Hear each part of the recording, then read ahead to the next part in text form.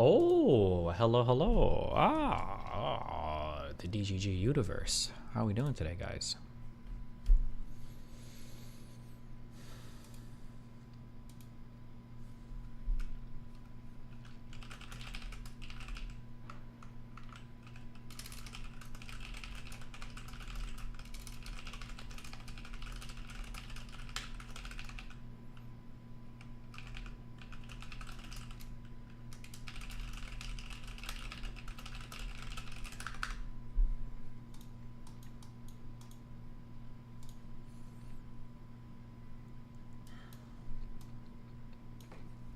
Never reads YouTube. I read every chat. I read all things at all points in time. Okay. But listen, if you really want to get noticed, you got to be in that kick chat. Okay.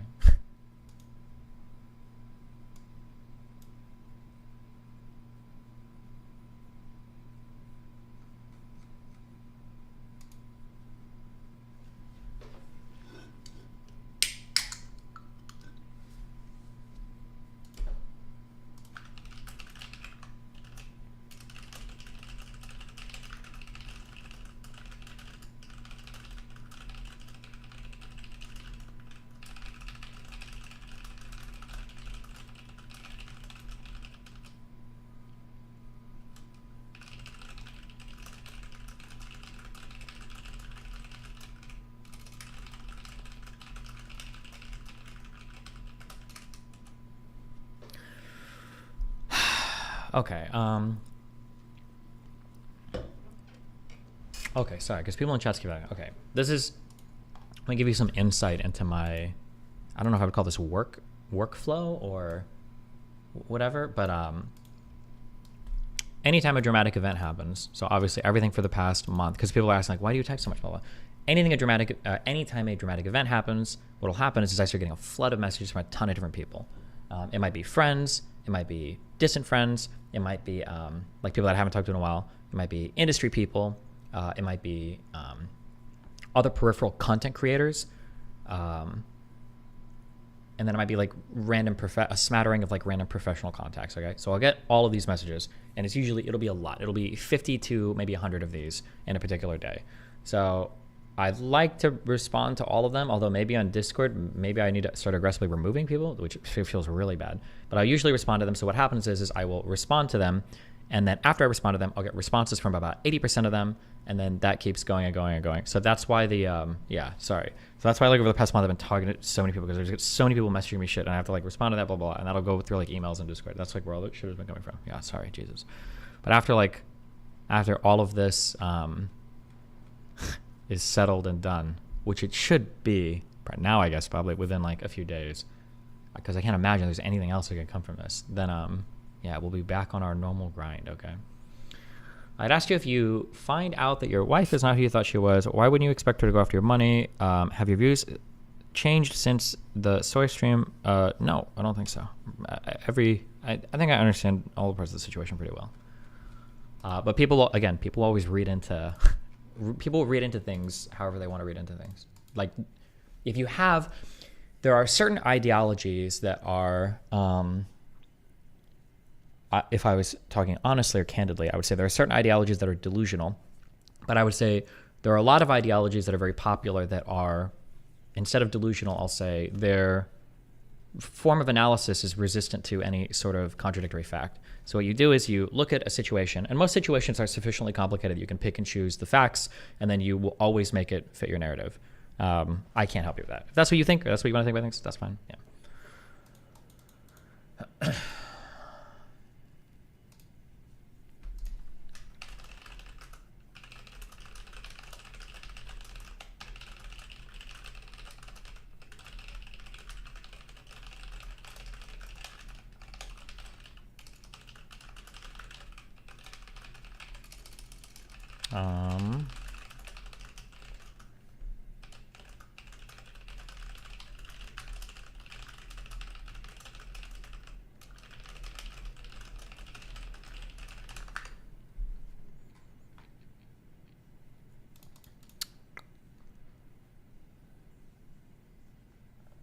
Do you really think talking about your relationship to any friends is a bad idea? No, I think that it's okay to like vent to a friend or two about your relationship, but I think you should choose like very strategically. Like something that I would say, this isn't even advice. I think this is like a requirement if you want to have healthy relationships. It's good to have like one or two really close friends that you've like designated to kind of vent to or talk to about your relationship, who maybe keep tabs on everything. But one thing people don't realize, I stress this so much, and it's so true when it comes out of like racism and any sort of like xenophobia. If somebody comes up to you and they tell you something like, I fucking hate Indians, they're just the most obnoxious people in the world, what that person is actually saying is, I probably had one or two bad experiences, probably one, with an Indian person. That's what they're actually saying. Okay. When somebody says like, I went to Germany and Germany is fucking horrible, what they're actually saying is they spent 4 days in Cologne and they went to a restaurant and somebody was rude to them once. That's what people like generalize like crazy. It just always works like that. People generalize everything. That's what we do as humans, right? Pattern recognition and then extrapolation of said pattern. Most of the time it's okay, but like in certain situations it's not okay. So when you talk to people and you vent about like a friend or relationship partner, they only have to hear one or two things and then they're like, oh shit, well hold on. This person seems really horrible, because then they're gonna get that feeling, yeah.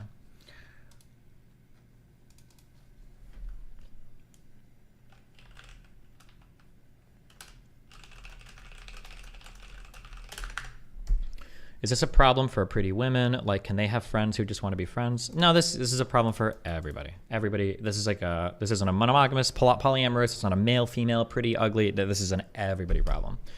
I would say that like two big rules that everybody should have is one, if you're going to vent about your partner, just have like one or two people that you talk to. It can't be everybody. Probably shouldn't be family members, but like one or two people that you talk to. And two, this is true of, I would say this is true of like poly or open relationships especially, but this is really true of, well, no, this is true of everything especially. I can think of good reasons why this is true for everybody. Do not ever, ever, ever, ever, ever, ever, ever, ever vent about your partner to a member of the opposite sex. You're doing so many self-destructive, mutually destructive, and destructive to the other person things by engaging in that sort of behavior. It's self-destructive because you're setting yourself up in your relationship for failure by leading people on. It's destructive to the other person because they think that you're trying to like build them up in their mind, and you're trying to like send them a message like, wait, I can be better than your partner. And it's mutually destructive because you're probably going to destroy whatever friendship you have if you're like loading a person's mind up with that. Yeah, it's very, very, very careful to do that. Yo, Destiny, how are you doing? Also, homie, the new FTC Survivor vid title is wild. Eminem and the white rapper problem. That's so goofy. Oh boy, I can't imagine. Oh, I don't subscribe to red pilling. I just remember you said you had a sort of revelation on the type of person Mel was the whole time, and that she asked for money from you when she had said originally she didn't prioritize money. Mel does not prioritize money. Mel is not a gold digger. Again, I know that everybody's going to run with that and everyone wants to think that, but she's not. Mel, I said this originally, Mel just wants enough money to like have an apartment and go travel and like live, or probably not travel anymore because Tim doesn't like to, and just like live her life and do goofy shit. Like that's more or less all Mel wants. The reason why she's asking for money now is because she just realized that she's probably going to lose her super cheap apartment in Sweden, and now she's feeling like a huge crunch. I guess I don't need people to defend my relationship takes or my status or anything like that. But like the easy question is obviously when people, the easiest question obviously is people go like, oh, well, doesn't this prove she's a gold digger? If Mel was a gold digger, she never would have given me the money back before therapy, obviously. She would have made excuses or to hold on to it. She would have said, I can't do it, or maybe we should talk therapy first, blah, blah. But like Mel literally gave me, we transferred, it was about 120,000 USD cash from our bank accounts literally hours before we did our big therapy session. If Mel was a gold digger, she wouldn't have done that. She would have held on to that money. Like, there's no way.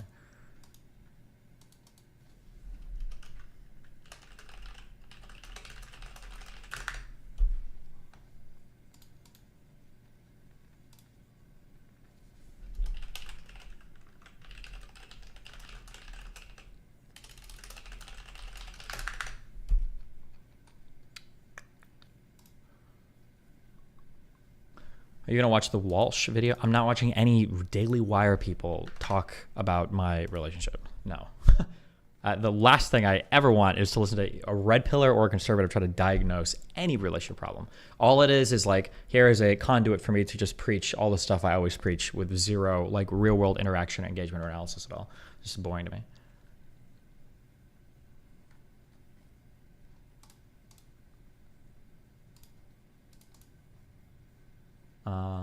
Fuck. I said I would start my stream early and just do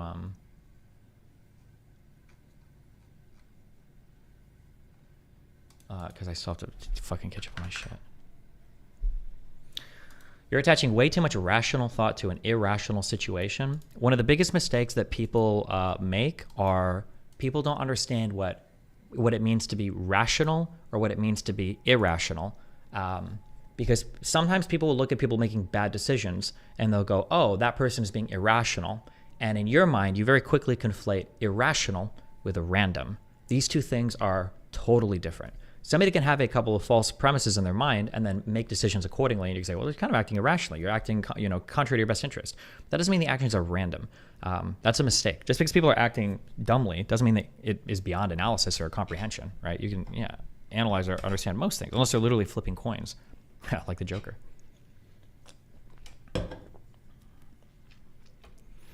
Gold digger, nah. Clout chaser, maybe. Didn't she date a smaller content creator to you before? This time she has a pretty big TT following. Do you think she's chasing that? No. Melina, no. Again, if Melina was clout chasing, there's like a billion things that she could have done better. There's like a billion things that she could do differently.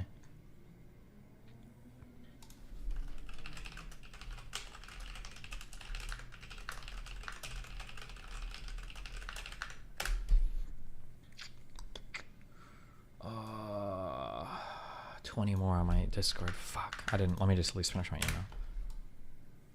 Did she reach out to you after stream yesterday? No, she's blocked me on everything. I don't think we're ever talking again. Or maybe in a couple years, who knows. Destiny, by your logic, I have a girl best friend I should never vent to about my relationship. That seems retarded. If you're asking me about that, then yes, you probably shouldn't, because you probably are retarded. If you are super secure in that friendship, you've been friends for a long time, you guys have both dated other people, you've never hooked up, never kissed, never dated, or whatever, then you would know that, like, oh, okay, well, this is probably safe to vent to. Like, obviously, what Destiny's saying wouldn't apply here. But if you don't know that and you're, like, typing furious in my chat, you're probably too retarded to sort that out. You probably shouldn't do it.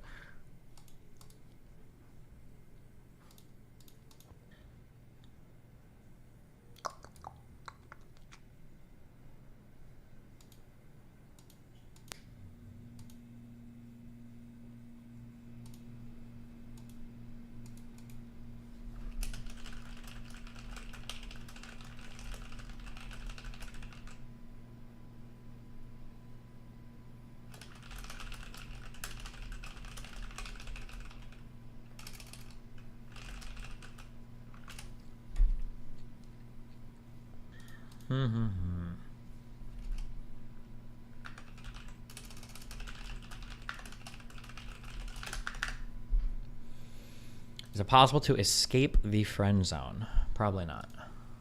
Good luck.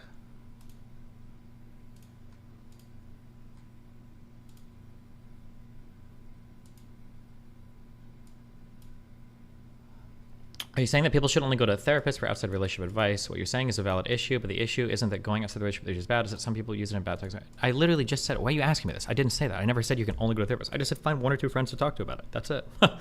That's what. Do you not listen to what I'm saying? Have you seen the unhinged takes on a drunk kid getting smashed in the face with a skateboard for saying the N-word? Nope. Do you feel like this relationship give you more self-worth, confidence? Maybe. My confidence is already pretty high. It has helped me figure other things out, though. How do you parse conclusions you arrive at while you are fresh after a breakup from those based in reality? I don't know. I always try to solicit feedback from other people and challenge my opinions on things. But the I think like organizing your mind is like a mindset. It's not like a one-time action. And I think I do this pretty well, like because of all my politics background and everything. Hopefully. Pennsylvania. What is this for? Fuck me. Do I need this?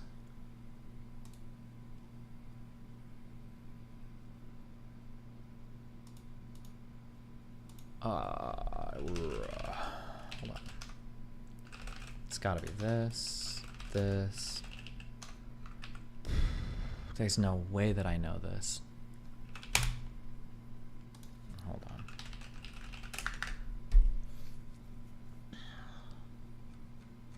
I'm gonna date older women now? Maybe. I feel like 25 and up is like should be my limit. But,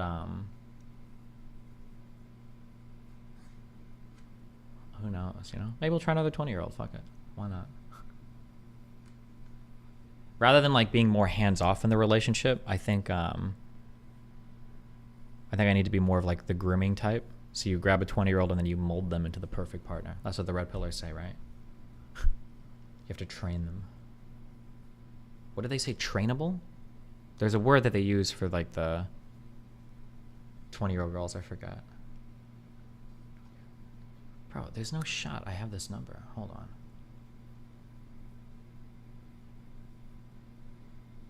Oh, teachable.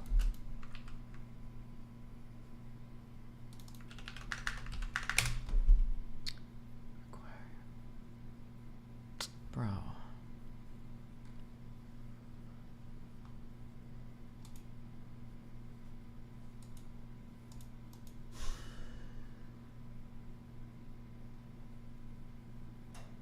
You know, actually, you know what? I don't care. Fuck it.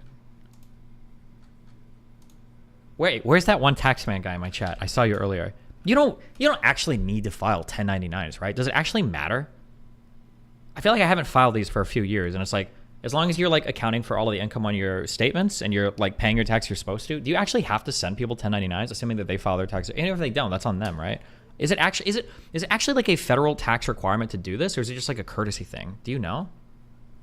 This is real tax advice, by the way. So whatever you say, I'm holding you to it. I'm suing you if you don't give me the right answer.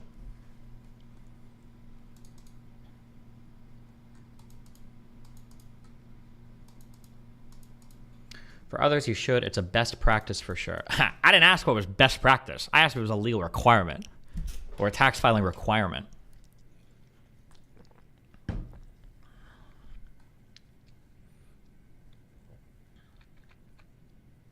I don't know if you can. Oh, okay, cake. That's good. Okay, good. Because your state cake is asking me for like the fucking withholding bullshit. I'm like, oh, fuck, okay. Okay. All right, don't care. Fuck that. What is this? Don't care. Okay.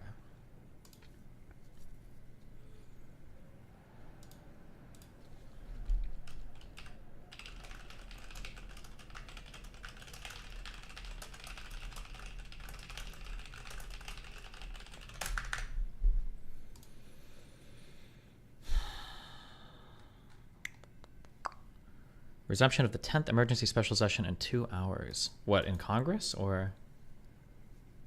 Would you still date a streamer and be in an open relationship? I'm probably always going to gravitate towards open or poly relationships. Would I date a streamer? I don't know, man.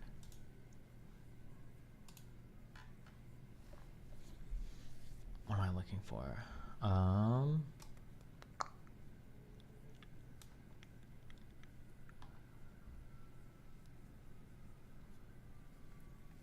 Came across a quote today from Hans Kohn, a Zionist, who wrote the following in 1929 in response to the Hebron massacre. I feel that I can no longer remain a leading official within the Zionist organization. We pretend to be innocent victims. Of course, the Arabs attacked us in August. Since they have no armies, they cannot obey the rules of war. They perpetrated all the barbaric acts that are characteristic of colonial revolt. We were obliged to look into the deeper cause of this revolt. Been in Palestine, we're talking. Excuse upon great men, his military legs, had his goals. During Palestine, can argue that Hamas facing resorts to unconventional means of resistance, contributing to the unobserved challenge. Okay, cute.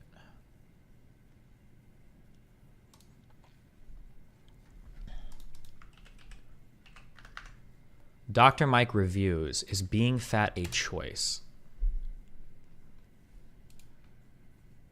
Oh, shit.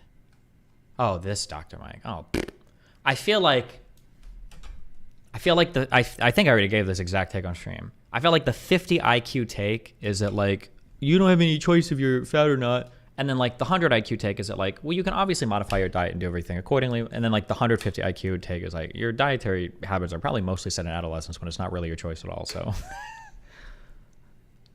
that's the feeling. Everybody can choose to diet better and choose to like make better choices. But like, I think you're a super slave to your environment when it comes to establishing dietary habits early on in life.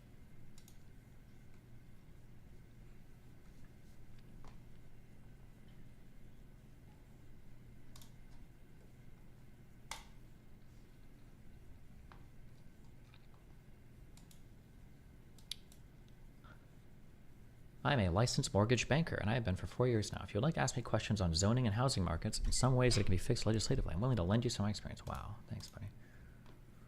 Boom.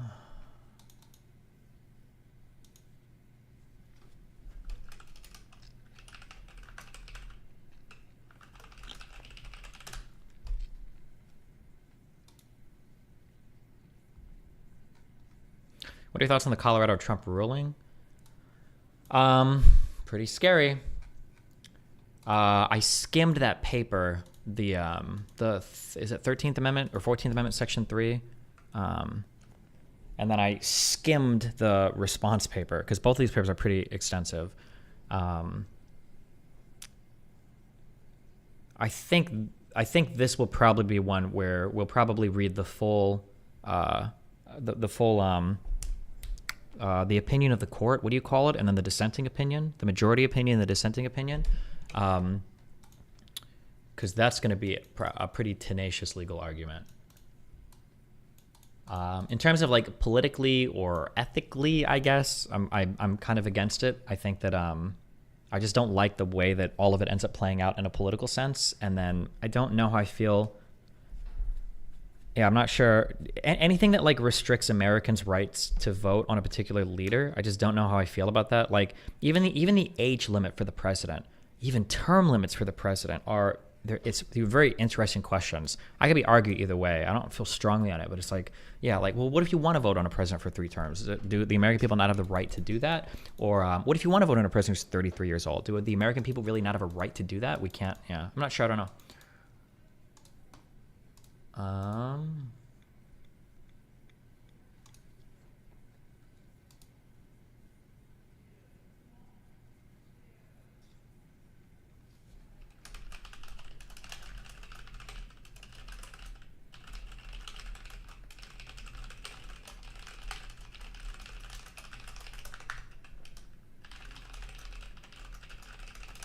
Is there a link between ADHD and obesity? Yeah, I think there is a very strong link, actually. ADHD, obesity, because impulse eating and everything is, I'm pretty sure.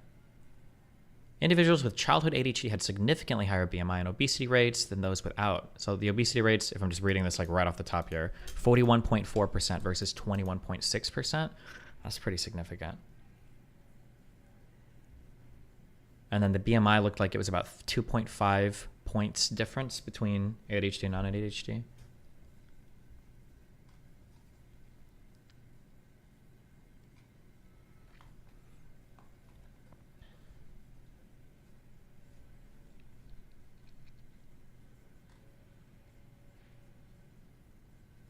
My friend said that she can't hang out because she's on her period, but I checked her cycle tracking app and I think she's lying. What should I do? Good question. Go out to eat with her and offer her a tampon, and when she doesn't take it, be like, you fucking lying bitch. I knew you were lying. Put it in right now. Show me your old one.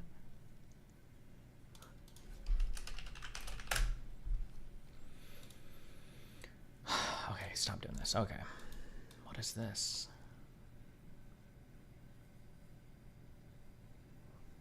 Okay. Oh, shit, cake. We got a new guy.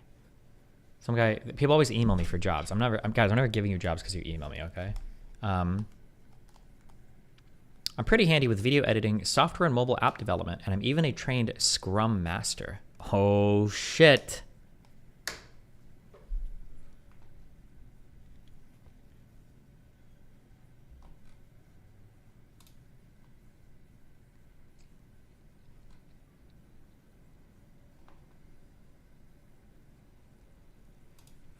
One critique from yesterday's stream is you went on to say if detractors make claims about your relationship, ask for receipts, but then you make multiple claims with no proof yesterday. I'm talking about like in personal settings.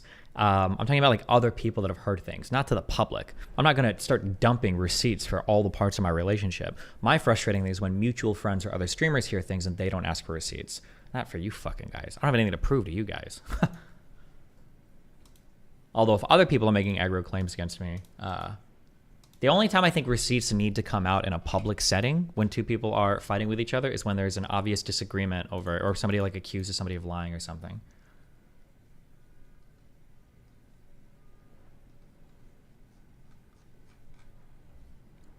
Wait, oh shit.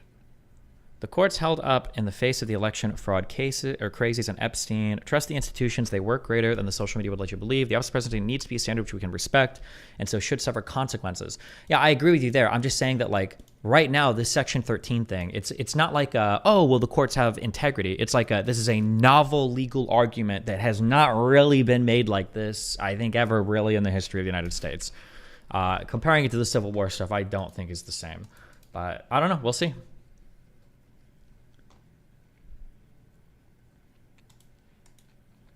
Okay, 23 emails left. Hold on.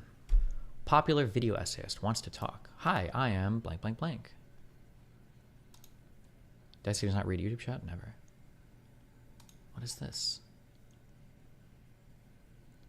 Is this...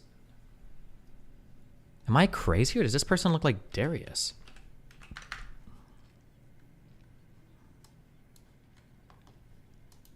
Thoughts on people ordering well-done steak?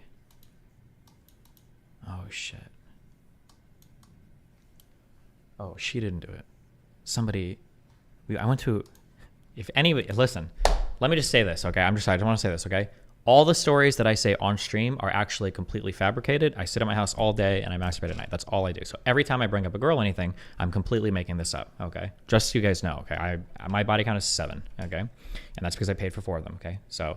That's step 1. Number 2, if you hear the story and it sounds like it might be about you, it's not, okay? I'm just making it up and I happen to stumble on something that maybe happened with you, but it's not. Okay, let me just say that, okay?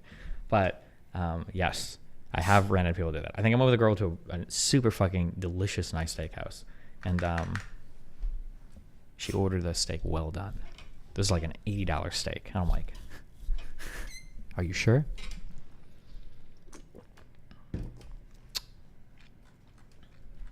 Are you sure about that?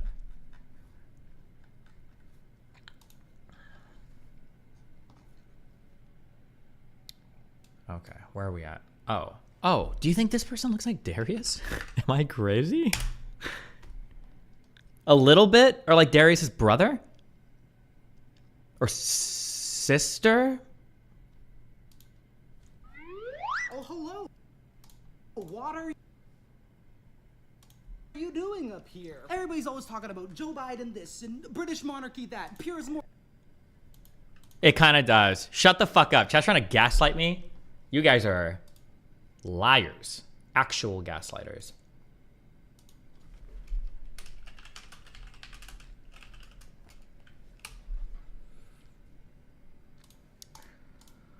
Okay.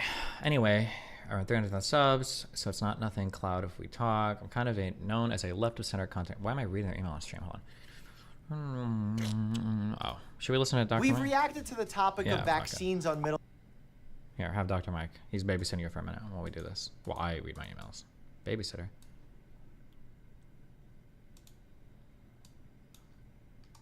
Ground before, but now it's time to react about the question of whether or not being fat is a choice. It's gonna be a worthwhile watch. Let's get started. Being fat or skinny is a choice. This is a very polarizing question. I think it's a false dichotomy. I don't think you have to say it's one thing or another, but their community seems to say that it's not a choice. So that's interesting. Being skinny or being fat is about willpower, who you choose to associate with, what sort of things you choose to listen to, who you choose to kind of have as your friends around you and support you. All of those things are choices that you can make. Yeah, and you could easily point it in the other direction and talk about the genetic components, the importance of those who raised you and how they taught you to think about food, the way that the frontal lobe developed when you were a child, meaning that if you had higher exposure to fatty foods growing up or unhealthy foods or ultra-processed foods, you may have a preference for that. It's not as simple as just this choice. Even with the genetics that cause you to want to eat more, the same solution is... Oh, shit. Friend of the stream. That's it. The people you're paying employees or independent contractors, ultimately, yeah, I would say you should be filing 1099 NECs or W-2. Well, I know you have to file. I'm pretty sure you have to file W-2s. But for 1099s, I found in the past that, like, sending 1099s is like a courtesy. Like, if people don't send me a 1099, I still have to do my taxes, right? It feels like it doesn't matter, but I don't know. Who knows? We'll see. calories in, calories out. The calories in, calories out thing is true, but then there needs to be a little bit of nuance here. Fuck, I went back really hardcore on different takes on this. You could probably find a video of me screaming in my apartment in Omaha, no, my house in Omaha, like 6 years ago, where initially I'm like, you know, different foods are really important, blah, blah, blah. And then I think for a couple years I was on the big like Kaiko, what is that what it is? Or is that what I call Dan? Calories in, calories out. I don't know why you'd say it, but like CIC or whatever, right? Where it's like, this is the only thing that matters. This is blah, blah, blah. Like everything else is irrelevant. Like you have to like do this, you know, calories and calories are the only thing that matters. But then like, I think when you get a little bit further along, it's like, okay, well, you know, actually calories in, calories out is reductionist to the point of like absurdity, because there are so many different ways that food like makes you feel. You know, like again, if you give somebody 300 calories of grilled chicken versus 300 calories of croissant, one of these things is going to probably leave you full for several hours or a few hours at least. And one of these is going to make you hungry immediately after, you know? And that nuance is certain calories will lead you to metabolize foods differently. Certain calories will lead you to... Wait, hold on. Can you explain what distinguishes you from a debate bro and whether you use the buzzword as a pejorative?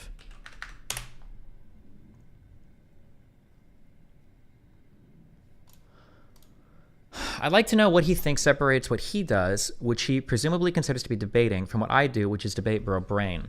I suspect it'll end up with a dilemma. Either it won't apply to me or it won't be bad. This can actually be framed with Avi's buzzword deconstruction argument for Israel-Palestine. Premise 1. If the buzzword is narrow, then the buzzword makes the situation wrong, but it's not clear the buzzword applies to the target situation. Premise 2. If the buzzword is not narrow, then it's not clear that the buzzword makes the situation wrong.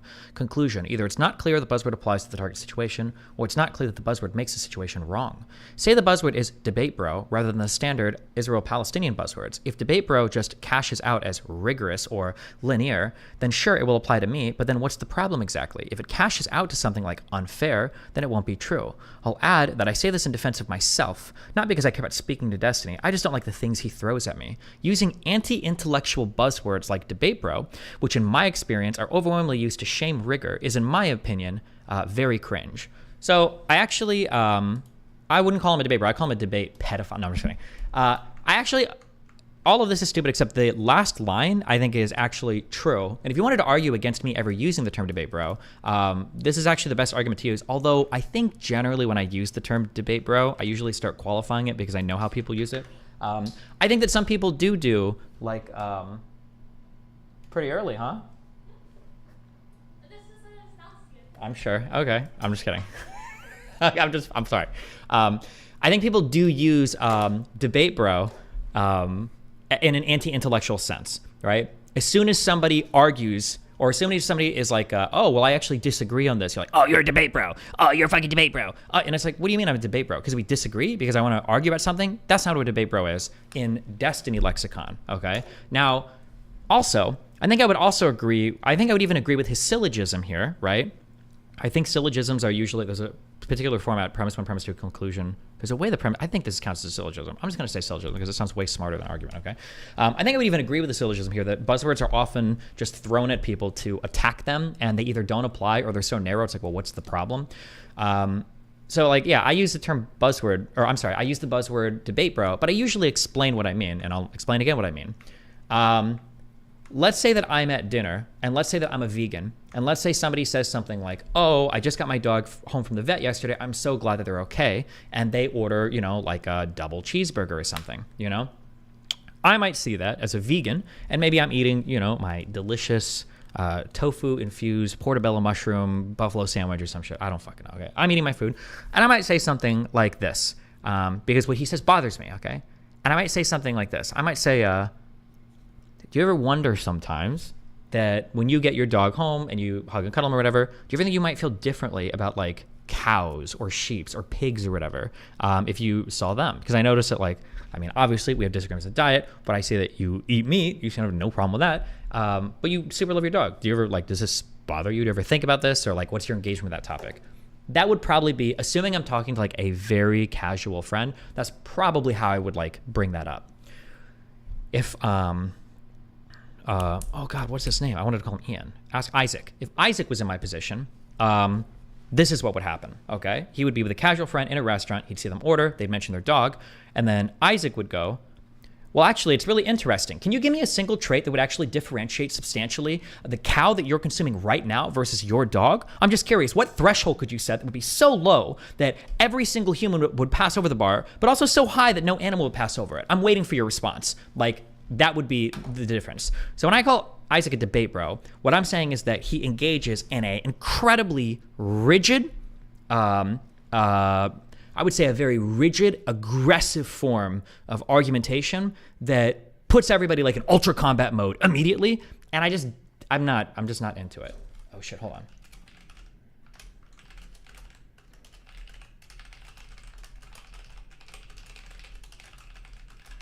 Yeah, that's my issue with Isaac. I think there are even examples of him. I think we saw this, like he called into a show and he started like down the name the trait debate path. But yeah, that's why, yeah. Oh, you also saw Isaac and Avi when they were talking to Anna in the Discord call over abortion. And it's just like, chill, like bring it way, way, way, way, way down. When I say debate bro, I'm more talking about, hello? Hi?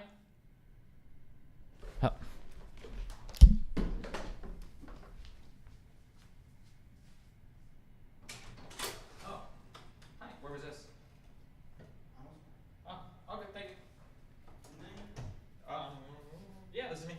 Thanks. What, he did the dad knock. Hold on.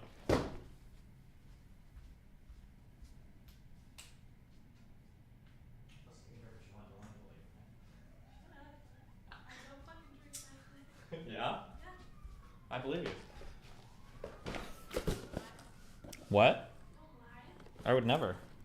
I've got receipts for everything, okay?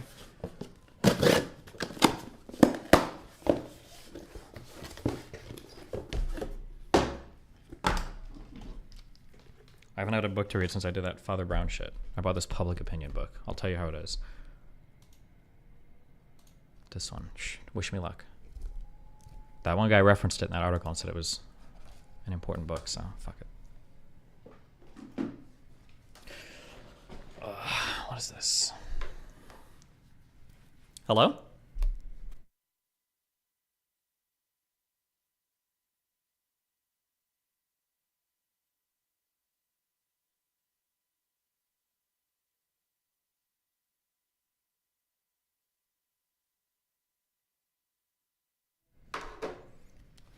I love that like telemarketers now are using AI voices. Jesus. Lipman is one of the hardest writers to read. Wait, really? Is he a shitty writer? Oh no. Did I just waste my money on this book? I don't know if I can read stuff by shitty writers anymore.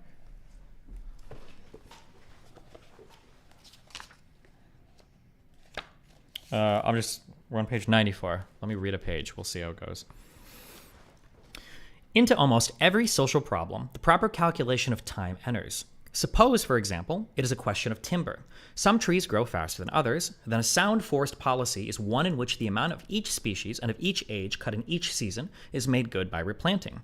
Insofar as that calculation is correct, the truest economy has been reached. To cut less is waste, and to cut more is exploitation. But there may come an this is what is this an econ called? Is this Pareto efficiency, I think? Is that what that's called? Pareto efficiency or something? But there may come an emergency, say the need for aeroplane spruce in a war, when the year's allowance must be exceeded. An alert government will recognize that and regard the restoration of the balance as a charge upon the future. Every time I see regard, I just think of retard now. Fucking Reddit has poisoned me. Coal involves a different theory of time because coal, unlike a tree, is produced on the scale of geological time. The supply is limited. Therefore, a correct social policy involves intricate computation of the available resources of the world, the indicated possibilities, the present rate of use, the present economy of use, and the alternative fuels.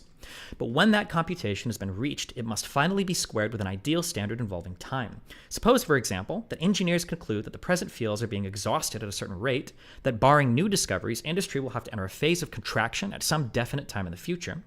We have then to determine how much thrift and self-denial we will use after all feasible economies have been exercised, and in order to not rob posterity. But what shall we consider posterity? Our grandchildren? Our great-grandchildren? Perhaps we shall decide to calculate on 100 years, believing that to be ample time for the discovery of alternative fields if the necessity is made clear at once. The figures are, of course, hypothetical, but in calculating that way, we shall be employing what reason we have. We shall be giving social time its place in public opinion. Let us now imagine a somewhat different case, a contract between a city and a trolley car company. The company says that it will not invest its capital unless it is granted a monopoly of the main highway for 99 years. In the minds of the men who make that demand, 99 years is so long as to mean forever. But suppose there is reason to think that surface cars, run from a central power plant on tracks, are going out of fashion in 20 years. Then it is a most unwise contract to make, for you are virtually condemning a future generation to inferior transportation. Making such a contract, the city officials lack a realizing sense of 99 years. Far better to give the company a subsidy now in order to attract capital than to stimulate investment by indulging a fallacious sense of eternity. No city official and no company official has a sense of real time when he talks about 99 years. Doesn't seem that bad. Doesn't seem bad at all. I think this might be an older book. Was this written in like the year 1900 or some shit? Am I making that up? Or, 1922? So maybe it's written a little bit older, but I think it sounds fun.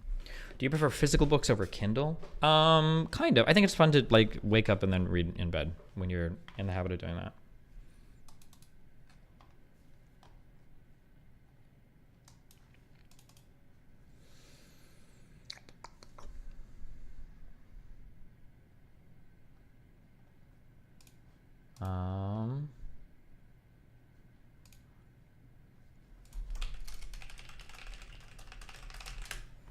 What am I doing? Oh, boom, boom. Boom, boom. Okay. If Destiny gathers all the Lorens, southern, eastern, western, and northern, he will become immortal.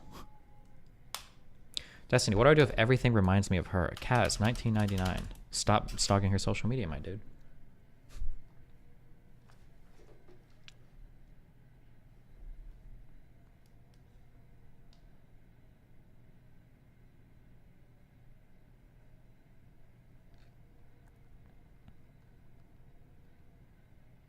Boom, boom. Okay. If you have any classic literature, unfortunately, I think that we read quite a bit in my... It would have been AP English 3 and 4. So there's probably like an AP reading curriculum. But in the AP English 4 class, that was also a dual enrollment class. So there was just so much reading. Yeah, fuck all of it. Fuck all of it. Did you read The Stranger? Yeah. And Slaughterhouse 5, Cat's Cradle, the Kurt Vonnegut, those two. I think they're his two most popular. The Iliad and the Odyssey. I think like Gilgamesh, or excerpts from Gilgamesh. That was a big book. We didn't read everything in that book. Gilgamesh might have been one story. The Oedipus Guide, just a lot of like boring Greek shit. Honestly, anything written before the year, just... When was the first Harry Potter book written? Anything written before the year 1997 is just trash, okay? Do you like Kurt Vonnegut? I think everybody likes Kurt Vonnegut. Kurt Vonnegut was like your... Like if Kurt Vonnegut was born in 1990, he would be like a 2010s like atheist Redditor. Kurt Vonnegut was cool, I think. Beowulf is so trash. I think especially because there was some... Was it Mel Gibson? No, it was... Oh, God, the guy from Fight Club. I always call him Mel Gibson. No, not Brett Favre. How do I always fuck this guy's name up? The guy. Brad Pitt. Fuck me. The guy. Wasn't there a movie with him killing... is it Medusa? I thought like all of Beowulf was going to be like Beowulf killing Medusa. But I think that's like one... Oh God, bro, I'm testing my memory here. Maybe I never read this book. I feel like the book of Beowulf. No, not Medusa. Cleopatra? Not Cleopatra. Isn't it the person that looks at the snake lady? Is that not Medusa? Who the fuck am I thinking of? Wrong mythology? Doesn't Beowulf kill some bitch that like turns people into stone or is like a snake or some shit? Perseus? That's Greek? Is it? Beowulf kills Medusa? Okay, well, everybody in chat's making fun of me for that, so clearly... Oh, Grendel! Oh, that's it. Wait, what did Grendel do? Hold on, now I gotta look this shit up. 1 second. Fuck me.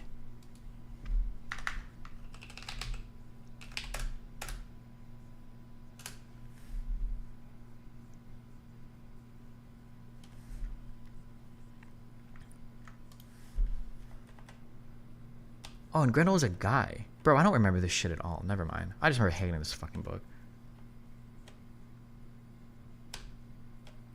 I feel like 1/4 of it was like killing this Grendel monster, and then the other 3/4 were just like the most boring fucking shit in the world. You're thinking of Grendel's mom? Am I? Grendel's mom. Oh. Grendel's mother is one of the 3 antagonists.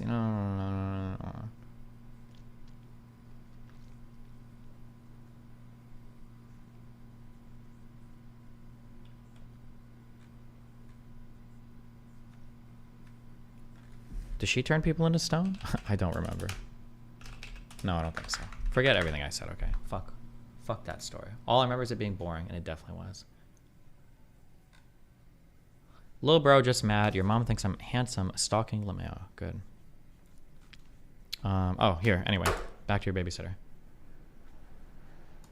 Want to consume more. Oh, homie probably think of a basilisk. Maybe? Bro, I don't even know, actually. Now anything you say, I'm just like, oh, yeah, that was it. I don't remember, okay? Fuck Beowulf. More or less of a certain food, and certain calories can be unhealthy for you for other reasons other than your weight. This is why we're always against starvation diets or heavily restrictive diets on this channel, because in many instances they actually create more problems like eating disorders, disordered eating, unhealthy habits, etc. I was supposed to get blood tested probably when I was very, very young, and I never did. And they had mentioned that it could have been because of my weight and how that connects with my thyroid. And I never had like that leaning parent to be like, go and get checked out, go and do this. Like, your weight is probably not your fault. It was always like... Medusa turns people to stone for looking at her. She was defeated with a mirror. Wait, when was the first mirror invented? When was the first mirror invented? Hey, Destiny, you're looking forward to dating as a single and having more independence with your time? Listen, I'm looking forward to being able to work more. 8,000 years old. Damn. Why did Koibu always say shit like mirrors were hard to make back in the day? They don't have that many of them. Fucking Koibs.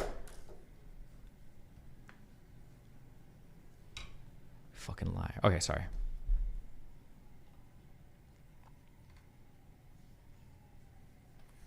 The SOC 119 professor you talked to talked about Israel Palestine for 1+ hour. Cool. Okay, have this.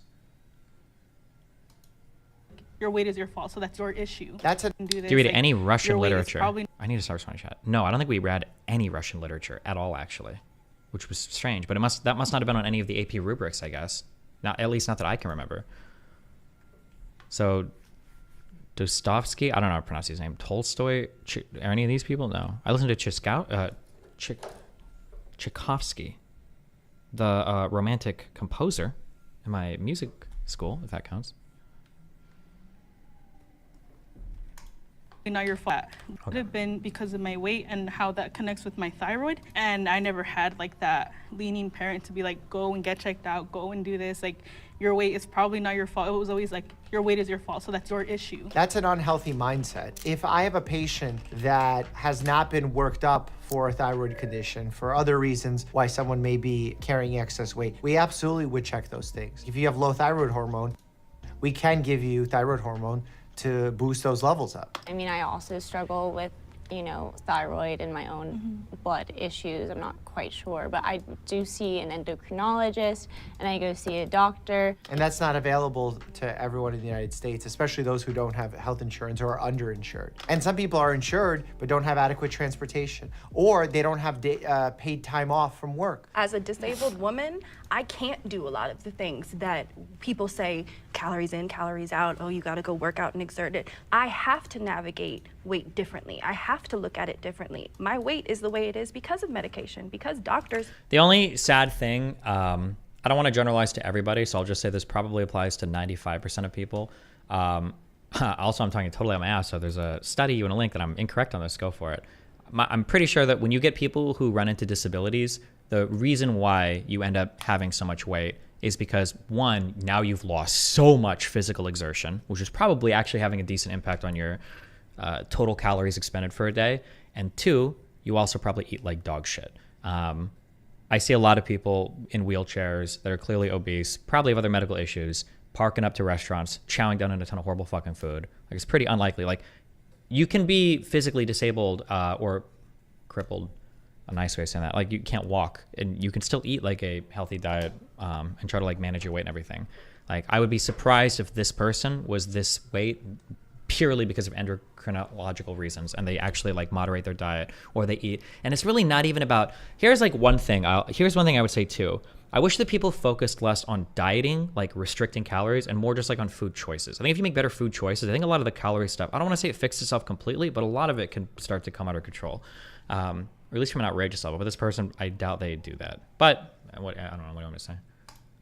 Put me in this position. This is why the false dichotomy pops up in my head. If you're gonna be very stringent and saying being overweight is a choice, full on, you're neglecting a significant part of the population who may be having a... Isn't that just another way of saying dieting? No, because I think people will focus more on calories than like satiety?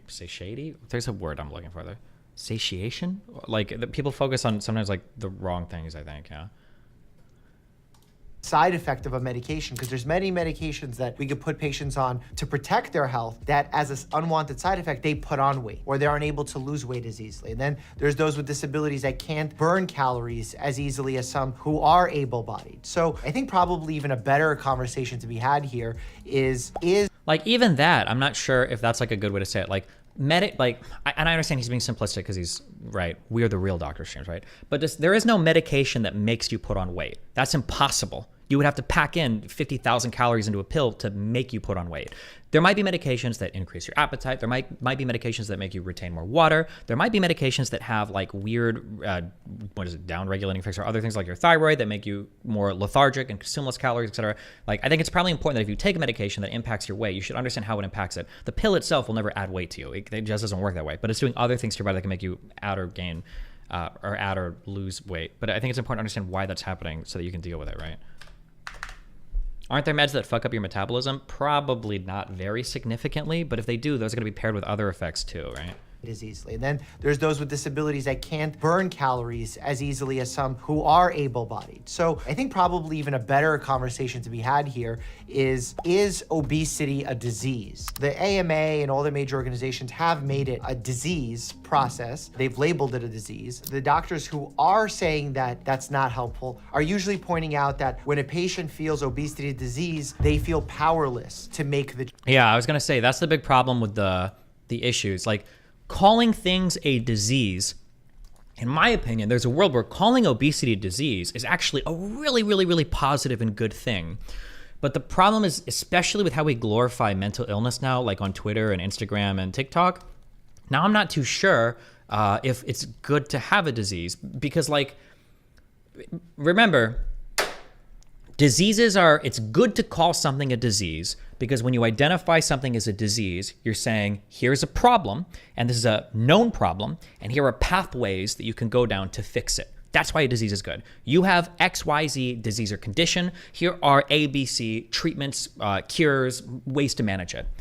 But it feels like today, at least with mental illness, people will drop a disease and they don't actually manage it at all. Oh, I have ADHD, but it's my superpower. I don't do anything about it. Oh, I'm autistic. I need the entire world to cater to me. Oh, I've got CPTSD and I've never gone to therapy for it before, except one time to say I have it. And I don't do anything to manage it, so I need the whole world to give me trigger warnings.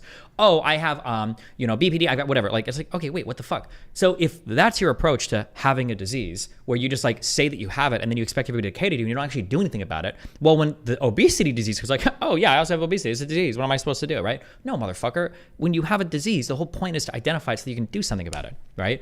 If you treat obesity as a disease, right, then you take the appropriate steps to remedy that disease. Diabetes, type 1 or type 2, is a disease. You modify your diet accordingly. Obesity should be the same way. But a lot of people, yeah, it feels like that disease thing becomes a crutch or disempowering or robs you of agency. I just said the same thing 3 times, Tim. Usually pointing out that when a patient feels obesity disease, they feel powerless to make the change. The way that I like to think about it is on a population level, it's certainly a disease because it affects our bodies negatively. It's certainly contributing to a public health epidemic. It's actually happening pandemic really across the world, obesity. On an individual level, we need to have providers who have good relationships with their patients to make the call. Is this something that I can present to my patient as a choice that will get them motivated? Or is this something that we can help them navigate through a medical perspective where we can give them medications, surgeries, maybe lifestyle modifications if they are going to be motivated to it, and make that call on an individual level. But again, all medicine is practiced on population-based information and the research that we have there. And then we as providers have to look at our patients as individuals and apply that knowledge. So I still think on a population level, it is a disease. And then how we attribute it to each patient and how we help each patient navigate their condition, that's gonna be different. And that's okay. I would rather be. It's also difficult because obesity is like, when you go to a doctor, remember, doctors, the goal of a hospital, I think some physicians fought me on this last time. I don't give a fuck. I'll keep fighting because I think my analogy works well, and fuck you guys. You go to a hospital so that you can be not sick. That's all hospitals do. Hospitals are not there to make you healthy. Hospitals are there to make you not sick. So they manage symptoms or they cure diseases or illnesses. But when we talk about obesity, we're really talking about like comprehensive lifestyle changes to make you healthier. And hospitals can't really do that unless some dipshit KKMD or someone wants to fight me like, well, what about physical therapy and blah, blah, blah. Even that's just to get your body back to ordinary, right? Nobody goes to physical therapy to learn how to deadlift 5 plates, right? Nobody goes to physical therapy to get their bench finally to 315 with no shoulder pain, right? You go to physical therapy to learn to walk again or to be able to bend your arm or your shoulder after like catastrophic injuries, you know? Yeah. Skinny than fat. I think there's a lot of different struggles when it comes to being a bit bigger. I have a sister, she's 400 pounds, and she struggles a lot. She has lymphedema, and to shower is really, really. Isn't it mostly just because doctors try to make people healthy, but their patients don't want hard answers? They want an easy pill to take? A little bit. I mean, like, doctors will always give you generic advice, but like anytime, if you go into the heart problem to a doctor, every single doctor, I'm sure Avi would say this, I'm sure KKMD in my chat would say this, every doctor is going to tell you, hey, you know, maybe eat a little bit less and exercise a little bit more. Every doctor will give that advice, but like the patient, they don't want to hear that. Well, they know this. They already know this. Like they're looking for, I need you to give me a pill. I need you to do something. And also the doctor, because people will also say like, oh, doctors are just there to prescribe you medication and they don't care about your life. Well, yeah, that's what a doctor's job is. He's not a personal trainer, right? If every single time a patient with hypertension came in or high blood pressure came into the office and they're like, doctor, help me. And the doctor's like, well, listen, here's what I'm going to say, okay? It's called 531. Okay, just kidding. The doctor's not going to give you a workout plan, right? You would say, fuck you. I need a pill or medication. And also, if you are in the hypertension range, they have to give you a pill. You want to give them medication to bring that blood pressure down. Like, there's no reason not to. But then people are like, well, he gave me a pill instead of just telling me to diet and exercise. No, he's giving you a pill to manage your hypertension, but he also wants you to exercise and eat better so that he doesn't have to give you a pill in the future. But he can't control that, and he can't do anything about that. And doctors know that, and it's frustrating. Yeah. Because then people will run to Reddit saying, like, oh, doctors just want to prescribe medication and they don't actually care about anything. It's like, bro, what, is he supposed to go home and babysit you? What do you mean? Like, your doctor doesn't want you to be fucking fat and out of shape and blah, blah, blah, blah, blah. Or maybe some do, you know? Hard. So I do think I have a sister, she's 400 pounds, and she struggles a lot. She has lymphedema, and to shower is really, really hard. So I do think for like an overall happy life and like zero struggle, I think I'd rather be skinny. I think what we're pointing out here is something that I frequently talk about this channel when people in the past have accused me of being fat phobic, where I'm aiming to not just prolong my patient's life and decrease their risk of disease, but also improve their quality of life. And that's exactly what she's talking about here. Being able to be independent, being able to wash yourself, have less strain on your knees, on your hips, developing arthritis early, which means that you can't exercise or move up and down on stairs in your home. And I think saying I would rather be skinny than fat doesn't mean necessarily that you hate yourself if you are in fact plus size. If you're seeking to improve because you're constantly unhappy with yourself, that might be an unhealthy coping mechanism. But if you're seeking to improve because you're seeking growth and you see it from a positive aspect rather than a hate aspect, then that could be a very healthy mechanism. I had the most body insecurities when I was small. And rather than trying to control my body to avoid that negative attention, I would prefer to address the situation as a society. We aren't feeling like I have to be a certain way that's normal in order to be treated like a human being and respected. One of the big takeaways from her sentence. Also,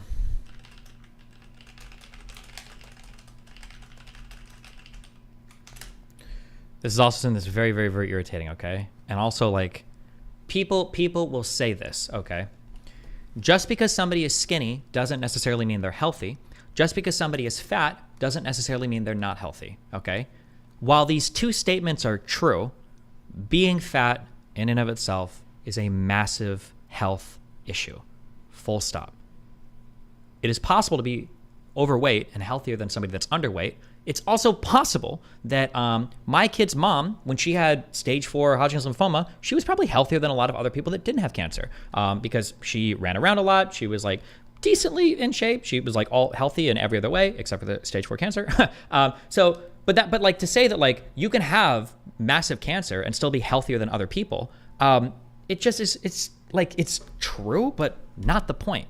Being obese is bad, period. Yeah, you can be obese and be healthier than other people who aren't obese, but the obesity part is bad. Even being overweight, arguably, depending on how you put the weight on and everything, can be bad. But yeah, it's just such a weird and bizarre and stupid statement to make. And when I hear statements like this a lot, it kind of is annoying. Yeah, because you're missing the point, and it's misleading and dumb, I think. There is that she talks about how we need to address this from a societal perspective. That's absolutely true. With the way our current society is fed, with the food products that are allowed in our system, the ultra-processed foods being more readily available and cheaper than true whole food healthy products, food deserts, areas where there's not enough access to good quality foods, all of those things matter. Now, the medical perspective has probably gotten more of a highlight with medications like Ozempic and the GLP-1 agonists, because that is more of a financial incentivized way of treating our obesity epidemic. It's much with things, food deserts, areas where there's not enough access to good quality foods. All of those things matter. Now, the medical perspective has probably gotten more of a highlight with medications like Ozempic and the GLP-1 agonists, because that is more of a financial incentivized way of treating. While this is true, again, I don't like how unfairly we treat pharmaceuticals. And I know even that word sends a shiver up your spine. Pharmaceuticals, the evil guys, right? Just because pharmaceuticals are now incentivized for a medical prescription or whatever, because there's a medication that might be efficacious in combating obesity or being overweight, there is a whole industry built around weight loss. When people come out and like, oh, well, now the pharmaceutical companies are involved in monetizing obesity. Bro, pretty sure it's like a tens of billions of dollar industry when it comes to weight loss stuff, whether we're talking about weird gym memberships that get pushed, whether we're talking about bullshit health foods, whether we're talking about bullshit health drinks, bullshit health candy bars, bullshit health companies, bullshit weight. There's like a billion things that are being monetized to make you lose weight. But nobody ever talks about those. But goddamn, as soon as pharmaceutical companies figure out a pill that might help you lose weight, now all of a sudden, like, oh, you're trying to monetize on obesity, that's fucking evil. Bro, what about fucking, I was going to say Fresh and Fitness. What about like fucking 24-hour fitness or all these gyms that will sell you like 52 gym memberships, like secretly under your account? Bro, so many people capitalize on obesity and try to make money off of people's like obesity and shit. But like nobody's ever going to say like gyms are evil, you know? Yeah, I don't know. I think it's dumb. Treating our obesity epidemic. It's much better to create a medication that you can make billions of dollars on than it is to create a sustainable change in our society that will lead to people losing weight. I don't think skinny always equates to being healthy. I don't know where I'd want to lean at an appropriate weight level, but I think it's important to understand for some skinny people, we're not living a great life. Nobody is talking about this. Again, I don't know why people say this. I don't know why people bring this up. It's not relevant. Skinny and obesity are not on a it's like saying like it would be like putting vegan and AIDS on the same scale, right? Like, okay, sure, people with AIDS might have a lot of health problems, or I'll say people with HIV might have a lot of health problems, but you know, like vegans have health problems too. Okay, that's true, but there's zero relationship between these two things. Being obese is bad, period. Like, absent anything else, it's just bad. Even if you're healthy in every other way, being obese is bad. It's not good. Comparing it to people that are normal weight, they could have other health problems, but their problem is not the weight. Unless you literally have an eating disorder, or you literally are underweight and you're starting to like not have enough fat reserves to run your brain or to have hormone regulation or whatever. But otherwise, just being skinny or being normal weight that's not a health issue. Being obese is. Just because you're normal weight doesn't mean your health is perfect. Nobody's even saying that. Nobody's made that argument. Yeah. Means, and sometimes I feel like that's always kind of lost in translation when they see someone who's really skinny. Well, I think that goes to show that no matter what a person looks like, you can't know what they're going through. This is why, as a doctor, you have to walk into a room with a blank slate and not judge people, but at the same time be able to stereotype certain conditions in the sense of, okay, you're having symptom X, Y, and Z. That frequently, stereotypically, happens in condition X. So I'm gonna try and rule out condition X. So there is some stereotyping you're doing in order to come to a diagnosis, but then you don't wanna stereotype the person's behavior or their appearance. And it's very important to distinguish between positive stereotyping in healthcare and negative stereotyping in healthcare. This is probably true. To where people will go to the hospital and maybe a person has been fat for 15 years and then like all of a sudden they have headache. I'm exaggerating. They have a headache and they go to the hospital, or they've been getting migraines and the doctor's like, well, it's probably because you're overweight. And it's like, okay, motherfucker, listen, okay? I'm 5'9", I'm 260 pounds. I know that I'm overweight. I've been overweight 15 years. There's a new problem, just popped up. My weight hasn't changed, right? This is a frustrating thing that different classifications of ill people can go through. Women can have this for a variety of reasons. I think black people get treated differently sometimes for a variety of reasons. And then people with certain pre-existing conditions can run into this. You would know this if you watched House. Dr. Mike Isertel is the best weight loss advice. I'm down to almost 25 pounds following his videos and using Chronometer. Visible abs are emerging. Wow. I wonder what his advice is.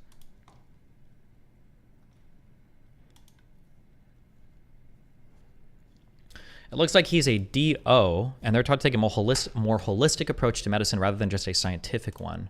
What is a DO? Doctor of Orange. DO. Doctor. Fuck. Doctor of Osteopathic Medicine? Is medical degree for... Blah, blah, blah.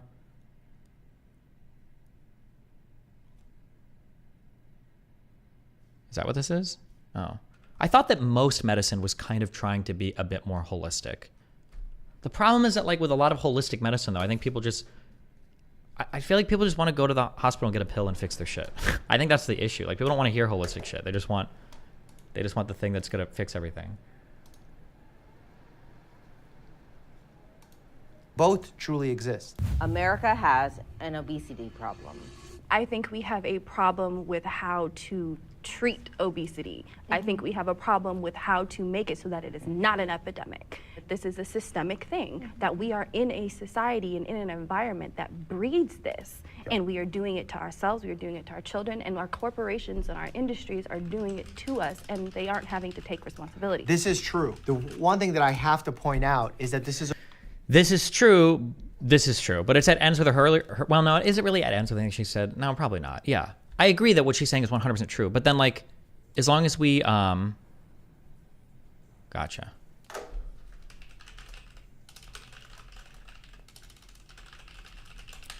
But then we have to acknowledge that it's a problem. We need to change those things, right? Yeah. a worldwide problem. As we have more access... Wait, hold on. I'm so sorry. I'm not going to spend much time on this, okay? Being overweight has a lot of correlated lifestyle factors that are also known to be generally unhealthy. Being sedentary, drinking, eating sugar, etc. Saying the weight itself is an issue is a major stretch. Just having, I think, like visceral fat that I think men tend to put on that kind of like hog up space around organs and stuff, just that is a net negative. Being overweight, controlling, I'm pretty sure for every other part of your life, massively predisposes you for type 2 diabetes. I'm almost positive that's a fact. Cardiovascular health will suffer. Joint strength, if you're overweight or obese, your ability to walk and run is compromised. Hormones get fucked up. Like, even if you control for everything else, being obese, period, like if you take an obese person and then they live a perfect lifestyle and they're still obese, they will still have bad healthcare outcomes. Being obese, period, is a bad thing. It's just bad. It's not just the things that go along with the lifestyles that make you obese. Just being obese is bad. I'm super serious about that, okay? Have you ever heard of a meth user with diabetes? What are Big Pharma not telling us? One of the most interesting studies I read, because I did a whole bunch of research on stimulant medications and all this shit. And I had a few doctors email me a bunch of like packets on like stimulant, which I thought was interesting.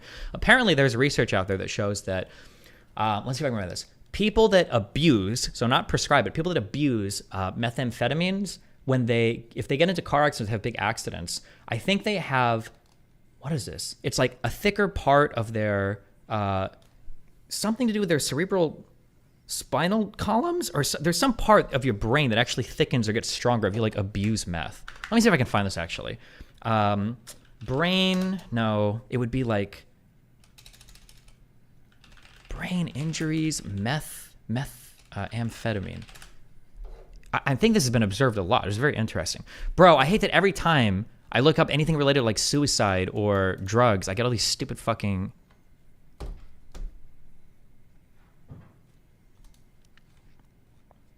government lines.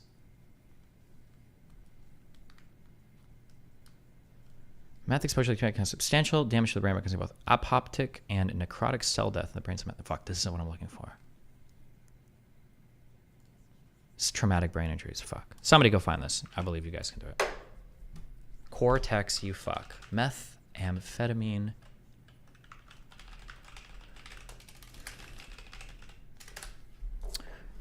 MD student here. DO and MD degrees are about the same. Pre-med students that lower MCAT scores tend to be in the DO category. However, they get the same training and they learn osteopathic manipulation, which is really superfluous in the clinical setting. Both tend to take a holistic approach, but also rely on evidence-based medicine. Sure.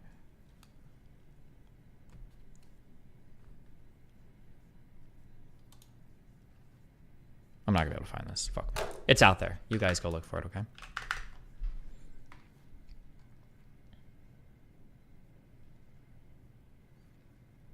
A lot of skinny Asians have diabetes. Wait, hold on. A lot of skinny Asians have diabetes, strangely enough. I think they're the highest rates of diabetes. Okay, I'll Google this, but I'm pretty sure that the #1 thing associated with type 2 diabetes, I believe, is obesity, like BMI. I'm pretty sure. We can check. I could be wrong. What is the most common correlation, comorbidity? Because obesity would be considered a comorbidity, right? Comorbidity, type 2 diabetes. When a person has 2 or more chronic conditions, a doctor may refer to these conditions as comorbid. A person with type 2 diabetes is more likely to develop comorbidities, such as heart disease, sleep disorder. Fuck. Hypertension. No, show me the #1.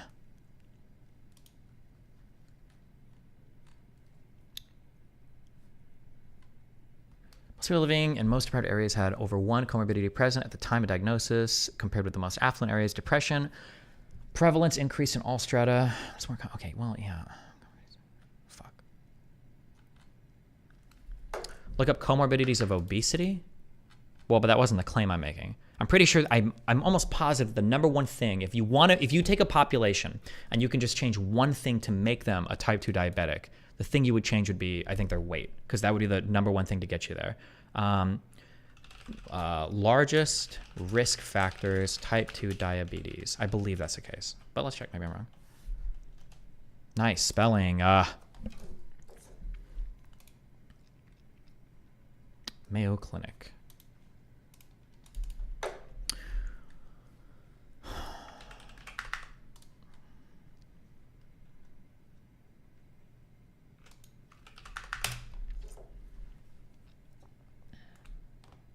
Oh, wait, what is this?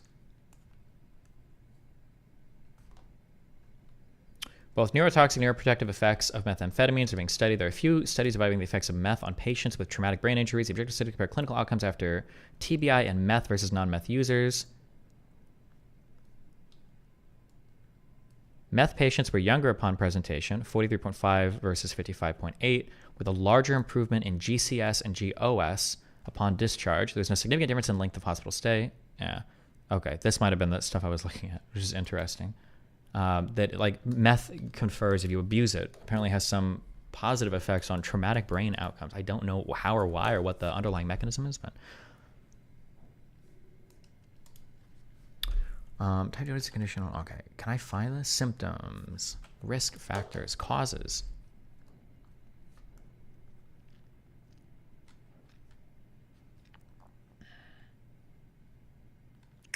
Being overweight or obese is a main risk. There's no percentage here?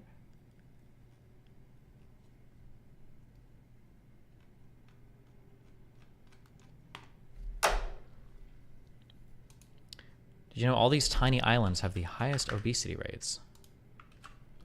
Does he think he has diabetes? Me? Definitely not. I've only lost like 2 toes. It's 90%. Read this link. Oh, well, look, we know where these are. Wait, we know where this is. We know where the Marshall Islands is. Tuvalu. Why are these also obese? What the fuck? Tonga. Oh, no. This. Oh, yeah. Tonga. Micro dicks. We know these. Wait, why are these all so fat? the fuck? What does diabetes mean for a person's quality of life? My understanding is type 2 diabetes will reduce your lifespan on average by 10 years. Type 2 diabetes is a very, very, very serious condition, and it's kind of treated as like a joke. Like it's like a meme.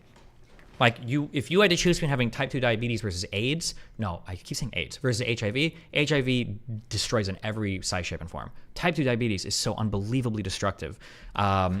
You, aside from like all the issues with like weight and hypertension and cardiovascular disease, which is the #1 killer of people in the world, I believe, or at least in the West, or at least in the United States, you also run into issues relating to, I believe it's called diabetic neuropathy, where high levels of glucose in the bloodstream will start to destroy certain parts of the body. This is why people with type 2 and type 1 diabetes will have eye problems. Their eyes will slowly get eaten away and degenerate. Toes and fingers, extremities can start to get eaten away, and you have to get them amputated and shit. Like it's, yeah, they're just having high levels of glucose in the bloodstream is just like toxic to every single part of your body. It's so bad. It's so bad. Yeah, their ankles and everything. It could be, the pain can be agonizing. Like you run into issues with a lot of your organ systems. Yeah, kidneys and liver. Like it's just so bad. It's so bad. Why do I care about this? I don't care about this. Okay. Okay. Interesting video on Nauru, the fattest place on earth. Microvascular issues, if you're curious. I got a huge vascular, so I don't know anything about that.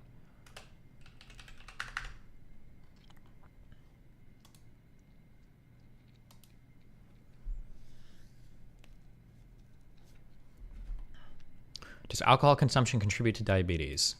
My understanding is not much or no, but alcohol consumption can be very fatty, so be careful about that. Or not fatty. There could be a lot of calories depending on what you drink. In Thailand. Oh wait, this could be our next babysit video actually. Hold on.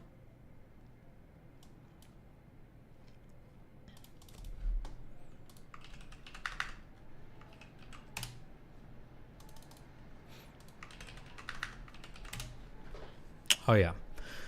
Managing obesity in people with type 2 diabetes.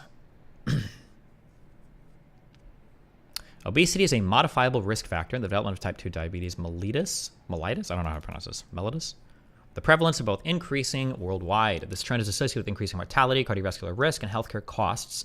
An individual's weight will be determined by complex physiological, psychological, and societal factors. Assessment by a skilled multidisciplinary team. Why am I reading this? Being overweight or obese is a key modifiable risk factor in the development of diabetes, with 90% of patients with diabetes being classified as overweight or obese. 90%. That's probably, what, 20 points over the ordinary population?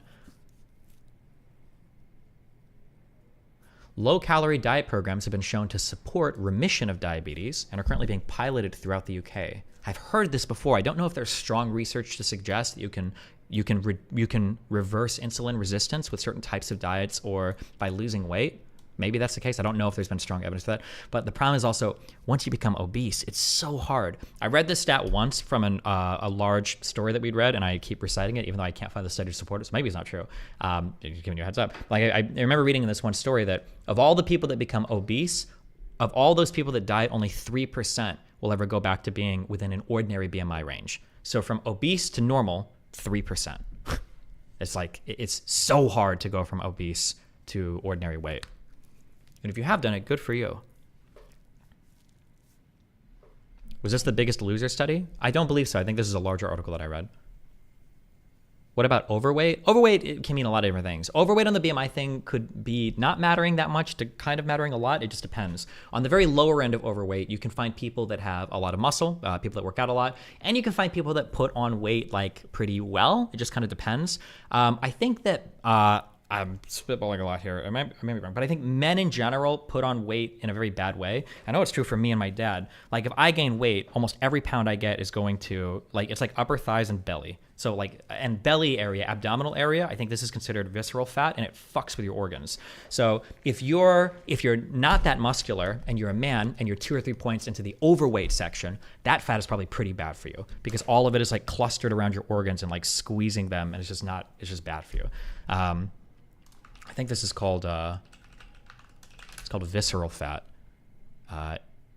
Is hidden inside your body, on and around your vital organs. Visceral fat can cause health issues such as high blood pressure, heart disease, diabetes, and some cancers. Visceral fat is caused by eating more calories than you burn and not moving enough. Yeah, and some people, put it on there a lot. I don't know why.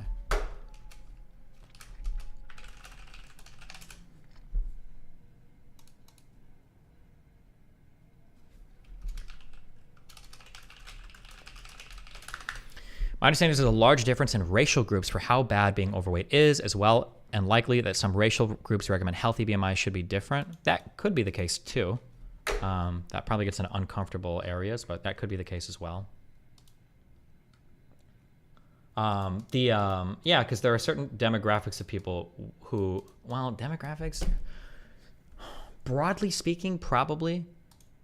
Like I would imagine for women,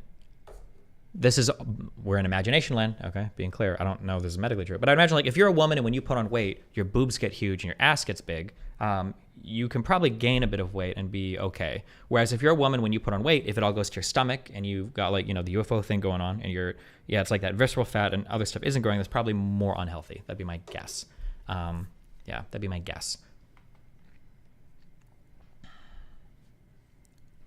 I searched Google for obese to normal weight, and it answered 1 in 214 men. Oh, geez. Okay, I have 5 emails left. Okay, I'm doing this. Okay, wait. Where were we? Oh, finishing Dr. Mike. To food. And food is driving our... Kind of why Boogie was on T-Booster, the weight on the liver. Nice donation and good sentence. Strong sentence.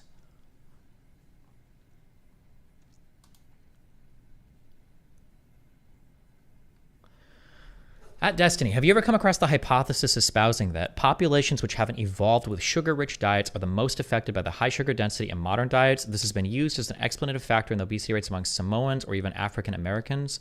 Maybe, but I'm not sure. I don't know how much dietary evolution could happen in 10,000 years of human development. Because my understanding is access to sugar-rich or high-calorie diets with little effort didn't really happen until the advent of agriculture, which was about 10,000 years ago. I don't know if 10,000 years is enough generation to see like significantly different evolutions of like sugar tolerance or weight or whatever. I don't know if that's the case. I'm not sure. How long is an average? What does a generation count as? Would you say 20 years on average? 20 to 30 years? 10,000 divided by 25 would be about 400 generations. I'm not sure. I don't know.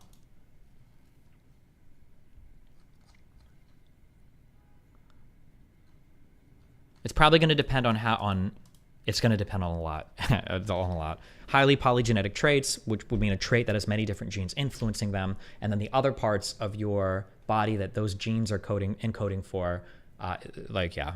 It could be the case that developing different sugar tolerances genetically is actually unbelievably simple, and you could see a difference emerge in like 100 generations or less because of just how the genes that code for it are easily changeable and they don't affect you negatively and other things. Or it could be a trait that's literally like impossible because like the genes that code for it also influence like protein development in some like vital way that would destroy you. So it's hard for me to say. I don't know. I don't know the genes involved. I'm not a goddamn scientist. I'm just a coomer, okay? Andrew Schultz and Akash Singh are some of the biggest snakes on YouTube, but fuck them and their whole team at Flagrant. Damn. What are these guys mad about? I haven't followed any of this at all. Is from Fresh. I don't lie, my man's from Fresh and Fit was like, yo, damn, yo, that dude still hating on us, man. Wait, what's up with Fresh and Fit? Are they still doing it? They cooling. But are they still doing the pod? Yeah, of course, you mean they're still doing it. You not watching? I didn't know that they're still doing the pod. Where can you think they died? No, I don't know. Maybe they got demonetized. You know, it was a minor setback for a major comeback. Right. You know what I mean? Yeah. No, don't laugh like that. That was disrespectful. No, but tell us. So what's going on? Like, are they still? But they're still doing the pod. They're still doing the pod, man. That's you know, fire, they got some different. Fuck me, dude. Okay, hold on. I'm so sorry. This is so minor. Okay. It's so minor. This is so minor. This is so minor. Also, I haven't watched the rest of this clip, so everything I say might be irrelevant, okay? But, okay, listen, all right? Myron is a respectable man, okay? Even if he is, well, all our discounts a respectable man, everything I've seen of DJ Ack, and I'll say it, he is too. It's so easy to be around people and to kind of like, somebody says something, you make fun of like a friend or whatever, and you kind of just like laugh along with them because it's whatever, you know? DJ Act doesn't do that. He's just like, whoa, no disrespect, no disrespect. He says that. It's a minor thing, but I appreciate it a lot. I mean, it's not talking about me, but like, I think it's like, that's a masculine behavior. That's a manly behavior. Surrounded by a lot of peer pressure, a lot of other guys laughing. Friends like, hey, no disrespect. I think that's cool. I appreciate that. I respect that a ton. Because it would be so easy for him to just laugh along here, you know? But for him to like have a strong stance, I appreciate that. What you mean still doing it? You not watching? I didn't know that they're still doing the pod. Where can you think they died? No, I don't know. Maybe they got demonetized. You know, it was a minor setback for a major comeback. You know what I mean? Yeah. No, don't laugh like that. That was disrespectful. Yeah. No, but tell us. So what's going on? Like, are they still? But they're still doing the pod. They're still doing the pod, man. That's you know, fire, they got some different monetization strategies. You know, what else are they working on? What's their different monetization strategies? What's up with y'all, man? Yo, what's their different monetization strategies? Nah, hold on, man. I don't like how y'all. I feel like y'all been. You brought him up. Oh, see, look, he's even doing it even more, bro. This is like such a cool thing to do. I respect this. It's really hard to find content creators that will go on other, especially if this is like a clouded up show. I don't know if the show is like really clouded up or whatever, but I ain't bring him up. You brought him up. Don't be upset at us for shit you bring up. Y'all praying on my man's downfall. Praying on downfall? You asked me if we watched their podcast. I'm a 40. Oh, and now these guys are doing the. I'm getting into the habit of saying stop doing. I call the behavior effeminate, okay? Because I shouldn't. It's just anybody can do this, men or women, maybe a feminine trait. But this, like, whoa, what? We weren't making fun of them or anything. Like no, whoa, bro. Like we were never right. And like, bro, just own it. Obviously, you hate Fresh and Fit. Obviously, you want their shit to get fucked. Like, just own it. I don't know why you would do this and not just own it, right? Like, if I'm laughing at some shit, like, wait, why are you laughing that these guys are like fucking up? Because I fucking hate them. I hope they fuck up, right? Like when the meme ticks guy is like, I heard that he said I should kill himself. Yeah, I did, and I still am saying that. Yes, of course. What do you mean? Like if you're gonna say something, just own it. Why be so pussy about it here? Jesus, what do you think? Is Big Act gonna beat all four of you up? Like, come on, dude. I think that's cringe. I hate it when people do this. 40-year-old man who's happy. Why would I watch that podcast? We're all married, bro. We're all married.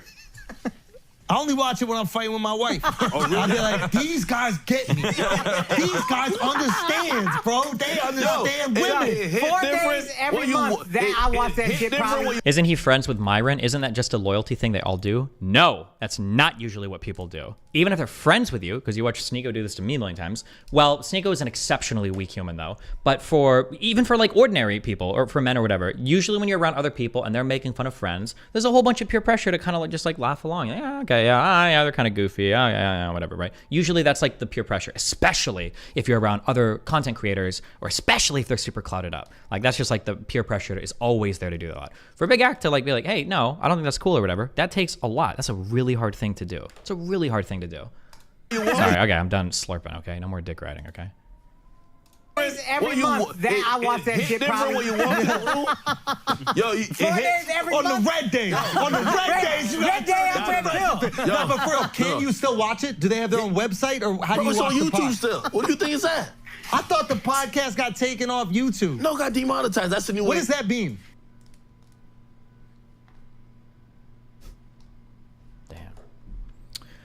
Bunker busters equal I've weaponeered these in literally every area. Yes, we use them in fucking cities, not open areas. 2,000 pound / dumb bombs equal yes, those are necessary. The use of delayed fusing. You drop it onto a building to drop the building or into the street to get into the tunnel. Plus it isn't a dumb bomb from a World War II plane. It's either coming off a plane that calculates where it will land or we attach a GPS guidance kit to them. Every nation uses them.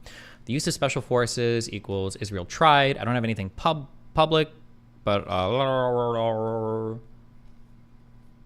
Gaza is literally a fortress, even if it's fucking rubble. Okay. Sometimes like military people or whatever, or OSINT dudes will like email me shit. But there you go, I read that. Okay. 2 days ago, I did this. Boom. No new mail. We did it. Yes. What is this? Okay. Good job. All right. We got about 20 to 30 more Discord messages in that time, but we finished we got through our emails. Good job, guys.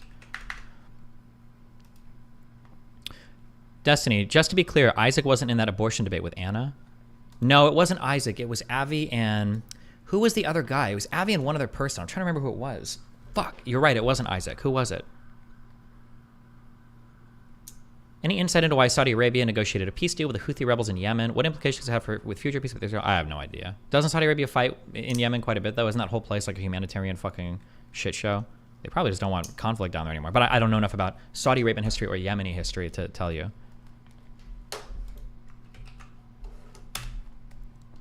Oh, it might have been Vegan Gains and Evie. That's right. Myron, you are a sensitive, talentless, bottom-feeding grifter. Your life's work is renting women and regurgitating other people's talking points. Your arms are not developed enough for your shirts you wear, and your co-host is pimping you. Merry Xmas. Grifter, I've saved thousands of men from suicide, help them get in shape, invest to create wealth, attract their dream girls, and live better lives. What have you done? Be born with a silver spoon in your mouth to tell shitty jokes with your pussy co-host. We have the same platform size, and we have only been on YouTube for 3 years. Unlike you, we didn't have to suck any industry dick from Joe Rogan or Charlemagne to grow. Since my arms aren't developed, how about you stop being an internet tough guy and put on some box gloves? No, Myron, just stop with this one thing. Stop bringing this thing up. Let's see how many jokes you can make with a swollen face. Red pill guys, listen to me. And by red pill guys, I really only mean Fresh and Fit, because I think everybody else basically died off. You have to stop challenging people to fights, okay? You gotta stop doing it.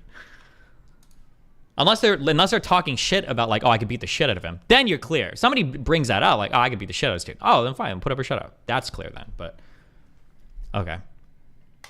As we have more access to food, and food is driving our happiness, and we are becoming more disconnected and more lonely, we seek food for comfort. And while companies certainly bear some share of the responsibility for making sure that they're not contributing to this problem, which they absolutely are, ultimately, it's not. Am I too charitable, or is there a difference between boxing and a fight? Like, he's not challenging the guy to a street fight. Well, yeah, but it's not like these guys are seasoned boxers, and this is like, it makes. Like, challenging somebody to boxing is just a way, it's like a nice way of challenging somebody to a street fight, right? Because like, you just want to fight, right? It's not like these guys are seasoned boxers and that's where their realm of expertise is, right? Like if me and like Moro or somebody got into a fight, that's a 15-year-old name, and he's like, and we were like, okay, well fuck it, 1v1, let's go, all right? Let's throw up a game in like StarCraft 2, right? I'm only saying that because we're both like StarCraft 2 players, we're arguing about StarCraft 2. But like, I'm not gonna, when you challenge random people to fights, it's like, if you're both boxers and you're like, okay, well, let's go. Or if you're both like soccer players, if like Messi and, can I think of one other soccer player's name? Ronaldo? Those are two different people. The name's not like Ronaldo Messi, right? Those are two different people. If those guys were talking shit to each other and they wanted to like, well, fuck it, let's ball on the soccer football court or something. I don't know, then maybe, then they could go, yeah, that would make sense. But to just like challenge random people to fights is like silly, I think. Okay, sorry. In my opinion, Myron was being way too sensitive. If he gets triggered by the mild jokes in that clip, it seems kind of wild.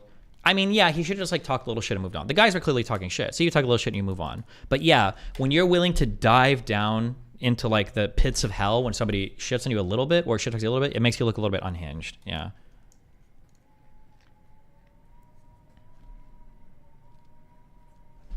Not as simple as saying, hey, company, don't. If you ever have to name 3 soccer players, just say Ronaldo, Ronaldo, Ronaldo. Have you discussed the reason Finkelstein rejected a debate with you the second time? I don't know why. I have no idea.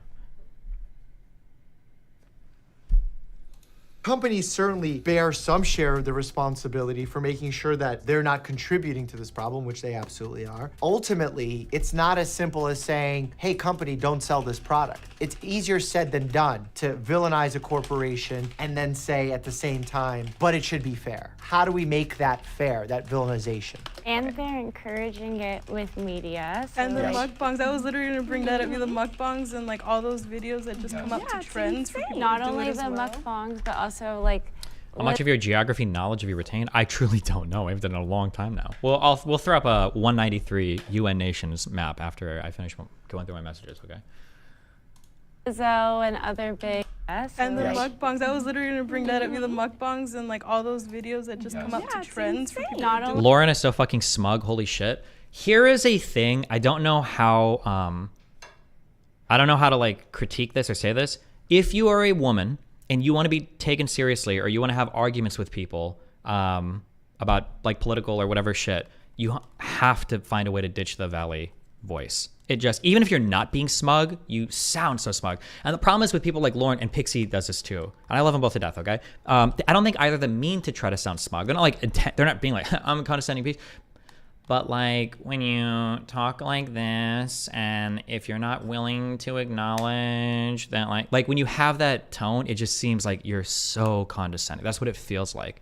But I don't know how easy it is to like ditch that entire like dialect. Is that what you would call it? Dialect accent? You know, if somebody told me like, oh, you need to sound more like you're from New England, like I don't know what the fuck I don't know how the fuck I would change my shit. So it's probably pretty hard to do. Lauren kind of has a shit-eating grin a lot of the time too, which doesn't help. Yeah, but I don't think it's like a. I think it's more kind of like a nervous whatever grin. I don't think she's trying to be super condescending. I don't think so. That's not what it feels like. But there are times when she probably is, of course. But I don't think she's trying to be here. I don't think so, but I could be wrong.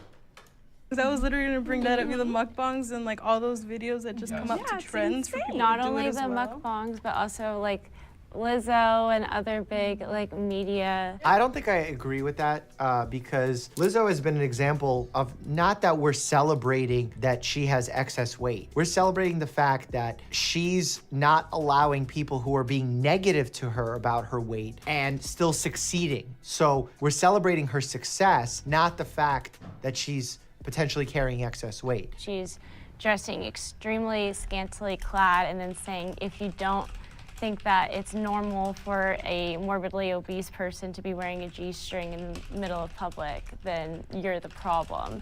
And they're trying to normalize society to this obese culture, which is extremely unhealthy. You do need to normalize it to some degree, and I'll explain why. We're here. We're not going back. And there's a significant population in the United States that does fall under the umbrella of obesity. You can't neglect that population. You can't be destructive to them and say that anyone who is overweight should not be showing their bodies, should be hiding themselves because they're not a good example role model. That is ineffective, and that is what fat shaming is. So instead, we need to celebrate people for who they are, celebrate people for the actions they take. If they serve as good role models, celebrate those people as humans and respect them as humans. And at the same time, we can give them access to potentially lose weight, to make other changes in their lives that have nothing to do with weight that can make them healthier. But at the end of the day, like, you can't judge someone for choosing to wear a certain thing because you don't vibe with one part of their health journey. Again, it's one part of their health journey. What is an obese culture?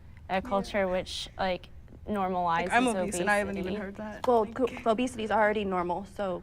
The strongest argument against this is like our obesity in terms of beauty standards never normalized obesity. Our culture, yeah. Well, like it was never that all Hollywood people, all singers, like obesity didn't come from it being glorified in Hollywood. We all got obese, and then finally some people are like, okay, well, fuck, I guess we're gonna have some like obese, singers and obese fucking like TV people now, right? Like, yeah. So the idea that like just bullying it or not normalizing it is supposed to be effective, like clearly that had zero impact, or doesn't seem to have had any impact. I don't think it slowed down us becoming obese at all. So it's it's kind of weird that. I think that's the weakest part of Lauren's argument here. And all the arguments are like, we can't normalize it. Like, motherfucker, we're like 60% fucking obese. What do you mean we can't normalize it? Like, it's normal, my dude. Obesity percentage USA. It might not be 60%. Sorry. 40% are obese. I think it's around 70% are overweight.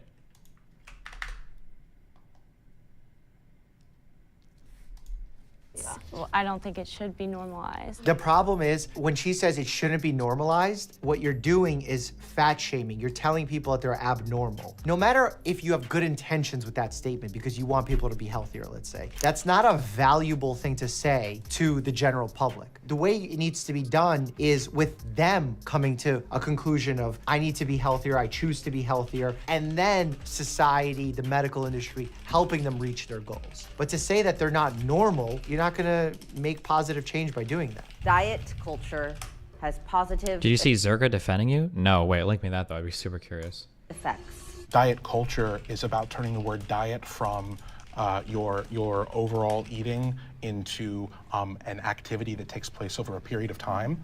A diet should not be something you do from January until May of next year. Yeah, what you eat should be part That of is the absolute fucking smartest thing. Okay, that is absolutely true.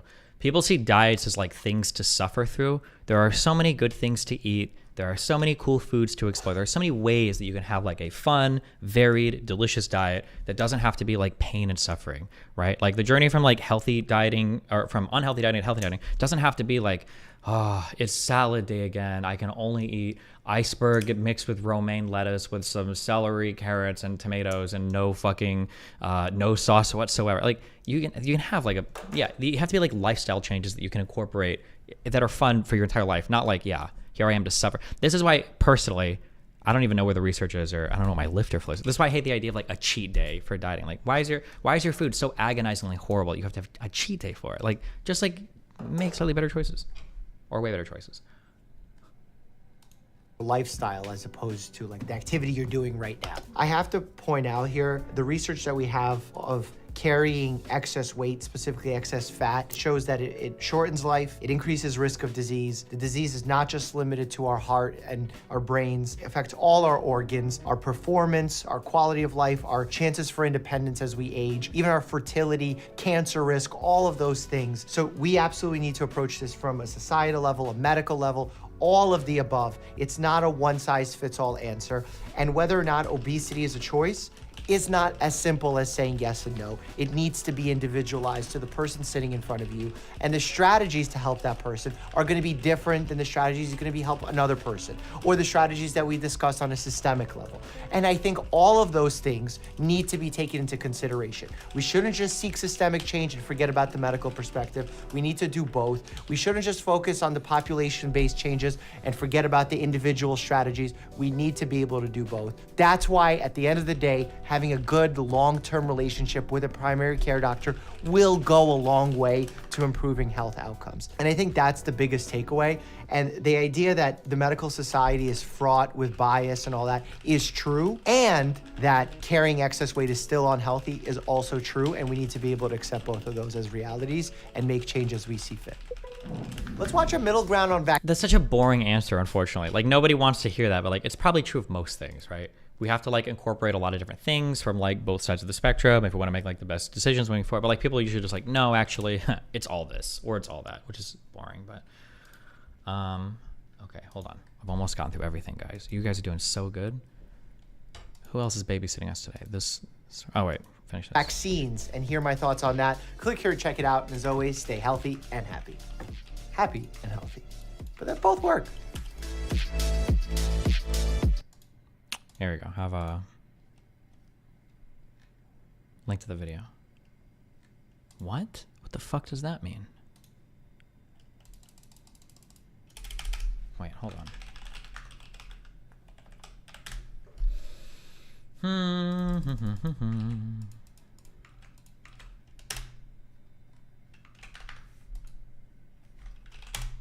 Oh shit. Boom, boom. Hold on.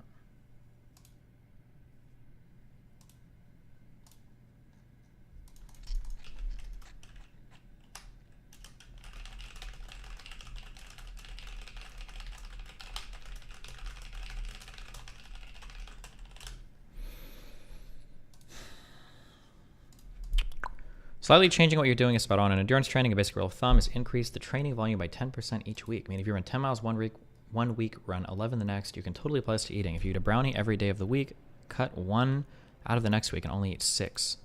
Paste. 6. Imagine having a 6 brownie week. That's a rough week.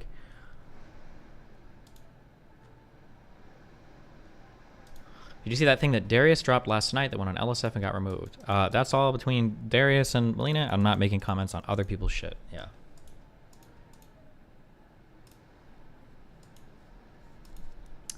Oh, what did I have here?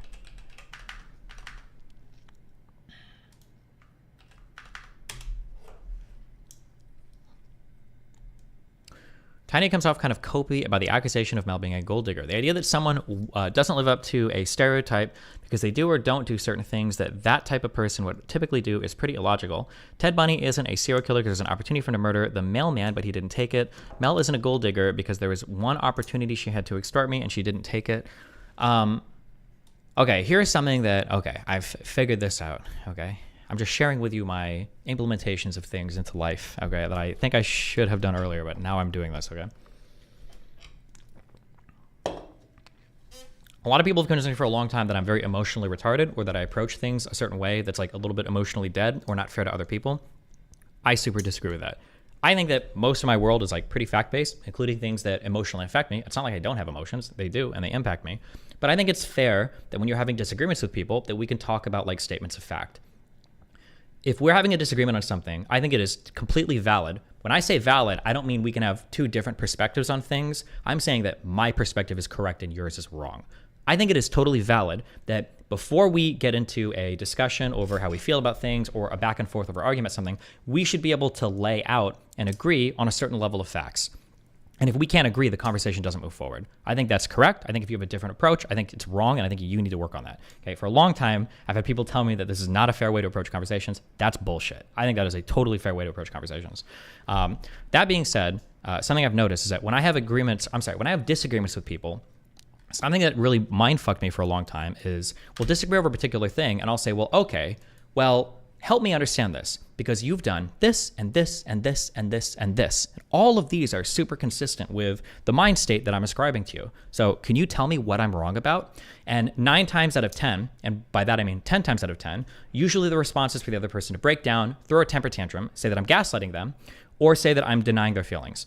That's bullshit, okay? So I would say the same thing in this. Listen, if I say something, whether it's a personal analysis or relationship analysis or any type of political analysis, if you think I'm incorrect, okay, well then show me where. You have to lay out some like argument. You've got to give some fact. You've got to point to some behavior or some analysis that is wrong. A lot of people, I notice the red pill people do this a lot. A lot of people say, oh, you're cope. What is your evidence for the cope? Like, I think I've laid out a pretty consistent argument, right? For instance, if Melina was a gold digger, why did she pay for some of her flights on her own? Why did she give me back $100,000 that she didn't have to? Why did she pay me back rent on this apartment when I told her she needed to? Why didn't she have me like send her money, give her things, buy her shit? Like, there's a million things that like, if Melina was a gold digger, she would have done this, and this, right? But she didn't do any of those things. How do you account for that? You have to have some accounting for that. I don't, because it's all consistent with my story, right? The reason why Mel asked me for money is probably because she just realized like, holy shit, I'm probably gonna lose my apartment here. Whatever new thing I get, the rent is gonna be way higher. And now I'm trying to support 2 people because my new boyfriend doesn't work. That's a mindfucking situation. And if she can go back and be like, okay, well, hold on. I just paid $5,000 to fly to New York and to ship all my shit back to Sweden. I think you should fucking pay me money because fuck you, because my shit got fucked in Sweden now. I can understand where she's coming from. Obviously, I completely fucking disagree. But I think that my explanation for the mindset and everything, it's fully consistent with every single fact. Everything is accounted for. Your statement is just like, oh, well, I think it's cope. Like, okay, well, give me an argument for it. This is retarded. But anyway. What other nukes does Darius have access to? I don't know, and I don't care. Are you the puppet master behind Darius's strings? I do not control or manipulate people ever. That's not my thing. If I'm talking to people, I'm open and honest about it. Again, this is usually why when people try to come at me and end my career and all these like stupid fucking things, why it usually doesn't work is because I'm pretty open with like most of what I'm doing generally. Like there's not much hidden shit. I wasn't pulling the strings behind Ethan for Hassan. I'm not pulling the strings behind Darius. I barely even talk to Darius anymore. He sent me one message yesterday, and I think it wasn't even about Melina. That was it. And then we haven't talked in a long time since I stopped hanging out with him. Basically, yeah. Destiny, why wouldn't you want a few months dedicated to restricting calories to reduce excess fat, followed by maintenance and lifestyle changes? It seems like a good way to kickstart it. I mean, if you want to, you can. But I'm just saying that like any diet or lifestyle change you set up, like just don't like, oh shit, that was stupid. It just shouldn't be like you're living in misery land, because those diets are probably not sustainable. And I think that's why people rebound so hard on a lot of their diets, is because they start off with some like super fucking miserable shit that they don't want to maintain because it's fucking horrible. And those are the things that people end up abandoning. As opposed to changes where it's like, I'm going to replace all the soda in my life with diet soda or Coke Zero, because Coke Zero is the bomb. Or like, instead of getting ranch, I'm going to get like Italian and vinaigrette, because I think that tends to be way less calorie, right? Like small changes like that, they're easy to implement. They don't dramatically shift your anything. They still taste good. Like you're still like generally okay. As opposed to be like, okay, starting tomorrow, not drinking soda ever again. No more fast food. And I'm always going to have like a balance of macros at every meal. Like if you start that in one day, you're going to keep that for like 3 days and then quit. Like, yeah.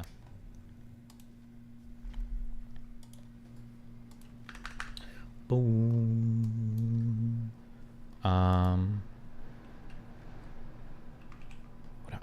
August wants me to watch this. I need to focus on this. I need I need one more babysit video. It is gonna be this. Fuck you, Mood. This is our babysit video. Stay mad, bitch. Sorry, I didn't mean to call you that. Is only drinking water bad for you? Like in drinking no soda? No, I don't think so. If you're talking about like a water fast, I think if you're doing a water fast, I think those people generally take like a multivitamin or something to make sure that works okay. Wait, did somebody link the Zerka shit? Zerka clip defending you.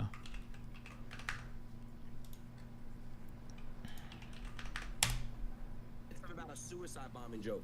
You know what I'm saying? Destiny reacts to Aiden never John laughed Zucker's. harder than when I made the suicide Muslim bombing joke. That was like a couple months ago. Has he changed? Like he can't make that joke anymore? I see a suicide bomber. If it was, I'm sorry. I take it back. My bad. It's not that. What the fuck? It's not that at all. I hope it was a It's nice phony. vest at least. Okay, jeez. I'm just Where saying. we at? Train, where are we at? What's the what's the next topic? XQC's joining in like 2 minutes. I want to know what the Bro, I hate when Aiden high roads. Like his community and him love to tell people to themselves. But if Aiden's buddy dies and Destiny goes, so you know your buddy kicked the bucket hard, you know, makes a joke, then Aiden and his community go, bro, L, man, dude, that's not cool, bro. It's like, bro, you did that all year.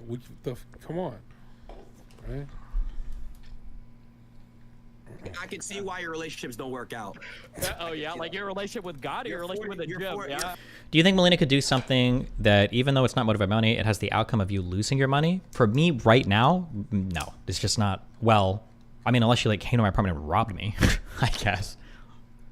40 years old with a fucking child. I pray for your child, but you're a horrible father. That's great. Hey, listen. At least I'm self. That's a good one. I forgot Destiny's such a bad dad that I forgot he's a dad. Except Zerka didn't forget this because he was literally screaming it with Zerka or with Sneeko in that fucking car over and over and over again.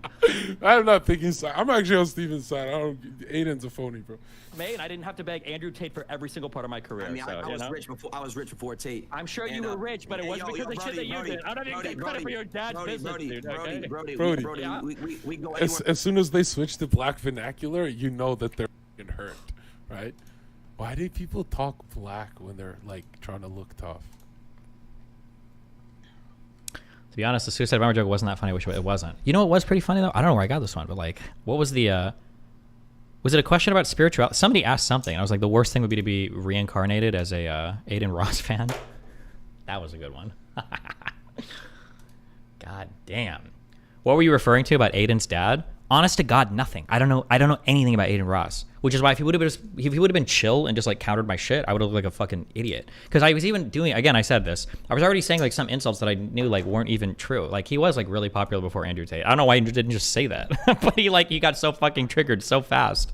Yeah, he got so triggered so fast. He just like lost his mind.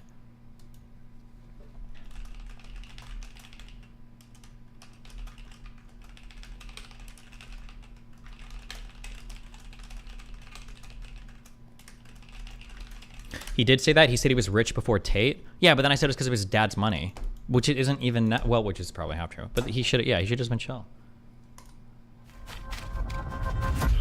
America, England, Canada. Yeah, but he was in an extreme rut until Tate hijacked him. That is true, and I am aware of that, but I don't know how well I could fight on those grounds if you wanted to get into the history. My understanding is Aiden Ross did get really popular, but then his numbers were starting to slide because other streamers were getting big and he wasn't really innovating much, and he like inserted into that Tate plug and he got huge. He got a lot of popularity, and that drove a lot of his stream growth. That's why I like him like working out and like being whatever religious bullshit, like, and him like flying to fucking Romania to try to see the Tates, like all of that became so important because that was like the new lifeblood for his stream because he was starting to slide basically. Yeah.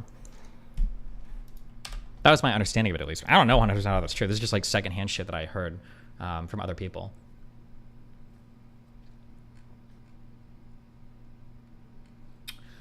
How do you know you have ADHD if you haven't actually been to the doctors to get the test for it? I'm worried that you're just addicted to amphetamines and use self-diagnosis to encourage it.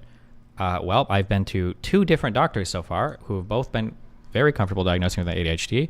The first one was a telehealth meeting. Yesterday, I went to another psychiatrist, and I had an hour-long session with him, and he was incredibly comfortable as well. So, listen, thanks for the concern. I can tell it's very genuine. America, England, Canada. None of these even come close to the world's most obese country. That title belongs to a bizarre tiny island with a disturbing fate. Despite having a speed limit of 25 miles an hour, a police chief once ordered a Lamborghini, only to realize he was too fat to fit inside. Labeled as the country that ate itself, I wanted to investigate what really made 94.5% of the population overweight. How does a police chief on a remote, not so long ago tribal island afford a Lamborghini? And when essentially everyone is overweight, can we really just blame their lack of willpower? This is an investigation into how the world's richest island became the most obese country in the world. An obesity crisis amongst Pacific Islanders. And the ruins could be one of the sickest nations in the world. 1778. The British whaling ship Snow Hunter, captained by John Fern, discovered an island. The captain thought the island was pleasant, so called it Pleasant Island. An ironic name for what was to come. The 12 points of a star represent each of the tribes that ruled. They would trade food for alcohol, cigarettes, and guns. And in 1878, after a drunken shooting, a 10-year civil war broke out, almost halving the population. Germans turned up on a massive gunboat, taking control of the island. They confiscated guns, banning alcohol, native dancing, and traditions. The island wasn't seen as important until 1899, when geologist Albert Ellis noticed a rock-like object propping open a door of a trading firm. He was told it was a piece of petrified wood from Nauru, but... What do you use for the teledoc/telehealth? I don't know. I'm not going to say it. I'm not doing that. I'm not like giving away like doctors to go and have people go try to fucking hit them up for medication and shit, okay? You can look all of these things up really easily. Didn't seem right, so we had to test it. And to his delight, it was actually a ball of bird shit. Now, before we label him as batshit crazy, guano could be used as a super fertilizer to grow foods. 80% of Nauru was covered in this, and he was about to become very rich. So he struck a deal with the Germans to begin mining in 1906, shipping phosphate... Don't be obtuse. He meant you didn't take the ADHD assessment. I'm on my last assessment. It's for hours each time. I'm not being obtuse. You're being retarded. How many people take the formal 2-day, like, entire neurocognitive assessment for an ADHD diagnosis? Rafael Reina. Please tell me. I'm so curious.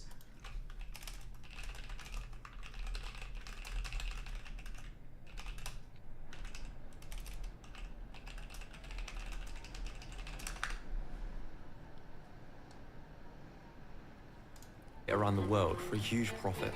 By 1968, 1/3 of Nauru had been strip mined, and Nauruans were living on a narrow ring around a massive jagged dystopian limestone pillars. Australia offered to relocate Nauruans to a nearby island, but this would be under Australian rule, so they decided to stay and became the third smallest nation in the world. They brought the Phosphate Commission and faced a big dilemma: to finally get their hands on some of the wealth while obliterating the rest of the country. I'm just saying you didn't respond to his question. What was it? What was even his question? I don't even know if he had a question. It was just a weird accusation by some retard that doesn't... Oh, what was the question? How do you know you have ADHD if you haven't actually been to the doctors to get tested for it? First of all, is this called a conjunctive statement? I don't remember what it's called. We will do prop logic one day, he says for the 70 millionth time. The question is flawed. I have been to the doctors, and I've been tested twice. The test is a form of examination where you ask questions to assess a patient history, and then you assess whether or not you think they have a certain condition. If you're saying, why didn't you take the actual like multi-day whatever test for it? I think I had originally asked you to sign up for it. I think it's like $2,000. Finding a place around here that's available doing it in the future, I might at some point maybe, but I also don't care that much. In terms of like presentation with ADHD, there's like, I've got a ton of symptoms that are super pointed in that direction from childhood that can be verified by like other people. I don't think there's like much value in me getting that assessment. And I've been medicated for ADHD for about 2 months now, or at least a month and a half, and I respond incredibly well to the medication. So like what is the point at this point of like going to get like every single indicator of my past points having ADHD and then my response to the medication also points having ADHD? Why would I demedicate myself for several days and then go take another like 2-day fucking evaluation on it? Like, yeah. Or to finally get their hands on some of the wealth while obliterating the rest of the country. Or to stop mining, stay in poverty, and preserve what is left of the island.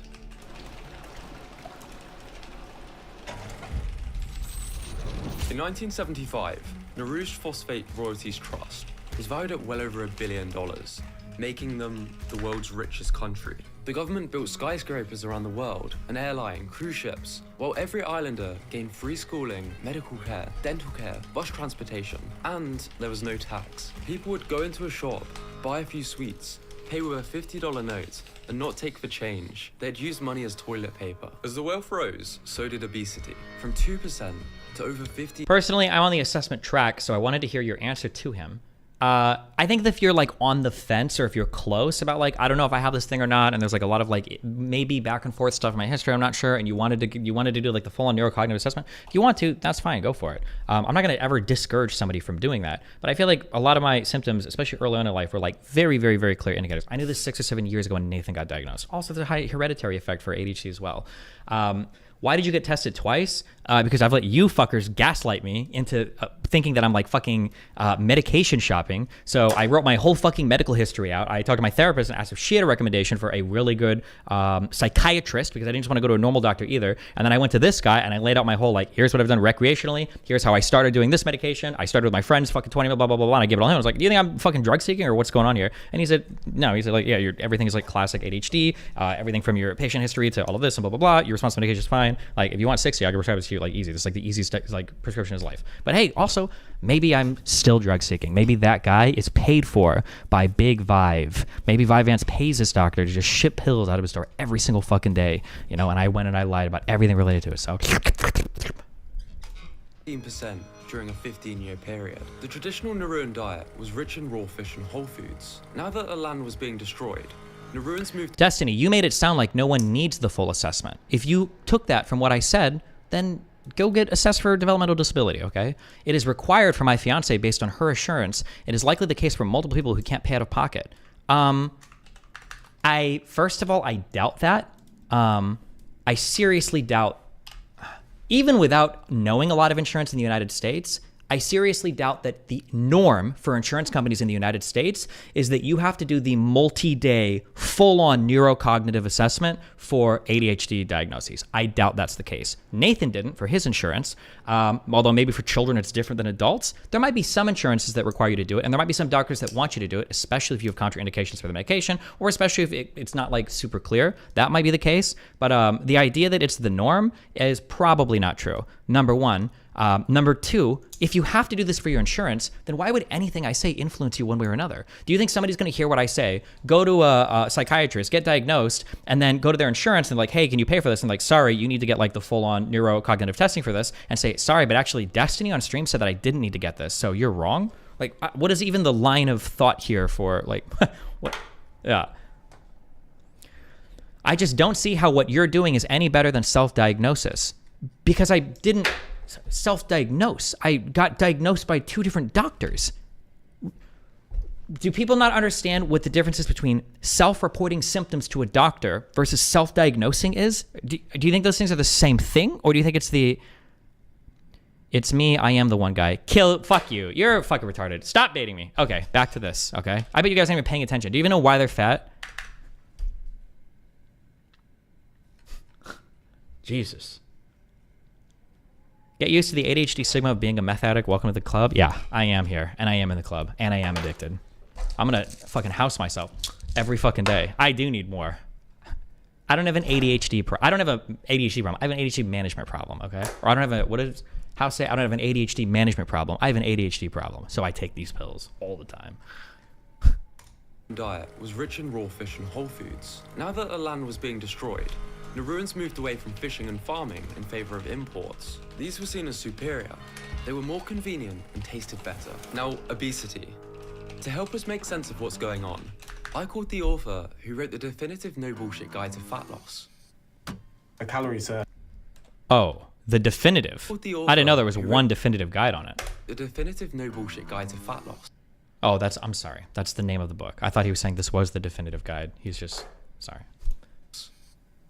A calorie surplus or a positive energy balance is a fundamental law of physics. All diets, all weight loss diets work via that mechanism.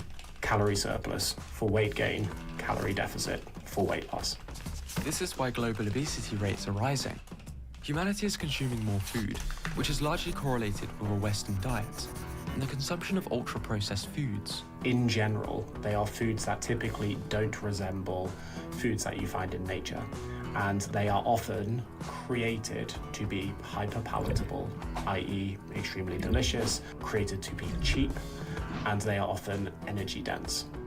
Here, we have a can of Spam, next to their traditional raw fish. The ultra-processed side is much easier to overconsume for a multitude of reasons. This is exacerbated by Nauruan culture. Food draws family together. In fact, the Nauruan term for satisfaction and feeling healthy, pueda, is the same as fullness. So as the percentage... In Australia, my psych said the fact that I'd tried and responded well to Riddle in the past was an amazing indicator that I had ADHD and was happy it saved us time. That there might be an aspect of truth to that, but I would be careful with that because I think those medications can also treat anxiety as well, maybe. So I don't think that just taking medicine or responding well is in and of itself diagnostically enough, but if you have other symptoms too, then it could be. Of ultra.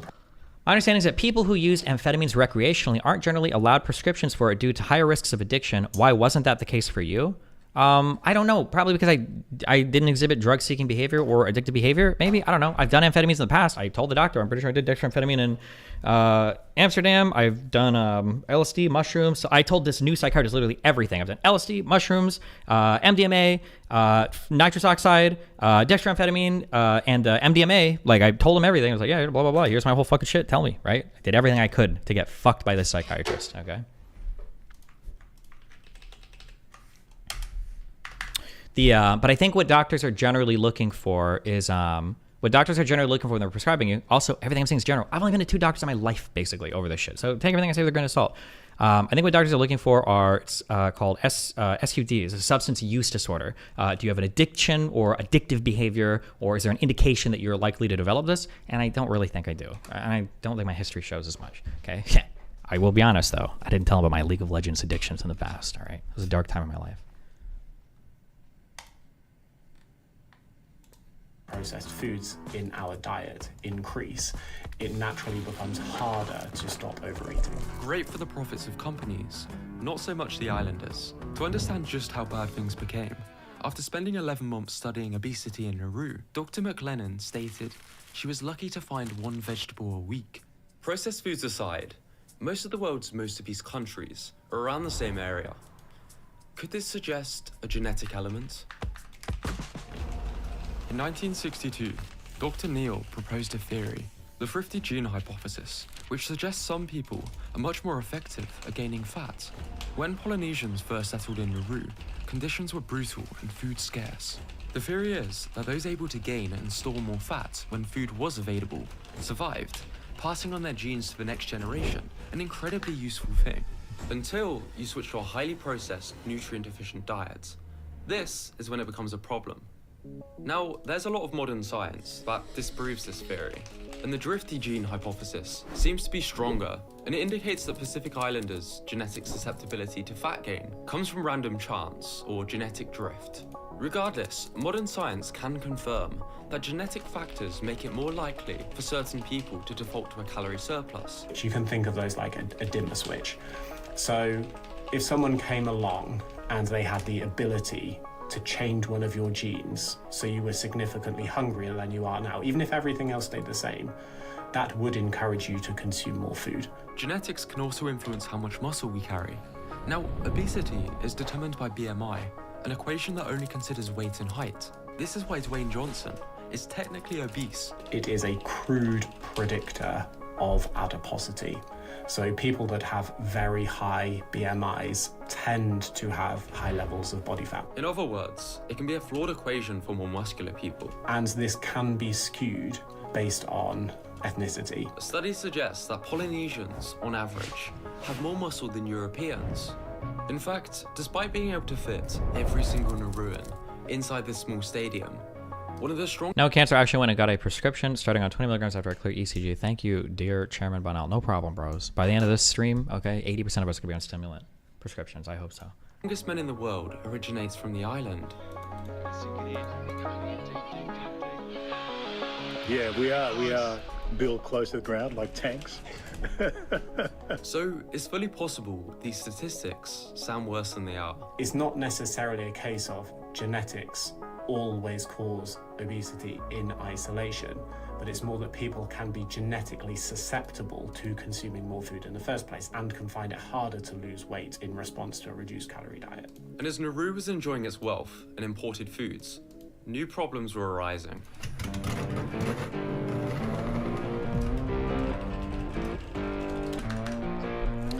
Why do you think people are so doubtful about you being ADHD specifically? I haven't seen that for other streamers, etc. I don't even think people are doubtful. The jokes used to be all the time that I had ADHD. I think the problem is that ADHD has a lot of symptoms that everybody has to some degree of, and every one of you fucking retarded pieces of shit all hyper exaggerate your shit because you don't realize how severe it can be in people that actually have these symptoms. Like I said, I go back to high school, I'll go back to college, and I'll say shit like, fuck dude, I don't like to study ever for classes. And everyone was like, oh yeah, me too, I never study, blah, blah, blah, blah, blah. But when tests roll around and you hear shit like, yeah, I did like a 6-hour study session on Saturday, and then on Friday, Thursday, I did a couple 3-hour ones. It was hard, but I'm like, what the fuck? What are those? Yeah, fucking retards. You guys fucking exaggerate and lie about this shit all the fucking time, because at least in my day, people did, because it was cool not to try, right? So then if you actually didn't do this shit and everybody else said they didn't, now you're like the fucking retard. Fuck you guys, suck my dick.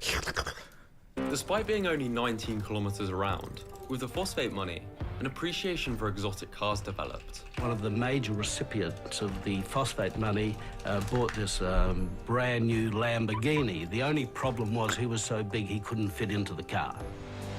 While those higher up brought sports cars, public transport was free. The people no longer had to walk around as much. The farming and fishing industries took a big hit, as the land was destroyed by heavy machinery and cargo ships. Why would the nation worry about that when they could just import stuff? And why would people work manual jobs when they could just work for the government? The work is done by workers from the neighboring Gilbert and Ellis Islands and from Hong Kong. But less general activity and exercise wasn't the only reason why people were burning less calories. You see, it takes energy to break down foods, and this can vary depending on the food. In this study, multigrain bread and cheddar was compared with white bread and American cheese. The less processed option took almost 50% more calories just to digest. There's many potential reasons for this, but a key one is the macronutrient content. The lowest thermic effect comes from fat, lower than carbohydrates and protein. This is another reason why a high-protein diet with enough fiber can be extremely helpful for weight loss. However, it has a small impact, so let's not get distracted. Okay, I'm glad you said yeah. I've heard of some people like talk about this like thermic food effects or whatever, and that there theoretically, hypothetically, there could be some like negative calorie foods like fucking celery, and some foods take more energy to process. I don't know how much this actually matters. I think that Dr. Mike guy said it best. Like, eat a variety of food and try to like go as far down or as far up the processing ladder as possible. Stay away from the most processed foods and eat a variety of food, and you're like generally good. That's like generally all you need to do. I say generally, but obviously it's really hard in today's society where every fast food restaurant has like a billion hyper-processed things right now. Destiny is so concerned about people lying about ADHD because he wants to separate himself from other people lying about it. Oh, yeah, actually true. Sorry. I think. I can't tell if you were tagging me in that statement or not. You didn't want to study. I was in the back falling asleep in class while acing every test with ease. We are not the same. Dropped out though. Based, Ming Blue. Kappa. So let's not get distracted. Typically speaking, the amount of energy you burn per day is very, very small relative to the amount of energy that you consume. For a variety of reasons, many Nauruans were now burning less calories. And with the phosphate supplies running out, new challenges were arising. Preparations are being made now for the future of the Nauruan people. The future lies with the children. Their prospects are bright. Their future is secure. In 2006, Nauru's phosphate reserves were depleted. Most of the nation's wealth was lost through corrupt politicians and poor investments. Even the central bank went bankrupt and assets were repossessed. We helped them, but we made money doing it, and I don't apologize for that. It's called business. Those managing the trust. Okay, hold on. Just a repeat of, okay, $5 note. Just a repeat of earlier. The drug and ADHD combo is boring. Chat, please. Chat, shut up. Yeah, listen, we talk about a lot of things over and over again on this fucking stream, okay? Yeah, welcome to this stream. Welcome to 14 years of being a streamer. We cover a lot of topics over and over again. And when something new happens, it usually gets covered for quite a while. If you don't like it, just push the X button and leave, right? If anytime somebody brings up ADHD and I talk, I get like 5,000 viewers leaving my stream. We're like, oh, well, we're not talking about this anymore, okay?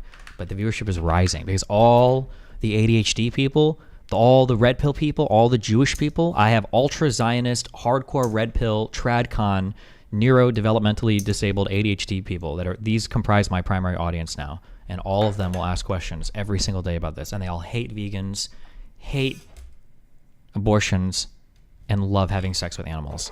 That's what we do. Fund completely squandered the $1.7 billion, forcing the country to sell the Nauru House and other prized investments to loan companies. That's like our flagship in Australia. I mean, for me to walk around in Melbourne and look at that building with the blue star on top makes me proud, but now it's gone. It is hard to take. The island returned to a life of poverty. Only now, they were unable to grow their own food. The environment was destroyed. People on the island could now only afford cheaper cuts of meats, such as turkey tails, mutton flaps, and spam. This meat isn't sold in other countries. Did you know that?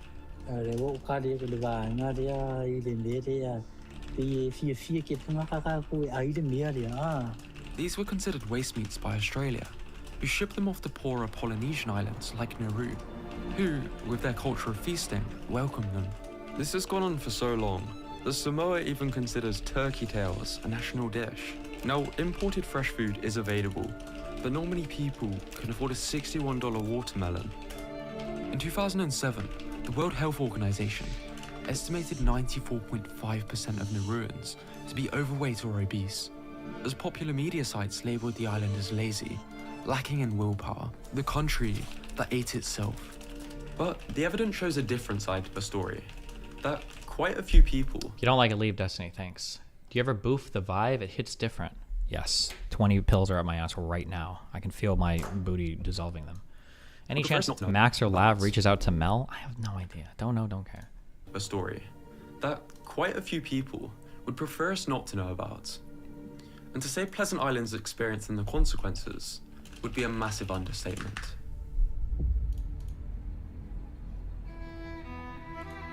I'm worried because of my food. I don't want to take off my food. Yeah. Today, many Pacific Islanders live with obesity and its associated health issues. The life expectancy for men is under 60 years old. I really want to know what causes diabetes. Excess sugar in your blood from eating. Food. Many islanders have diabetes-related amputations, making it much more difficult to be physically active at all.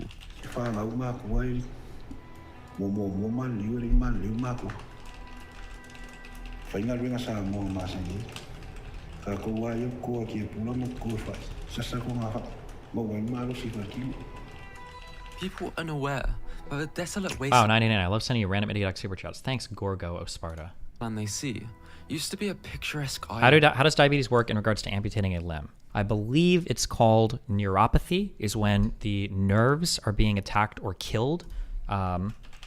But diabetic neuropathy, I believe, happens when high presence of sugar in the blood eats away or fucks at or causes inflammation to nerves. How does diabetic neuropathy kill nerves? Sorry, fuck. I fucking misspelled this so hard. Neuropathy is one of the long-term complications of diabetes. Over time, high blood glucose sugar levels can damage the small blood vessels that supply the nerves in your body. This stops essential nutrients reaching the nerves. As a result, the nerve fibers can become damaged and they may disappear. I don't know if it's because the glucose causes inflammation, which is what closes the blood vessels, or why. I don't know why, but it can lead to amputations of stuff in your body if you're not managing your blood sugar. Having high blood sugar over long periods of time is very, very, very bad for you.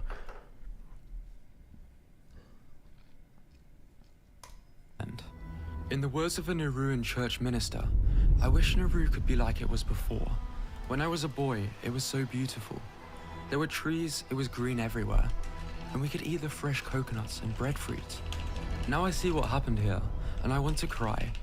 I wish we'd never discovered that phosphate. More people are trying to diet now than they were 50 years ago, but they are fighting a system that makes it harder for them. Everything is being optimized for convenience, and the Pacific Islands are resorting to drastic measures to try and help. Dr. Salilo Tomiki is trying to help two of his dental technicians lose weight. He has wired their jaws shut so they can only consume a liquid diet. This poster was created by Nauruan kids on National Diabetes Awareness Day. Many of them will have lost their mothers and fathers to obesity, some of which we may have seen earlier. People are very aware of the negative consequences and what needs to be done on an individual level. But external factors make weight loss more difficult. This is why personal trainers shouting eat less and move more hasn't cured obesity. It can be compared to telling a drowning person that they need to drown less and swim more. Less than 1% of people that participate in these sort of programs maintain the actual weight that they lose. I think it's easy to blame the individual because on a very basic level, that person has consumed too much energy relative to how much they have expended. So there is obviously an element of individual responsibility within that. The reason why I think it makes far more sense to zoom out and look at the other factors that drive. Hey, you Islamophobic Zionist, Merry Christmas. This is your daily reminder to read YouTube chat. Thanks, Guts Original. Dude, we should do like Hanukkah celebrations or whatever. Is that the Jewish Christmas one, Hanukkah? We should have like candles every day for stream. Oh my God, I get like a menorah? What's the name of the Hanukkah candle thing? No. Hanukkah candle thing. Menorah? Oh my God. Bro, I even know this shit. Right? Yeah. We could get one of these things. Can we get Dan on here for fuck's sake? The people need him. It's time. My mom unironically did that this year because of Israel-Palestine shit. Went Catholic. Bro. Wait, did we watch the Curb Your Enthusiasm fake Jewish lawyer thing on stream, right? If that intake is because if you look at weight gain rates over the past 50 years, regardless of age, sex, country, are all going up. But if you look at dieting rates, they also tend to go up. So it's not a case of people are not trying anymore. So rather than pointing the finger of blame at the person, I think it makes sense to zoom out and ask why so many people are struggling with their weight.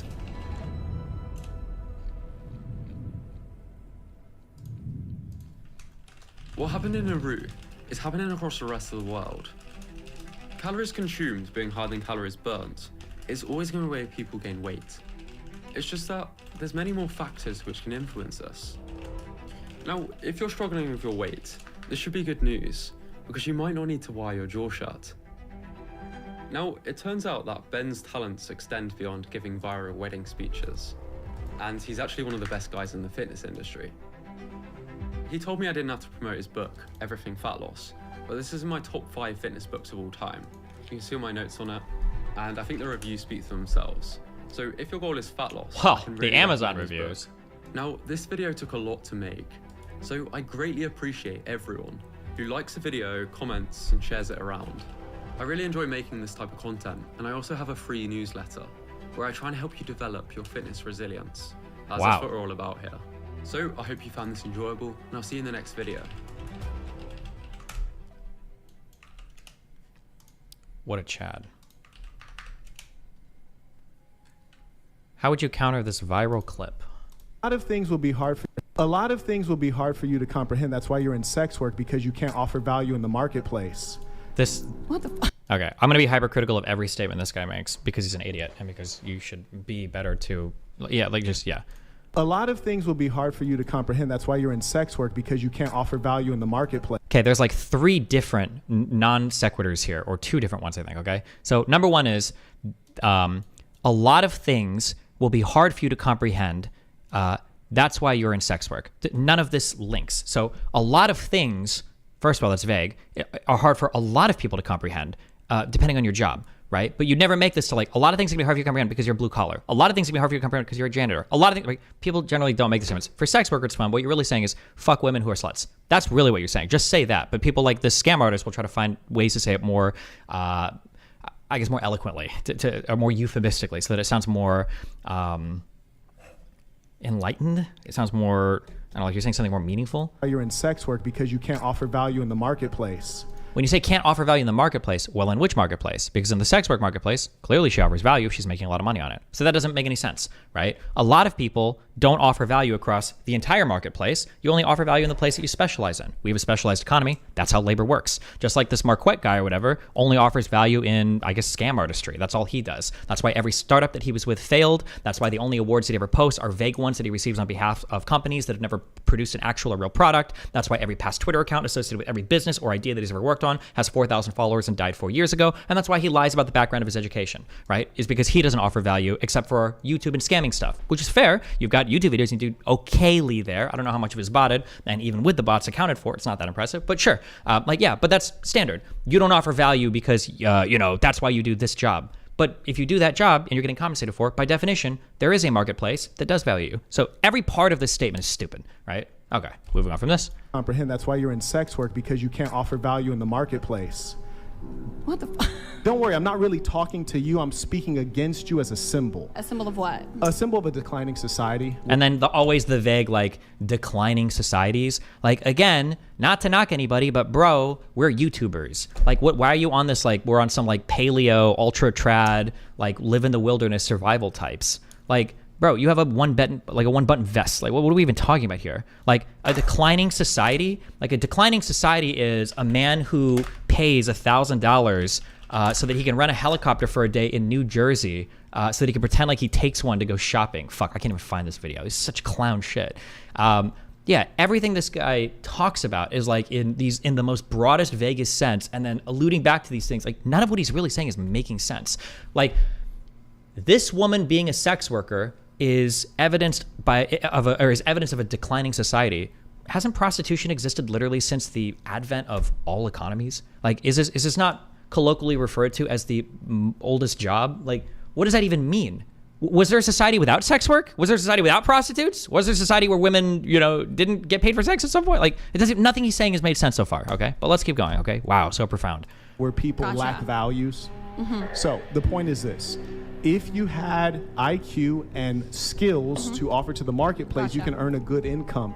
Being that the most valuable thing about you is something that you never earned. You didn't earn knowledge, you didn't earn skills. It's your breast that you paid for and your butthole. So you market that to earn money, which is to say, if I took your brain and placed your brain into a man's body, you would be in poverty. Yeah, but I mean, like, you can take anybody's brain and put it in anybody's body, and if all other situations are similar, it's going to be fucked, of course. Like, it's just like there's so much, nothing is being said here that is profound or interesting. It's just stupid. Obviously, she must be doing something to make money, because there's no shortage of decently attractive women that can go on OnlyFans or whatever. Not all of them make money doing it. If you want to make money doing it, usually you have to be something to set yourself apart. Now, I don't know what she does to set herself apart, but if she's making a decent amount of money, it's something. Yeah. I'm just good for nothing. Yep, you caught me. No, you are good for something. That's why you have OnlyFans. And that's my point, is that's what you're good for. Yeah, and again, like, yeah, I don't know. Like, it's just stupid. If any of these are like mic drop moments to you, it's just, ugh. Okay, done with this. I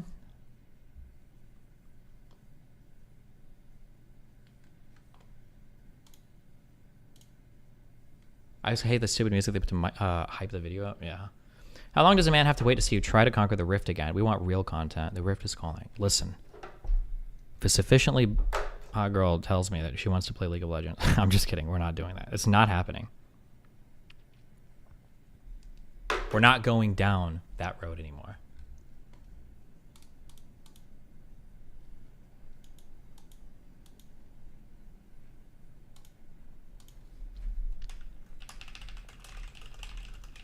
I have to wire money to one person and then I'm done with all my shit. We did it. Okay.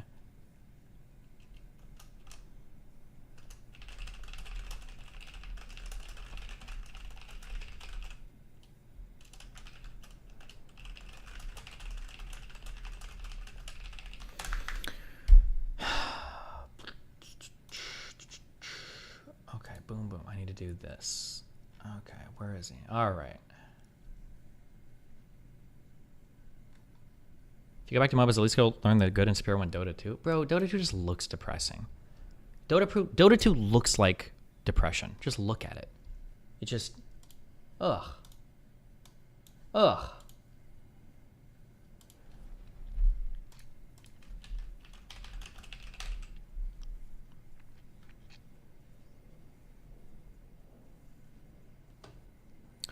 And things like prostitution or drugs, if the legalization of those things leads to an increased demand for its illegal counterpart, is it still a wise decision to legalize it? Maybe. I mean, you have to balance out a whole bunch of things to figure that out.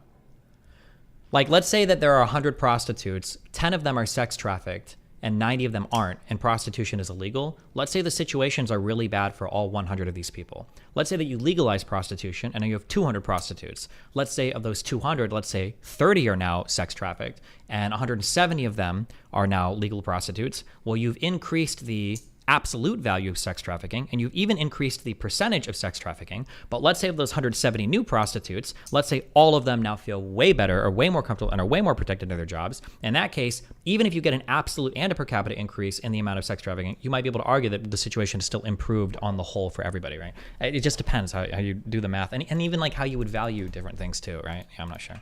There'd be a lot of things to weigh there, but.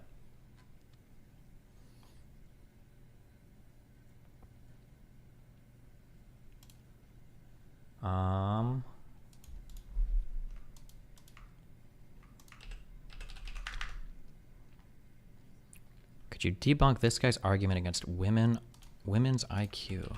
Hold on. What is this? This is fucking based. What an absolute fucking Chad. What an absolute Chad.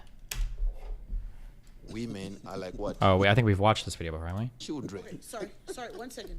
So, and I like how we're moving. One drunk man is more intelligent than 3 women with PhDs. Thank you so much. That's Thank you so much. Thank you so much. That's the thing. Mr. Shirai. Yeah. Or Mr. Knight, right? Yes.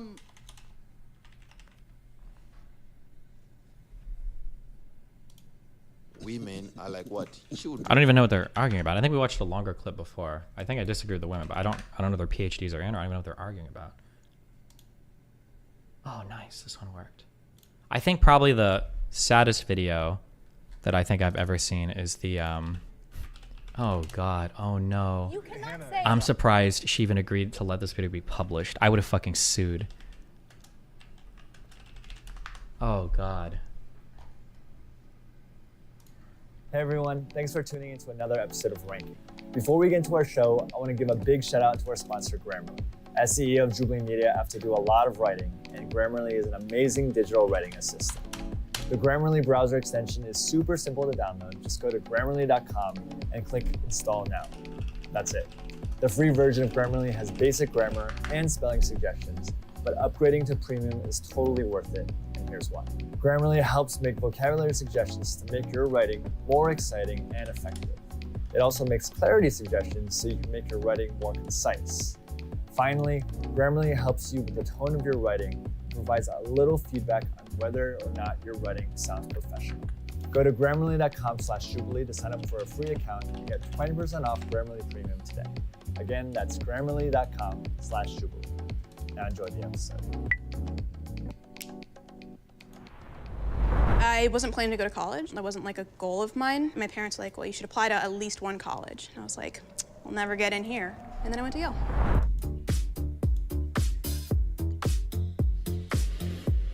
Wait, hold on. Do you need a person's address to wire money to them? Doesn't he just go to the fucking bank?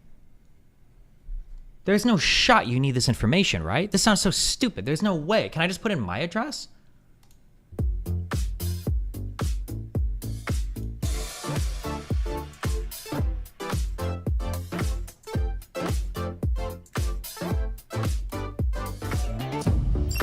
Wait, Destiny, we've 100% seen this before. No, yep, come back in 10 minutes, okay. When is your Jubilee video coming out? Probably within a month. It takes them a while because they edit it pretty hardcore. Diabetic neuropathy causes loss of sensation in your limbs. Usually this leads to patients developing ulcers that they don't know about, and these ulcers become infected and require amputation. Damn.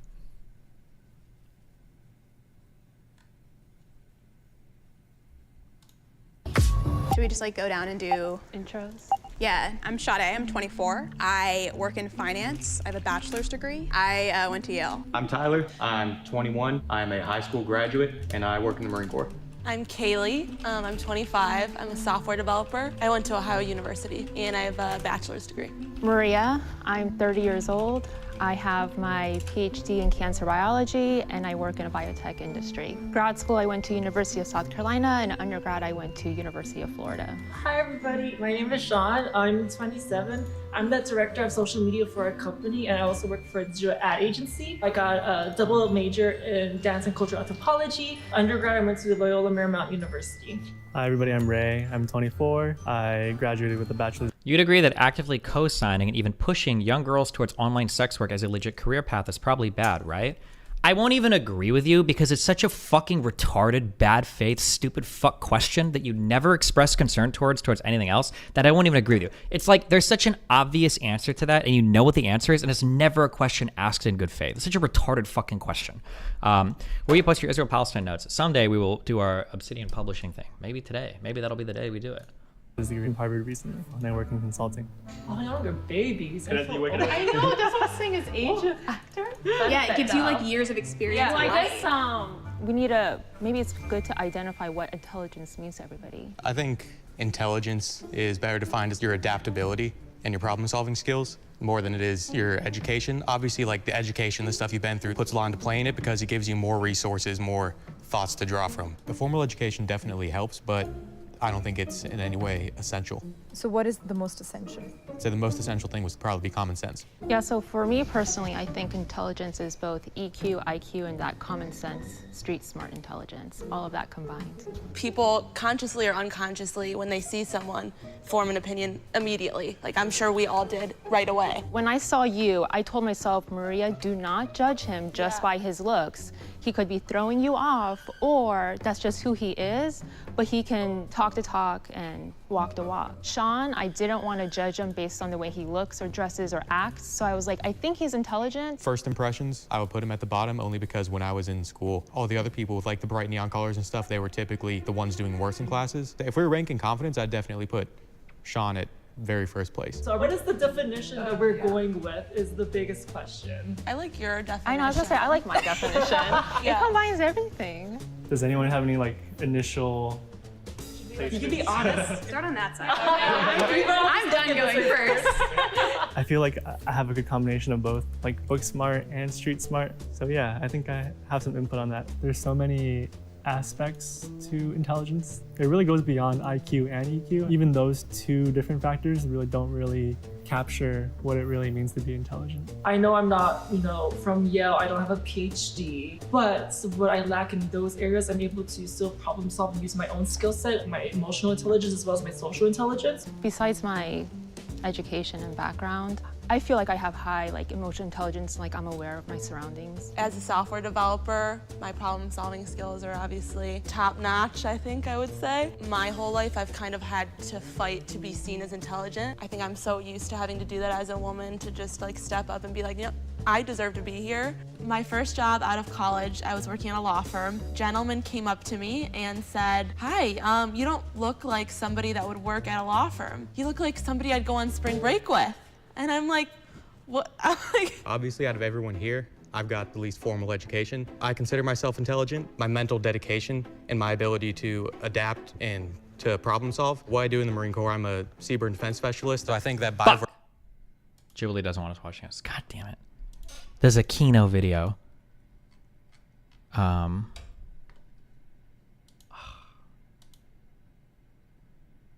did it take 5 minutes for them to recognize? Wait, am I going to be able to watch this? Just hover to the final placements? Well, hold on. It popped up a thing. I was like, whoa! I got to wait for a sec. Chill. Hold on. I'm doing something for cake now. 1 second. Click on this. Select the menu you want to do this for. It must be this one, right? Yep. Then do this. Click this. And the...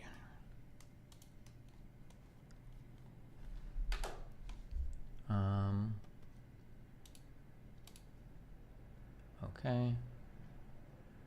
And then click this.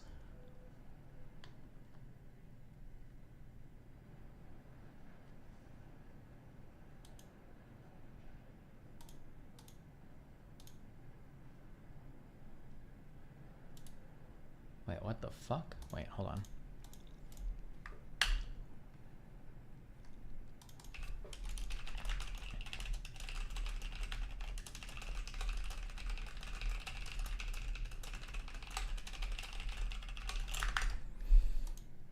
How about a Christmas special, a scientific argument for Christian God, complete with theory and proposed experiment?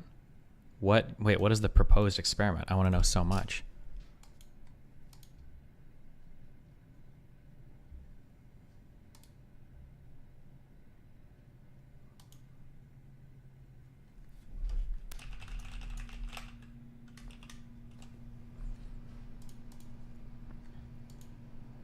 You might have to do it twice. Wait, what? Hold on.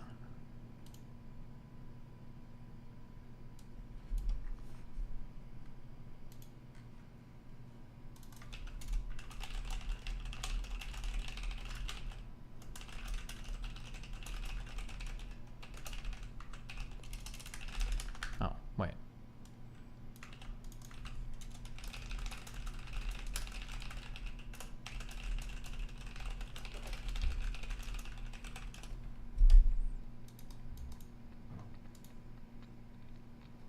There we go.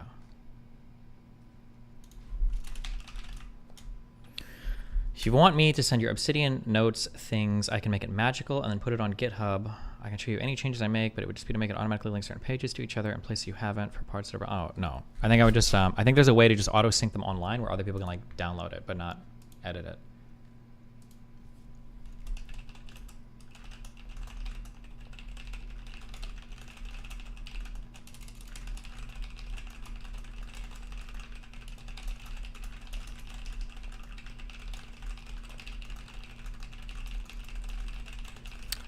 Boom. Okay.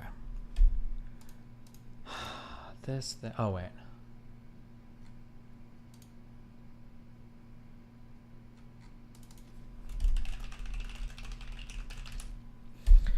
Oh, cringe.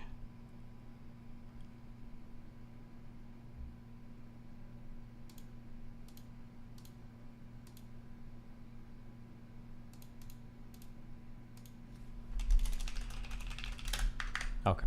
Boom, boom. Boom, boom.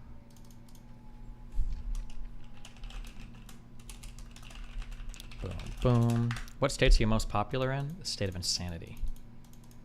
Bitch.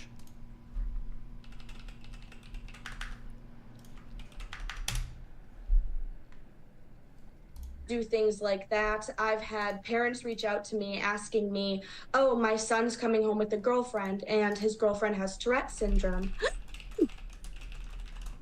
So, and then I also get very evil people that would comment, coming home with a girlfriend and his girlfriend has Tourette syndrome.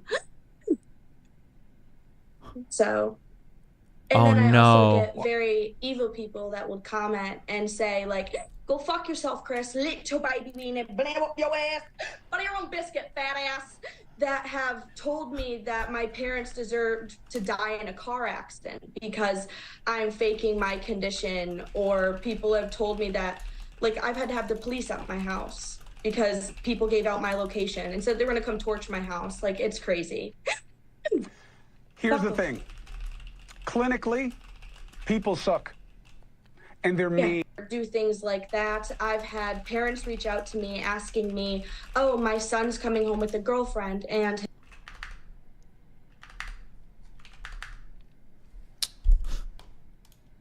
Okay. Okay. Boom, boom. All right. We did it.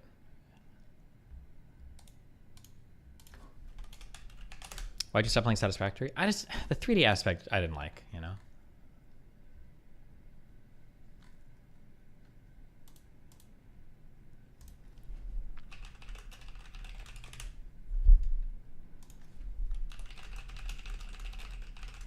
Are you hyped for Kenshi 2? We don't talk about Kenshi 2 here. I've been waiting for Kenshi 2 for... It was supposed to be this year, okay?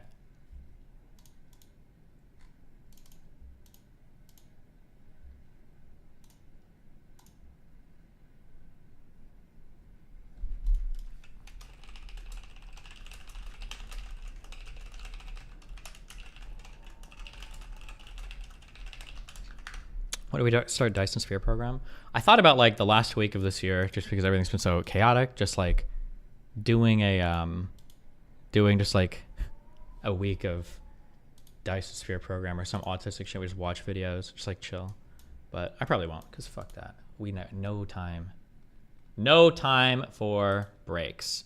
Okay.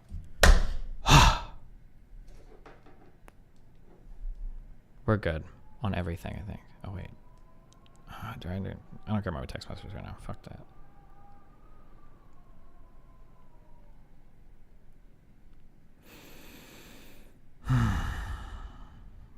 I'll sort this out more too. Since this is too much shit. All right. I just like, I need to axe like half the people out of my that I talk to, and they're all gonna hate me. I'm sorry. Okay, we're not doing that. Okay. Can I watch this? Let's find out. Yeah. Hannah, and then you're gonna try to say it's too spicy for me. No, I got you. Like, let me respond to you. It is not capitalism coming in and enshrining enslavement. And in fact, capitalism is what got rid of it and started pushing back against this centuries-old awful institution. So to say it's capitalism, I think it's honestly offensive. We are approaching the 150th episode of Middle Ground, and we need your help to continue making more episodes. Join our Middle Ground Patreon community and help us write. Did you play Rift Breaker? Yes, I did. I actually really liked that game, even though it was really short. I think you can beat that game in like 2 days. America would be a I think I more did. powerful country under communism.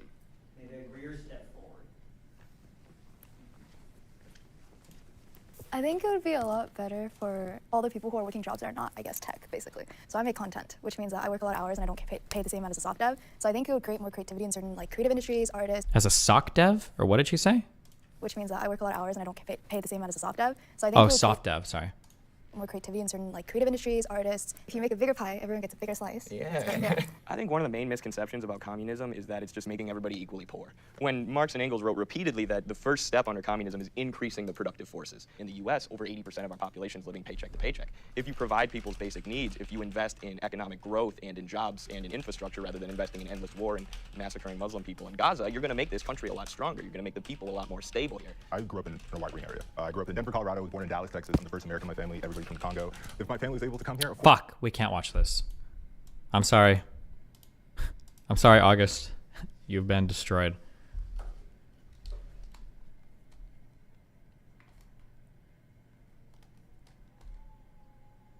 Isn't that the guy who debated on Palestine from TikTok? white ring area. I don't even remember. I've talked to so many random fucking people. Wait, which one? The guy with the fun shirt or the guy with the pink shirt? In Denver, Colorado. Was born in Dallas.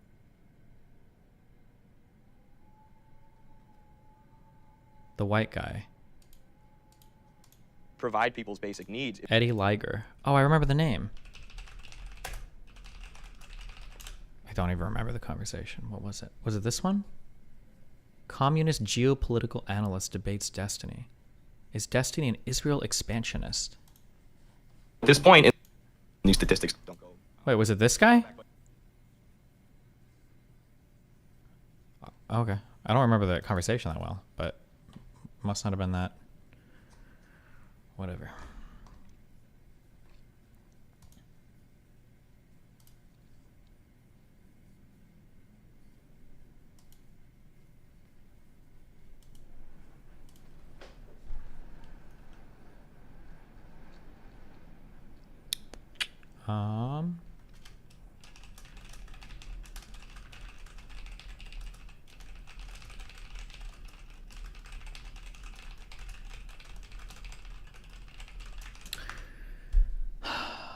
I don't know what we should watch now.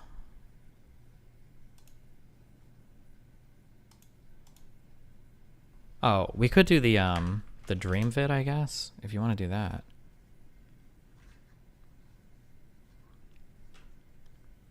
Or we could just watch House. The Truth. An hour and 22 minutes? Is this actually interesting or entertaining or worth watching?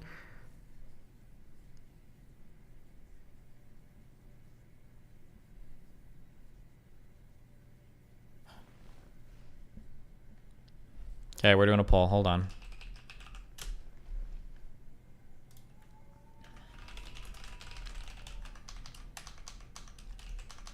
Good luck.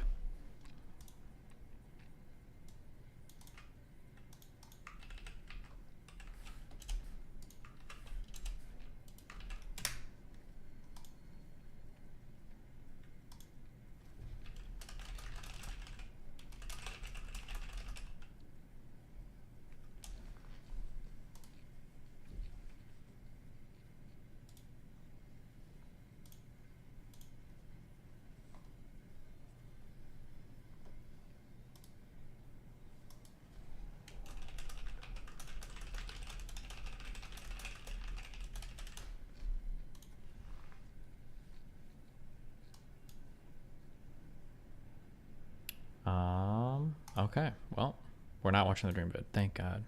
All right. I'm checking out. See you guys later. Peace. No, I'm just kidding. What else do we have going on today?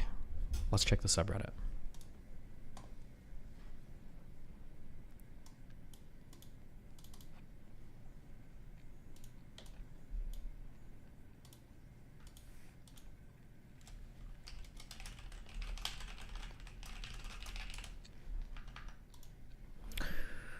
Hunter out here acting like Hamas. Some loser made a long-ass Reddit post about how Rome lost Palestine to your subreddit if you're interested. Okay, maybe. She's the best human shield ever. Cute.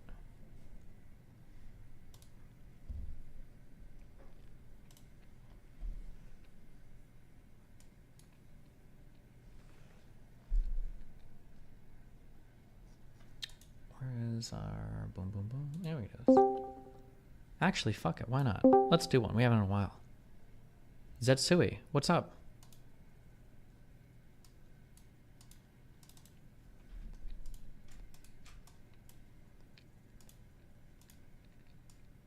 Okay, interesting.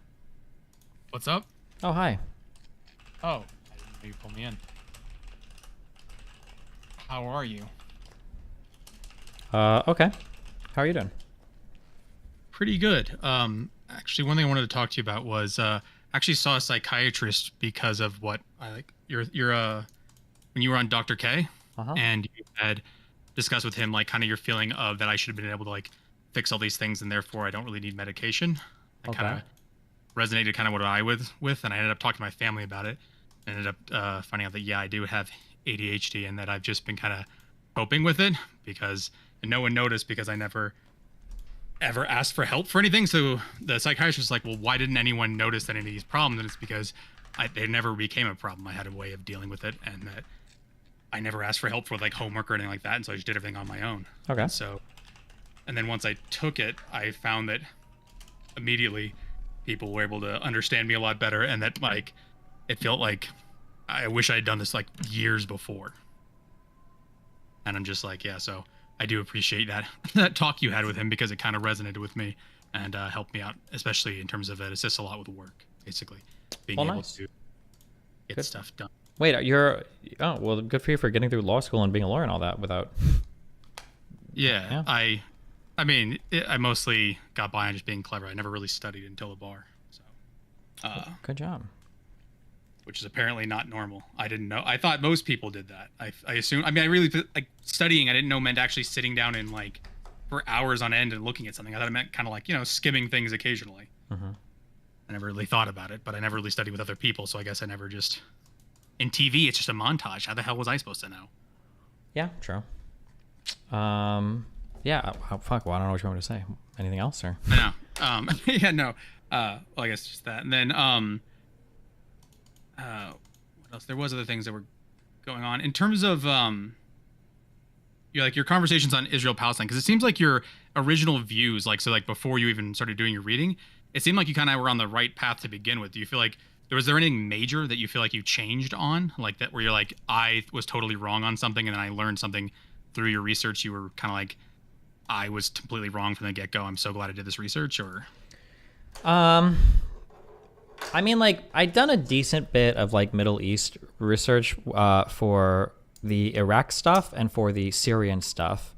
So I got like peripheral backgrounds on a lot of stuff there. So I think a lot of kind of the, I'll say the hunches that I had, because it's not like I did the deepest of dives, but I got some understanding of things. I think most of those hunches were generally correct.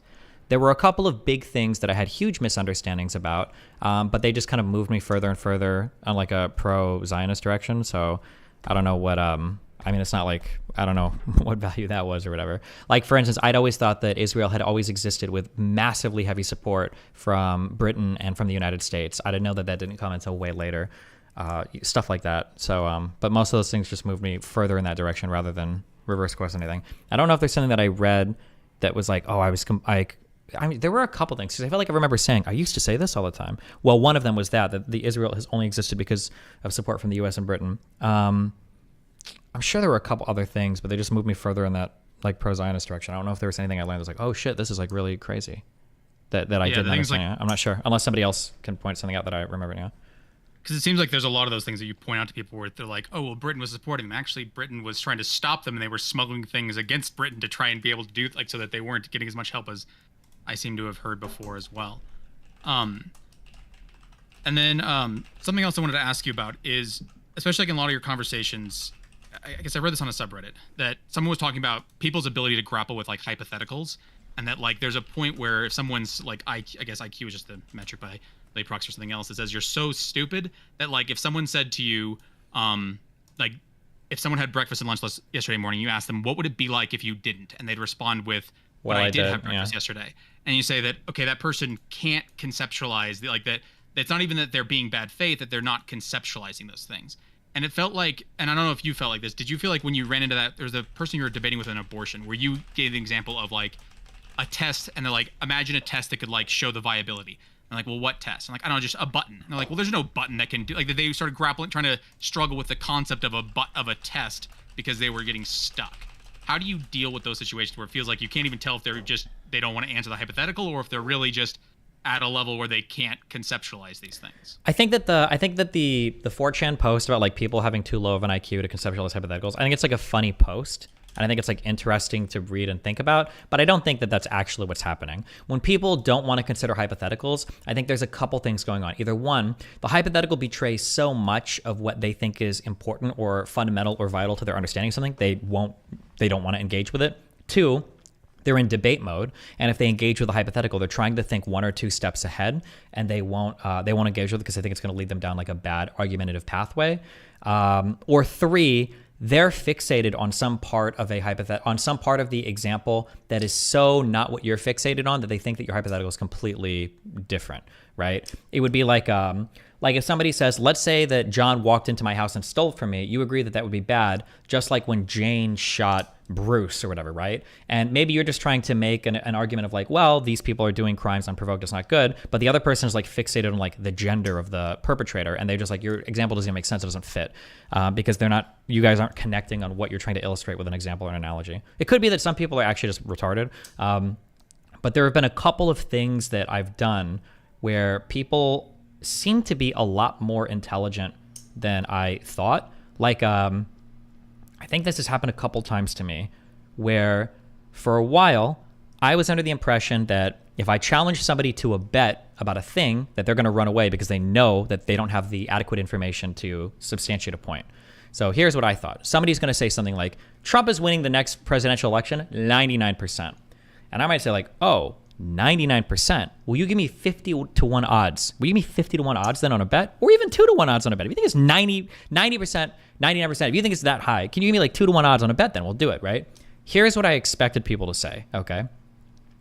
What I expected people to say is, no, fuck you. I don't need to bet to prove my point, and just walk away. But that's not what people say. What instead people say is like, well, hold on. If we're going to bet on it, well, Trump could get sick and die. He might lose some of his cases. Maybe there's more stuff that we haven't heard about yet. Not only does their opinion moderate and they become more reasonable, but I actually find out you actually had all the facts and information in your head. You just, for whatever reason, weren't applying it. That was really shocking to me. So yeah, I don't know. When people can't engage in hypotheticals, I don't think it's because they're so stupid that they can't. I think they're just like in debate brain mode, and they're not able to engage in the hypothetical because of that. Not because they're like stupid. That's my feeling, but I could be wrong.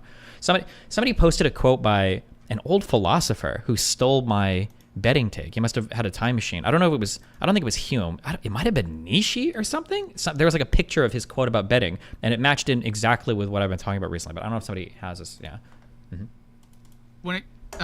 One other thing that I'm just curious your thoughts on, because you've been hit like where I think it was like Amos Yee made some hypothetical about like what if child pornography in some way could be useful, and like but like created a ridiculous hypothetical, and then when you respond to it, even if you just go I can engage with it, people will like take it in bad faith. So like if I asked you like if injecting lava into someone who had cancer would cure their cancer and wouldn't actually harm them, would you think we should inject people to lava who have cancer? Yeah. I would suspect the answer would be yes, but then then people would run with that and go, he thinks lava cures cancer. And you're like, yeah. I never said it's that. Just, it's like, frustrating. For people, the problem is when you deal with people like that, there are other things at play that don't have anything to do with a person's intelligence. remember, one of the things that I said that I believe more and more strongly every day is people's political beliefs and social beliefs are often dictated by the social groups that they're in. So when they're analyzing political or social beliefs, they're thinking about adherence to the social group first. So if the answer is like Destiny bad and they see a clip from me, they're going to analyze it as Destiny bad. Or if they're like a content creator, they're going to give the Destiny bad take so that everybody else can say Destiny bad, and then that's like the extent of their analysis. That's literally it. There's not like a breakdown in intelligence here, because if they were to look at any of the original clips, like, okay, yeah, it's pretty obvious what he's saying here, but they don't, because they're not trying to like critically analyze or run it through some deductive or inductive logical process. They're just like, what does my social group demand of me? How can I look at this in a way that conforms with those views? And then you give that take, and that's it. It's basically just that. Yeah. When you're talking to people like that, if you're in the real world, how do you talk to someone like that? So if you hear someone like basically feel like they're just kind of giving the takes, but they're trying to have a conversation, they seem to act like they're having a conversation with you about the topic, but it feels like that's what's happening. Would you respond in those situations? I mean, it depends on where the person is. I appeal back to that one paper that talked about the difference between like echo chambers versus epistemic bubbles. If a person is in an epistemic bubble and they just haven't seen anything, usually if you show them new information, they're really receptive to change, and they'll probably change over time, right? Because they're in a bubble where they just don't see much. They just don't see much of the other information. That's why for a lot of like Vosh and Hassan fans, when they see my content, they're like, oh, this guy actually seems more chill than I thought, and it's like over like that. Like it breaks the illusion immediately. For people that are stuck in echo chambers, the way that this particular author defined an echo chamber was echo chambers don't just have epistemic bubbles where you only get information from a couple sources. They also work to actively discredit all outside sources. So there's a huge phenomenon of people that are Trump fans. It's not just enough to say that you believe Trump.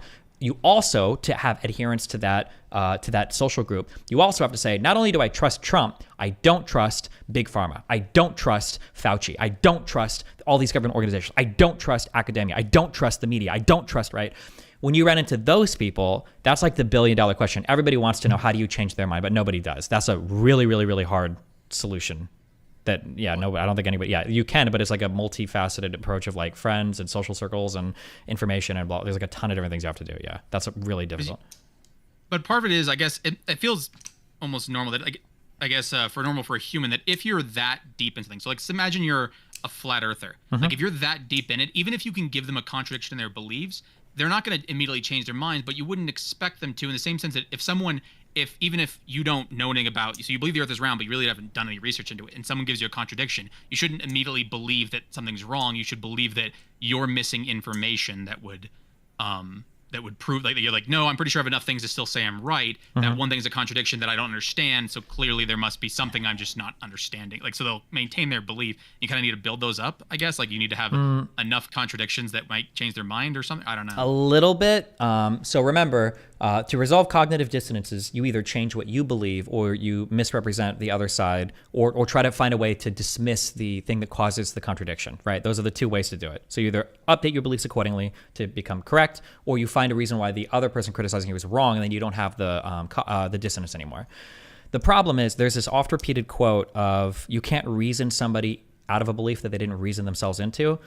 If we go back to my model of people typically pick beliefs because of adherence to like social circles and whatnot, if you take somebody who has a certain belief, and that belief wasn't something that they arrived at reasonably, but it's kind of like in this weird way tied into every other belief they have, that one belief can probably never be changed. It can't be, because that individual belief was not reasoned into. That belief became packaged with 50 million other things.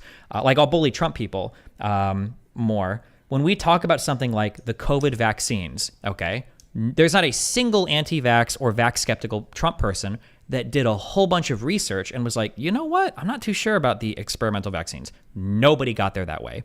They inherited that belief as part of a huge set of other beliefs that are all self-reinforcing. But the problem with getting a packaged set of beliefs like that is if you question or take away one of them, everything falls apart. So you often can't do that. So for instance, if I were to say like, okay, well, hold on, let's talk about this vaccine stuff. How do you explain all of the academic institutions? Well, obviously they're bought and paid for by Big Pharma. They're compromised. Okay, well, how do you explain pharmaceutical companies competing with one another? Well, all of them get regulated by the FDA and they're compromised. okay, well, how do you explain like all the other countries in the world agreeing with them? Well, the World Economic Forum and Klaus Schwab, they actually control all those governments, so they're compromised. So there is no actual source of epistemic truth outside of the echo chamber they live in that you can appeal to, and that protects every single belief. Because remember, if they concede on a single one of these, that maybe Ukraine does have a right to defend itself, maybe maybe it is worth getting vaccinated for COVID. Maybe all the bullshit medications like hydroxychloroquine, ivermectin, maybe that was all bullshit. If they concede on any of these, they have to find a different source of epistemic truth, or they have to start applying a critical thought process that they haven't applied for any of their other beliefs, and everything just like completely falls apart. I'm bullying Trump people, but a lot of this might be similar with like really far left progressive people when you talk about like anything related to like oppressor-oppressee dynamics or any of those huge academic understandings of like racism or violence, that when you start to knock down one or two of these things, everything else would also collapse in on itself, because they're all like packaged belief systems, Yeah, but no, I mean, by all means, bully conservatives. As I guess I would still consider myself conservative. I love when you shit on them endlessly. Yeah, but I know, but also my YouTube chat and everybody else will revolt against me. So yeah, but do you ever worry that you have it? Like, so I guess more of a worry I have, and we're saying like I'm always worried that I'm completely wrong about something, like that I don't want to ever feel self-righteous about something where I feel like I could get, but for all how would you ever know if you are? Because the people who do that don't think they're doing that, right? Yeah, of course. So I think the important thing is to check, like, do you have systems in place to help protect you from falling down like bullshit holes? The few questions that I say is like, one, do I feel like I can argue both sides of anything convincingly? And I think not only can I do that, I think I can do it better than most of the people that I debate with. On almost every topic that I debate, I can usually represent both sides of this better than the dipshit I'm debating. That's one thing to check for. Another thing is always asking, like, what would it take you to convince you that a particular belief is wrong? If it's really hard to answer that for certain beliefs, then maybe you are getting lost. And then I think another thing that just helps me by virtue of my job is I argue and debate with a lot of people. So there's always a lot of eyes on the things that I believe. And as long as I'm like open to what other communities are saying or feedback, I can start to evaluate that feedback critically and see if I think that I'm missing something or whatever. So, yeah. You had mentioned before that you had like something that kind of knocked you out of when you were conservative when you were younger, that when 9/11 happened, that people started becoming like that, trying to stop mosques in New York, that you thought that was supposed to be a principle, and suddenly you realize it was never one of theirs to begin with. Yeah, that started to send me down a road of like, what's going on here? I don't understand this. Yeah. There's something that's happening, I guess I've been seeing it recently, is that the entire thing, like, so Roe v. Wade, of saying like that they want states' rights. But as soon as now there's states that once Roe v. Wade was overturned, are trying to almost make it illegal to get to other states to even get it. So like they're trying to like pass laws in other states. Mm-hmm. Like I thought that was like, because to me, I guess I personally am a big fan, love state sovereignty, and it seems like you're doing the like horrific, like the exact opposite of it. Like you're trying to functionally trap your citizens in your own state and pass laws in other states to try and, I'm like, isn't that supposed to be against a pretty fundamental principle that you've been saying for the past like ever since Roe v. Wade? And so, and I don't understand. I don't know. There's times I work, because I grew up in someplace very liberal, and I wonder if I grew up someplace more conservative, would I be more like, or would I identify that way? Is it just because I'm worried more about the problems from the, like that? Because I don't consider my, like I would say I took the vaccine. I don't think the election was faked. I'm fine with Trump going to prison. I don't have any I don't think and so there's enough things that I'm like, okay, but I guess I question sometimes why I am. But that's not important. But yeah, I think that again with that, and again, this kind of sucks, but I think when it comes to principles, I think a lot of those unfortunately are backwards reasoned as well, where you have a particular set of things that you believe in, and then you go and you kind of try to retrofit principles that are working with those things and help you in the future, but that's about as far as that goes. The principles aren't real; they're just real insofar as they further whatever ideology you have. A really, really, really good example of this is hold on, in the Omni chat.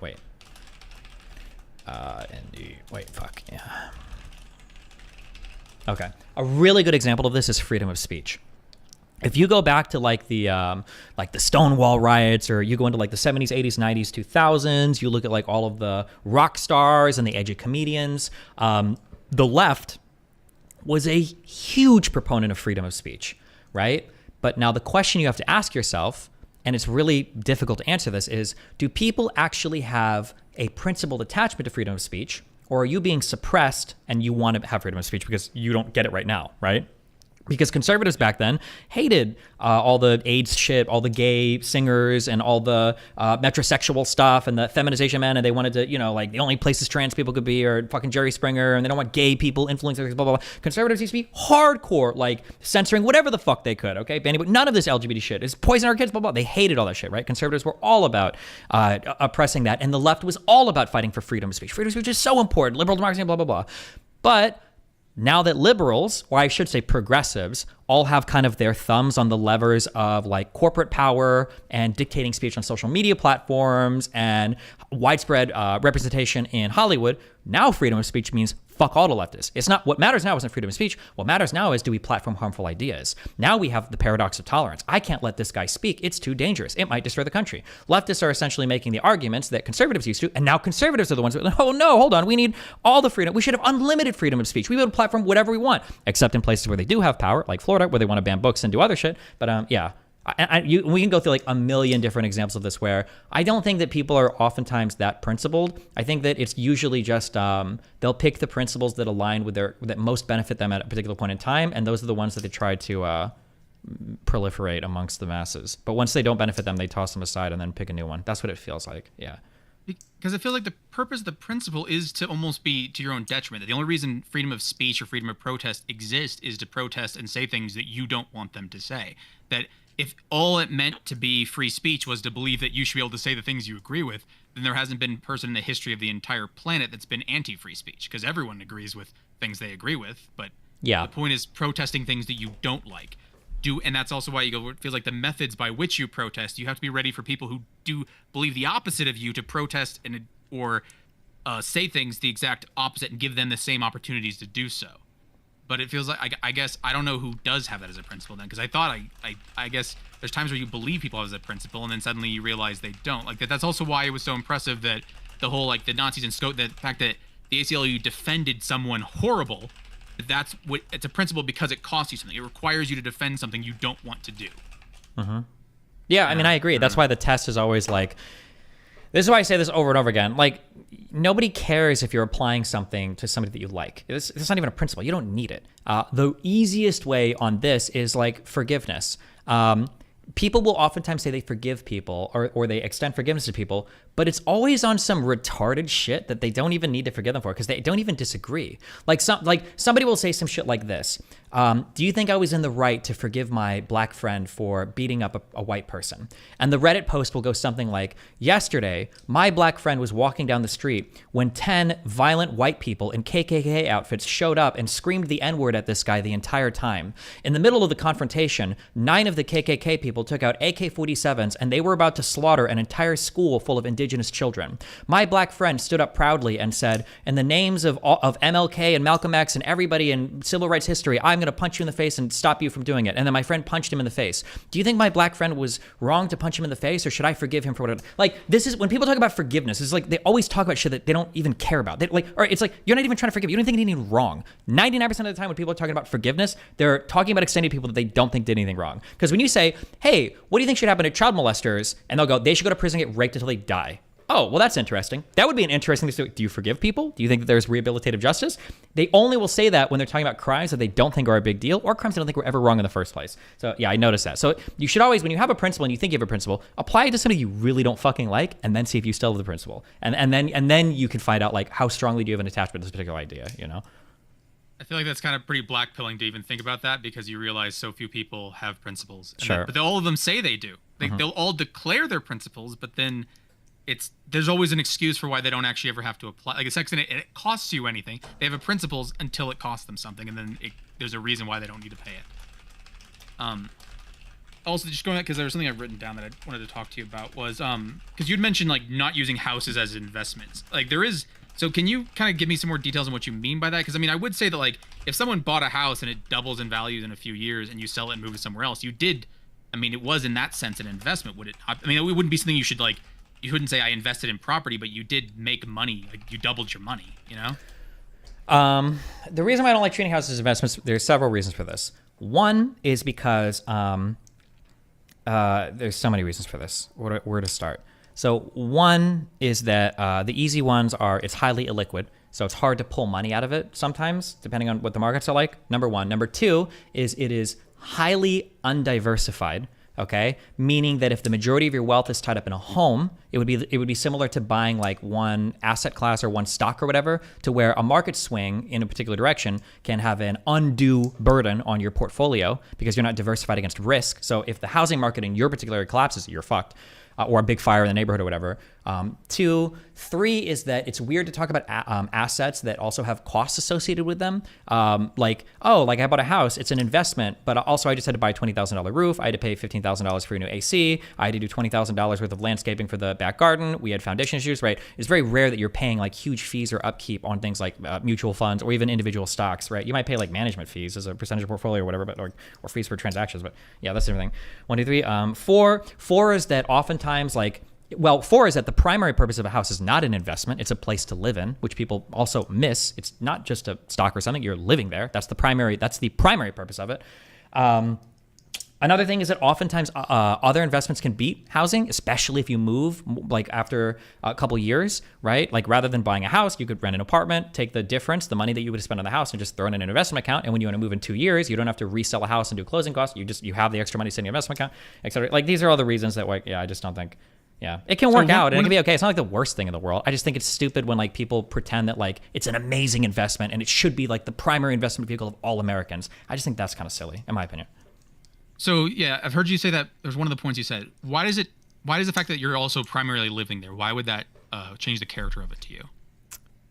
Because that's a place that you live. That it's like that's the utility of an investment. When I buy stock in a company, I'm not unless I'm really looking for voter rights. Or I'm trying to get controlling shares. That's different than like I'm paying for a place that I live in. That's like the primary purpose. Like things that you buy could be investments on the side, but it's strange to treat it as a primary investment when the primary purpose of the house is to live there. Because you might treat an investment and you might treat a residence in two different ways. There might be things that you want to do to a residence that you would never do to an investment. And there might be things that you would do with an investment that you would never do with a primary residence. Let's say, for example, you've got a daughter who's dying of cancer and she really wants to fucking paint her whole room pink and like tear up the carpets and install like AstroTurf or some shit. I don't know, some weird shit like that. And your kid is dying of cancer. You want to do this. You might do things to your house that damages it insofar as an investment is concerned, or things that reduce like the value, the asset value, but like it's your house because that's what you're primarily doing with it, right? And then you might also want to like exit certain markets, or if you've got an actively managed portfolio, like I'm not trying to say time the markets, but there might be times you want to sell an investment for whatever reason, right? I bought Metastack, I want to sell it, but for a house, you don't really want to do that. If you live there, I don't want to sell my fucking house and treat it like an easily liquidatable or liquidable investment. I want to stay here. It's my house, That's right. It's weird calling something an investment when it is primarily your residence, and you might treat those two things differently, I would say. Hold on, I'm sorry, wait, real quick. Somebody in YouTube said this. Destiny, this could be said of many investments. Alistair Blue, can you give me one example of a thing that you are treating primarily as an investment that's not? Give me one example of this, please. Hold on, I'll wait for this guy then. Sure.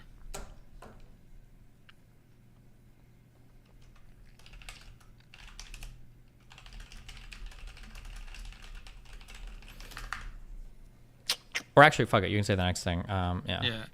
So, because there's something that's, I guess you had responded to someone in the chat. An attitude I had when I was a teenager was that why would I pay rent? Isn't that just going in a hole versus a mortgage, which is going towards something?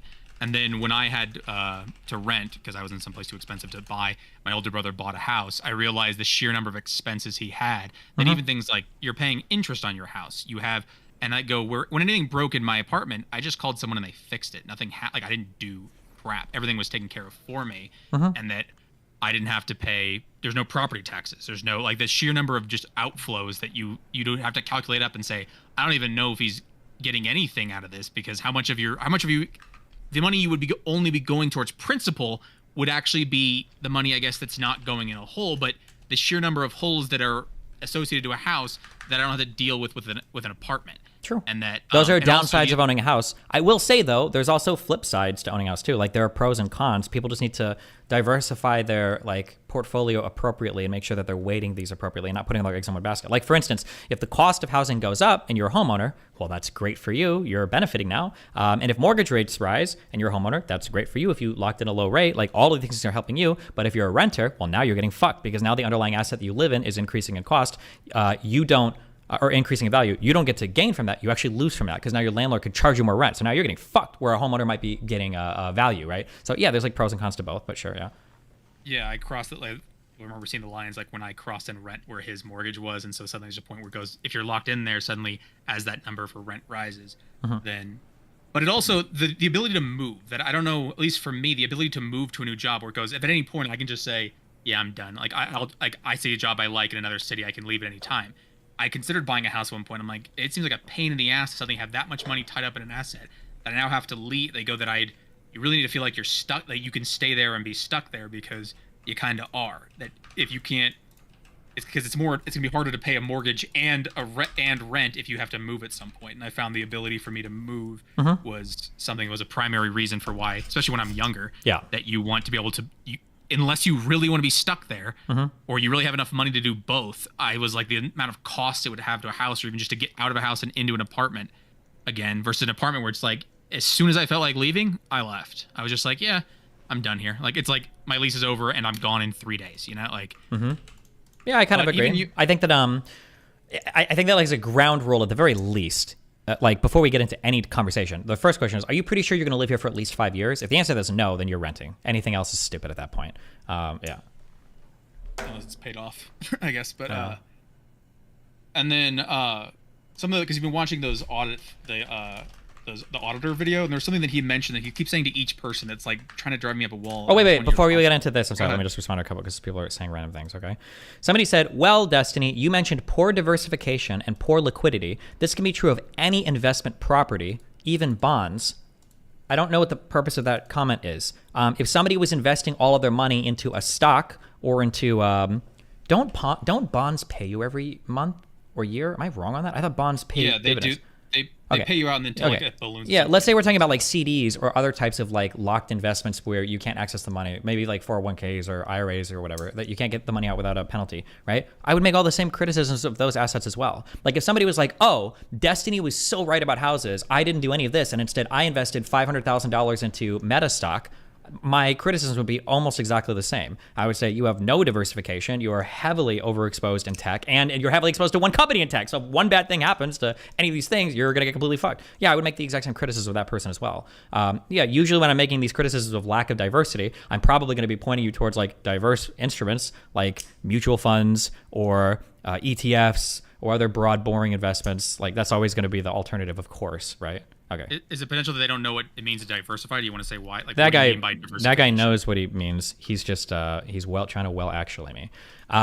When you talk about diversification, you're talking about owning things in asset classes that are spread across sufficiently different sectors of the economy, such that if parts of the economy get hit, you're not overexposed to losses or gains. So let's say, for instance, I invest in 30 different companies and every single one of those companies is in fossil fuels. Let's say tomorrow China comes out with the new solar panel that can power the whole fucking world. Well, congratulations, your entire portfolio is overexposed to those types of issues, to fossil fuel issues, and now you're worth nothing, right?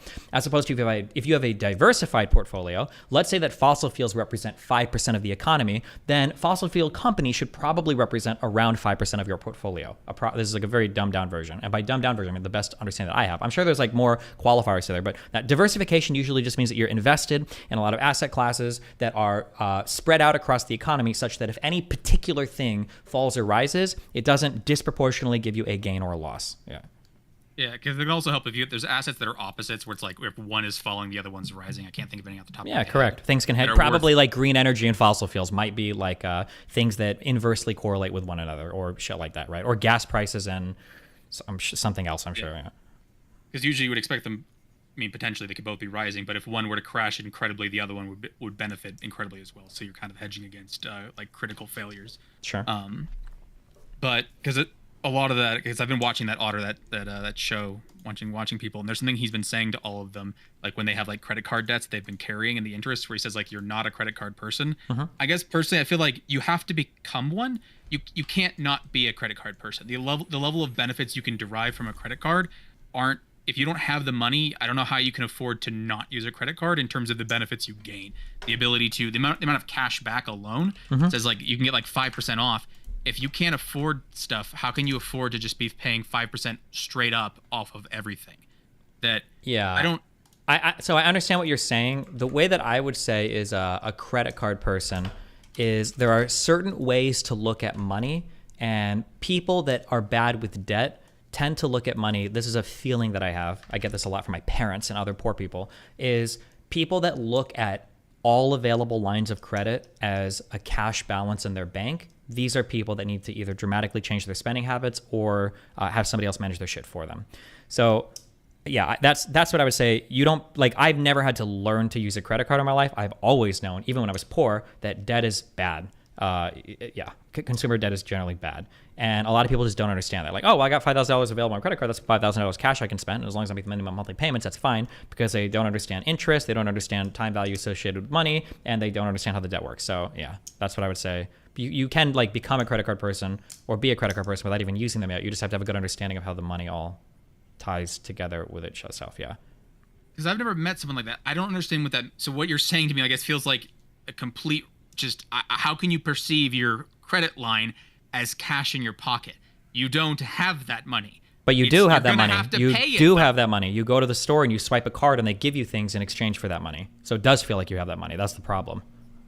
But you still have to have cash at some point in the future to pay that money. So like you're not paying it in the moment. That's a future problem. That hurts my brain that like I've never seen I've never had my credit cards off of auto payments where they auto pay at the end of the month, and I just have it like auto give me cash for my cash back. Yeah, a lot of people do that. My uncle by the time he died, I think he was showing, I want to say it was on like $20,000 of income, because he did most of his work off books, building shit for people. But his primary job was like a 7-Eleven gas station person. So I'm pretty sure his final tax returns, I think his 1040s were showing like around $20,000 of income. He had around $25,000 of credit card debt. I didn't even know how that was possible. I offered to like sort through his finances once to help him out, and he brought with me like the book where he'd written down like everything that he owed, and some of these cards had like $5,000 or $10,000 available on there. Like these cards at that point in my life, I hadn't asked for an increase on my balances, but he had like more credit available to him than I did. And I was making like 5 times, 10 times as much money as him. And I'm like, how the fuck does this even work? And he said that like, well, anytime I can't use a credit card because it gets declined, usually what I do is I go home and I call the credit card company and I say, hey, can you increase the credit limit available on the card? And as long as he'd been making the minimum monthly payments, they'd increase the credit limit. Sometimes they double it. And that's how he would just keep building more and more and more and more debt. And so I don't know maybe my uncle was exceptionally stupid when it comes to managing debt. But I feel like a lot of poor people, when they look at like credit available to them it's the same as fucking cash, basically. Yeah. They don't perceive the idea that money's that you do have to pay that at some point. Like, yeah, it's insane. Yeah. Somebody in YouTube chat said, you're lying. People like this don't exist. And if they do, they don't get a credit card. I wish that was the case, my friend, but that doesn't seem to be the case. But yeah, my uncle died with like, $25 or whatever $1,000 of credit card debt. So technically it worked out for him, I guess. Yeah. That, I've started believing it as I've been watching that auditor guy more. The more people talk about where they have all these, they keep buying things, but you don't have any money. If you have if you had like $10,000 in your credit card, let's say you have another $10,000 to spend, like that you could spend, but you already know you need $10,000 just to make that go away, and when that interest hits, it's gonna hit you hard. Like that you. What do you mean? It never hits. It's just always there in your monthly payments. A minimum, I guess. That's something I saw my dad about. He's trying to explain to me the same thing, where he says that people who view like monthly payments, that they when they say like, yeah, I think this can work, they're talking about. They just see it as a monthly cost. They don't view it as an actual number beyond that. And so it's like, will this car work for our budget? And you're like, no, it's a $30,000, $40,000 car. But they're like, well, no, but the guy says we can get it for $300 a month. And all you think about is that $300 a month, not in. And I'm like, that's just, I guess that's not how my brain works. It's dumb, but like, I will say this, okay? So I'm giving you a warning. I might be totally wrong on this, okay? So if somebody wants to link me something showing that I'm wrong, I'd be interested in updating my beliefs. But I don't think your credit score, I don't think that matters at all when it comes to qualifying for loans. I think the credit score only matters insofar as your rates. If you walk into a place and you've got a credit score of like 520, but they look at your history and you've made, well, no, you wouldn't have a credit score that low. But like, as long as you're making your payments and as long as you have a job and you can show income, people will increase your shit as long as you got the money every month to make the payment. At the end of the day, I think that's all they care about. They might look at your FICO and they might use that to give you a better, like a prime interest rate or premium interest rate or something like that. But for the most part, as long as you can make the payments and as long as you have a job and as long as you've got a history of paying on time, I don't know if they give a fuck about your credit shit, your credit score. They're just looking at like payment history and income. Yeah, I think that's the case. So, yeah. Does this ever come back to, because I feel like I know people who don't make that much money, but the sheer amount of stuff I see them have and trips they go on, and I'm like, I wonder if that's like, if you're taking it on credit, when does that come back to bite them? Like, there's ever a point that it feels like it just goes on forever? There's just like, yeah, no, their credit just forever goes up. And you're like, there's really not a breaking point here? I don't. What do you mean? Well, the breaking point is going to be at some point, the monthly payments get so high that they have to chill on their spending and then they're just capped out getting fucked by interest until they declare bankruptcy, I guess. But it doesn't matter at that point. Like, it's okay because the credit cards have probably made all their money back in interest anyway. So even if you discharge the debt in a Chapter 7, like, fuck it, we made money on interest and fees. So, because the amount of money you're losing when you have to pay interest, your monthly payments get high like that you're not even, like, the thing that you bought could have been long gone, broken or otherwise, and yet you still have a debt and you're still paying for it monthly for something you don't even have anymore.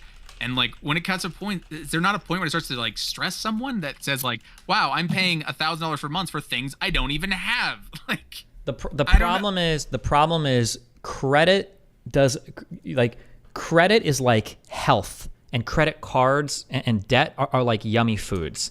It's really hard for me. If you eat a huge chocolate chip cookie, you don't get fat right away, but you get the reward of the cookie right away. Right? Now, you might get fat down the road, but you get the good shit right the fuck now. So when I walk into a store, well, here's a huge TV. I could buy it or I could wait like 2 months, or I could have that TV right the fuck now. Not only do I get to buy the TV now because of credit, there might even be promotional shit. First 2 months, no payment, or 12 months, same as cash, 0% APR. There might be all these incentives. Like, so I'm already, first of all, because of the way human brains work, because of the way time discounting works, you're already incentivized to buy it immediately because I don't have to pay for it now. I can just give you a credit card. I don't even need a down payment. So you can already like charge it later. And then there might even be more incentives on top of that. So if you're not like very financially or just financially literate, yeah, it's very easy to get sucked into those debt traps and think you're making good decisions. And you can even hear people like justifying the dog shit decisions using like this weird rationale that like almost sounds like it could be true. Have you ever played poker? Yeah, I love Texas Hold'em. Oh, do you know a lot about like? Have you ever heard of like implied pot odds? Not off the top of my head. You can use a lot of stupid math in poker to make it sound like fucking retarded decisions you're making are actually really good ones. But it's the same with like finance too. You can like, yeah, well, it's 12 months, same as cash. And if I buy the TV now, well, it's on sale. It's Black Friday now. If I wait 2 months and I buy it, it's going to be more than even the interest I would have paid if I don't pay it off. Like, people make all sorts of stupid decisions like this. Like, it's so dumb. Yeah. Yeah, but part of me also wonders, is it the fact that I don't have to pay interest or pay anything on my credit card is dependent upon people who are that stupid? Like, they're making their profits off of them, so they're okay with not making any profit off of me. A large part of it is, yeah. But they also make money in fees and stuff, too. Like, when you swipe a credit card, there's a 2.5%, I think that, yeah. Yeah, which is why when you buy something big, sometimes, like, they'll only let you put so much of it on a card because they're not willing to pay the full percentage on it. Yeah. But, yeah, I guess that was a mind-boggling thing to me. I've never wanted debt. I've always thought about interest and things like that. When like, this is money that's just going down the tubes, why would I want to do that? And it was bizarre to me to find out there's people that view things solely in a monthly payment. Yeah. I mean, like, yeah, have you ever seen like a car commercial? I don't know if they still like this. I'm going by 20 years ago. I haven't watched TV in like 20 years. But car commercials all the time, they would almost exclusively advertise monthly payments. Be in a Honda or be in a Toyota Corolla for under $299 a month, or lease this for $350 a month, or 0% APR means that for $200 a month, and blah blah blah. Like, it was always, it was always that. There was a TikTok, I can never find it again, but there was a guy who didn't know what a lease was, and like, so he thought he was going to be owning the car at the end of the lease, not realizing that he'd have to give the car back at the end of the lease, and so that he's like, and I'm like, that's gotta hurt. That goes, you're about to.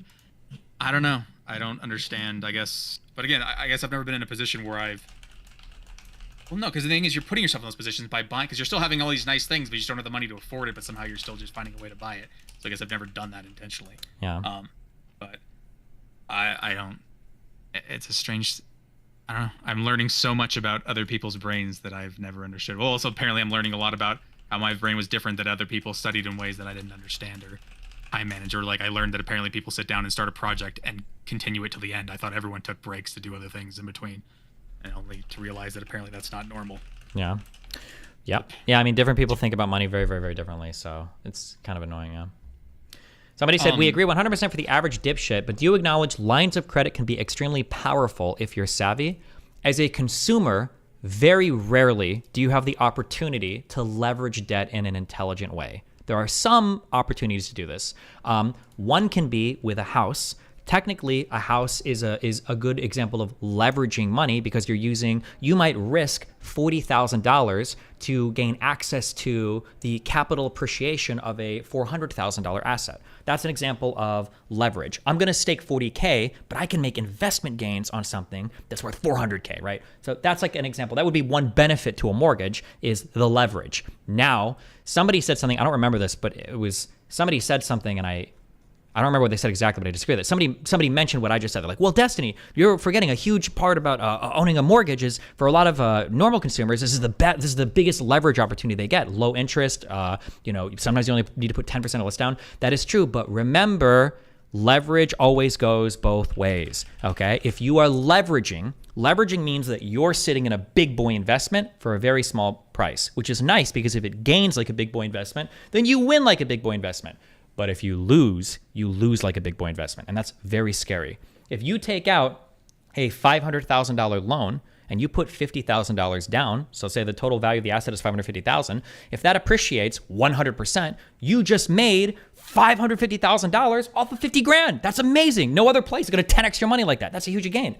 But if your house loses half the value, now you're a Robin Hood trader on Wall Street Bets. You just leveraged $50,000 and you took 50 grand and you managed to lose $250,000 on it because now you're upside down in your mortgage. With upside down meaning you have negative equity. With negative equity meaning the total amount that you owe on the loan for the house is far more than the actual underlying asset value, than the value of the house, right? So I'm just saying like that argument can go both ways. You can't, when you leverage money, leveraging is not good. Leveraging is just a thing. You leverage it meaning that you're spending a little bit of money to have a big amount of money, basically, or an exponential effect, both up and down. That it can exponentially help you and exponentially screw you. Yeah, sure. I don't know if I would say exponentially, but yeah, you can definitely, the leveraging is, also, somebody, oh, sorry, Because I guess the same thing when you're mentioning for debt, like, because it feels like if you get enough debt on yourself as well, it almost encourages you to get more because what's another, if you're $100,000 in debt, what's $101,000? The difference really is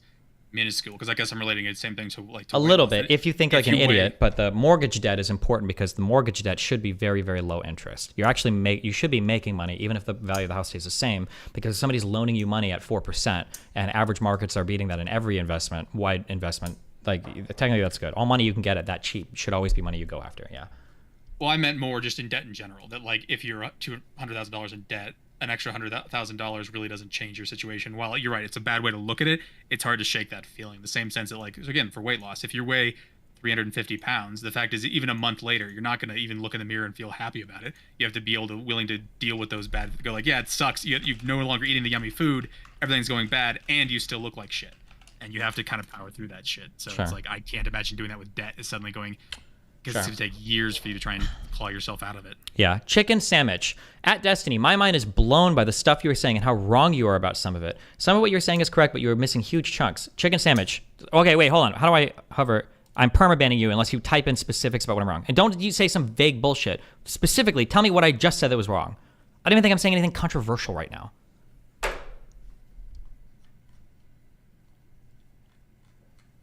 Fucking moron. Okay, sorry. Keep going. When it comes like just for the ADHD thing, would you be able to describe how Vyvanse actually affects you, like in terms of like how you would see things normally and then how you see them when you're on Vyvanse?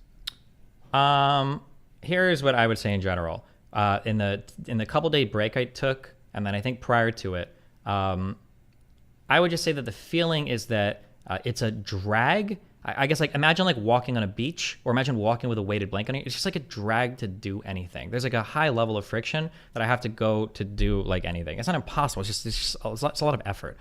Whereas on my Vyvanse, I can just do things. So like if I'm around the house and I need to like do 3 tasks, let's say I need to take the trash out, let's say that I need to do and fold my laundry, and let's say that I need to change the sheets in the bed. I feel like if I'm on Vyvanse, I would just do these things. It'd probably take me 10 minutes, I guess. But if I'm not on Vyvanse, it's like everything is a drag. I might go to my room to change the sheets, but like when I get to my room, I'll bring my phone so I can check Reddit, see if anything's going on. I might sit on the bed and maybe check a DM or two.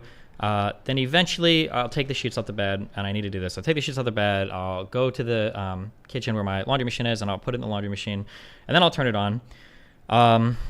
The next thing I need to do is take the trash out. I'll probably check Reddit again. Maybe I'll hop on my computer to see if anybody's like talking there. And then I might get stuck. If I go down a black hole, then we're stuck for an hour or two. But whatever. Eventually I'll get up because I know I need to do the trash. It's like that. That's just like the day-to-day, I guess. It's just like every stupid fucking thing will grab my attention, and it's just hard for me to get through tasks. I feel like a fucking retard, basically. But if I'm on Vyvanse, I'll just like, I need to do this, and then I do this, and then I do that, and I go to this. It's like very easy. Is there a reason like for Vyvanse? Is there something they chose that one over others? Because it feels like, I mean, there's like Adderall, Ritalin, there's all these, like, there's all these ones. Do you know why they might select one over another? Because I've never, like, I don't. Because I had tried Adderall and it felt like it was beneficial, but I ended up getting prescribed something else, and I don't know if it's going to actually end up helping as much the same.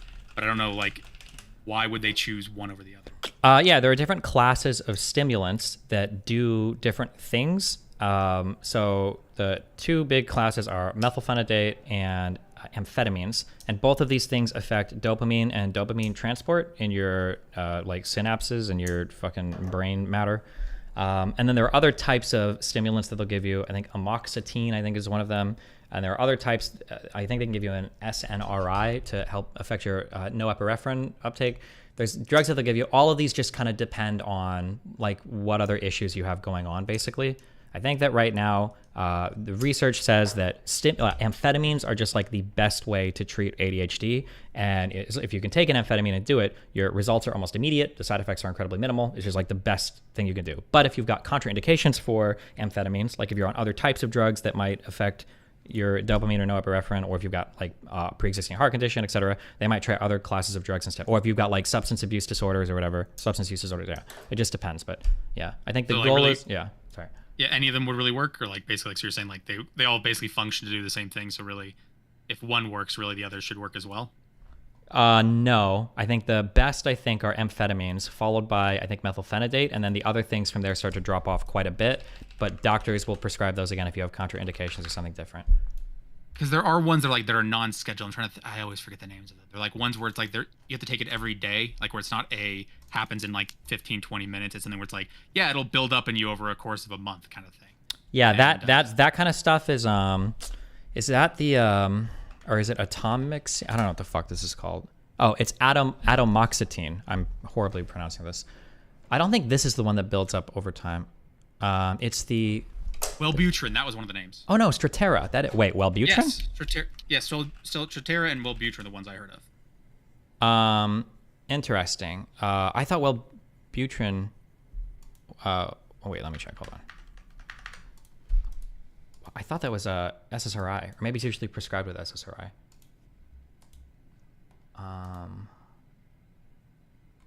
Fuck me, I don't know. I'll look this up. Wait, it is a Wellbutrin. Oh, that's an SNRI? So maybe something that's used in additional, because I don't know if you where you were at, but from me, you can't actually be prescribed a stimulant unless they see you in person. So you can't do a telephonic or video call and have them what state are you prescribe I'd rather not say. Oh, okay, sorry. Yeah, in Florida that's not a thing. Like, sure. Yeah. For attorneys, you generally shouldn't tell you what state, because it's too like. Yeah, I understand. You can look this shit up. Yeah, I got it. Yeah.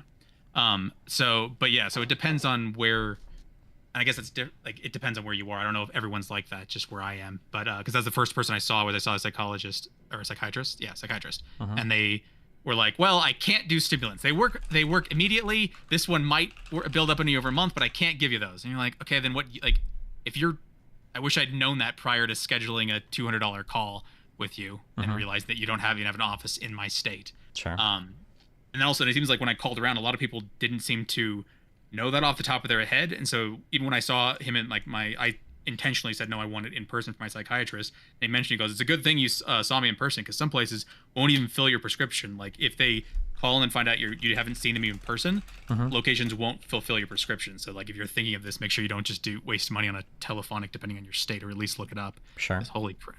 Yeah. It's frustrating because I'm of the mind that says that it's hard for me to even perceive a difference. When I first took like Adderall for the first time, I didn't know there was a difference in myself. Like it felt normal to me. And then when I spoke to people, everyone seemed to see a massive difference in me, that their ability to understand, or like that me to communicate or explain things to them, was infinitely better than what I would normally do. Interesting. Did people have that effect on you? Can people tell when you're on it or not? Yeah, if you're close to me, you can, but in public, I would say never, because people just don't understand how any of the medication or how ADHD works at all. Like prior to me getting on Vyvanse, like the whole meme was everybody, Zerka and a fuck ton of other people, like, oh, this guy must like be fucking cracked out or using meth and all this shit like all the fucking time and blah, blah, blah, blah, blah.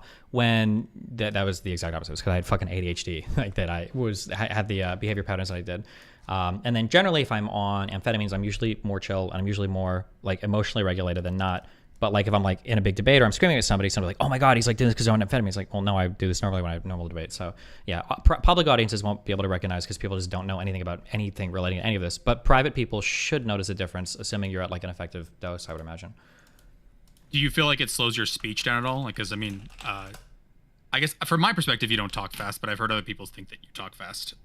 No, I think that the only thing it helps, or the big thing that helps me with it, is if I'm talking to somebody that's just like a chill convo, I can let them finish their statement. I don't feel as much of an urge to cut them off or to finish their sentence for them, because I can just be a little bit more patient and wait. Yeah. Yeah, because, well, I guess that's one thing that I've had people accuse me of, because I can start to talk fast depending on if I'm excited or upset or getting defensive. My speed of my speech can start to go up, which also then makes it difficult to communicate. People start to make assumptions about you if you're talking fast, where it's like you're trying to sound smart, or you're trying to cover something up, trying to talk so fast. You're like, no, my brain just is going that fast. And that was one thing that was assisted with me a lot in terms of discussing with people, being able to slow myself down. But I was curious if you had a similar effect, because it feels like there's a wide variety of effects that these things can have on people depending on how ADHD or ADD affects you. What do you mean by that? Like, what do you think? Wide variety of effects. So, I guess because all I have is I've perspective from my younger brother, where the way with the problems we had and how this seems to affect me. So like I said, so for me, Adderall, what I've taken it's slowed me down a lot. That it made it a lot easier, especially for my profession. My ability to communicate and have people understand and agree with my ideas is kind of paramount. Yeah, of course. And so the ability to slow myself down and again it's not even a matter of that I'm wrong. It's about, again, I think I've mentioned this to Pisco when I was arguing, is that being right is only half of the solution. It means nothing if you can't convince someone you're right. Of course. And if you're talking quickly, especially when if someone's being critical of you or criticizing you, or if you're in a high stress time, that's kind of the most important time to slow down. And so for me, Adderall seemed to like make sure that I never speed up. So if I get defensive or I feel like someone's so wrong and I really need to explain to them why they're wrong, you start talking so fast, and so your brain's going 2 million miles an hour that they're not even listening to you anymore. They think like, oh, he's speeding up because he knows he's wrong, or that you're getting so excited that becomes the focus, and you can no longer even have a discussion with them anymore. And it becomes rather frustrating. So Adderall slowed that down completely, and like removed that problem entirely, that I didn't start and stop sentences. I didn't so that those excitable moments, while they felt good in my head, the problem is it wasn't coming out the right way. So from my perspective, a lot of it's where when I first took Adderall, I didn't think it was affecting me at all. I was like, oh, I guess Adderall doesn't do anything for me. And then I had a conversation with my father, and he goes, what's going on with you? And I go, what do you mean? He goes, you're not starting, like that he was just kind of go through all the things I would normally do, and says, you're not doing any of those things. I'm like, oh, I guess this stuff is having an effect on me. And so it was difficult for me to necessarily perceive what I was and wasn't doing based on Adderall. And so because it seems like for you were saying like you would not go do something, and somehow it's removing those walls for you to go do things that you really should go do. Yeah, I might be a person that has a higher awareness of it because I have to be so self-aware or critical, since I'm like streaming and on camera fucking all the time. So maybe I'm just more aware. Maybe if I was just like living on my own and like I didn't stream or whatever, maybe there were like changes that I wouldn't notice as much, because why the fuck would I? But since I'm like streaming all the time, I kind of have to be aware of like, how do I present myself? How do people perceive me, etc. And I kind of have to be aware of these things. Maybe, I don't know. Because my only perception prior to taking it, my only perception of ADD and ADHD meds, what you see like on TV, where either the person becomes hyperactive and they like write a whole screenplay in a single night, or suddenly they became zombies and just stand there and can't move. And it's like I didn't understand what exactly was happening to eat. Like, why would one medication have two wildly different effects on people, and why were people using it to like study and things like that? What is it having a different effect on them than it would have on others? And so, like I said, for me, it seems to have a varied effect, but a very beneficial effect in particular for my profession. But no, it's been a bizarre ride. But also, I'm not a big.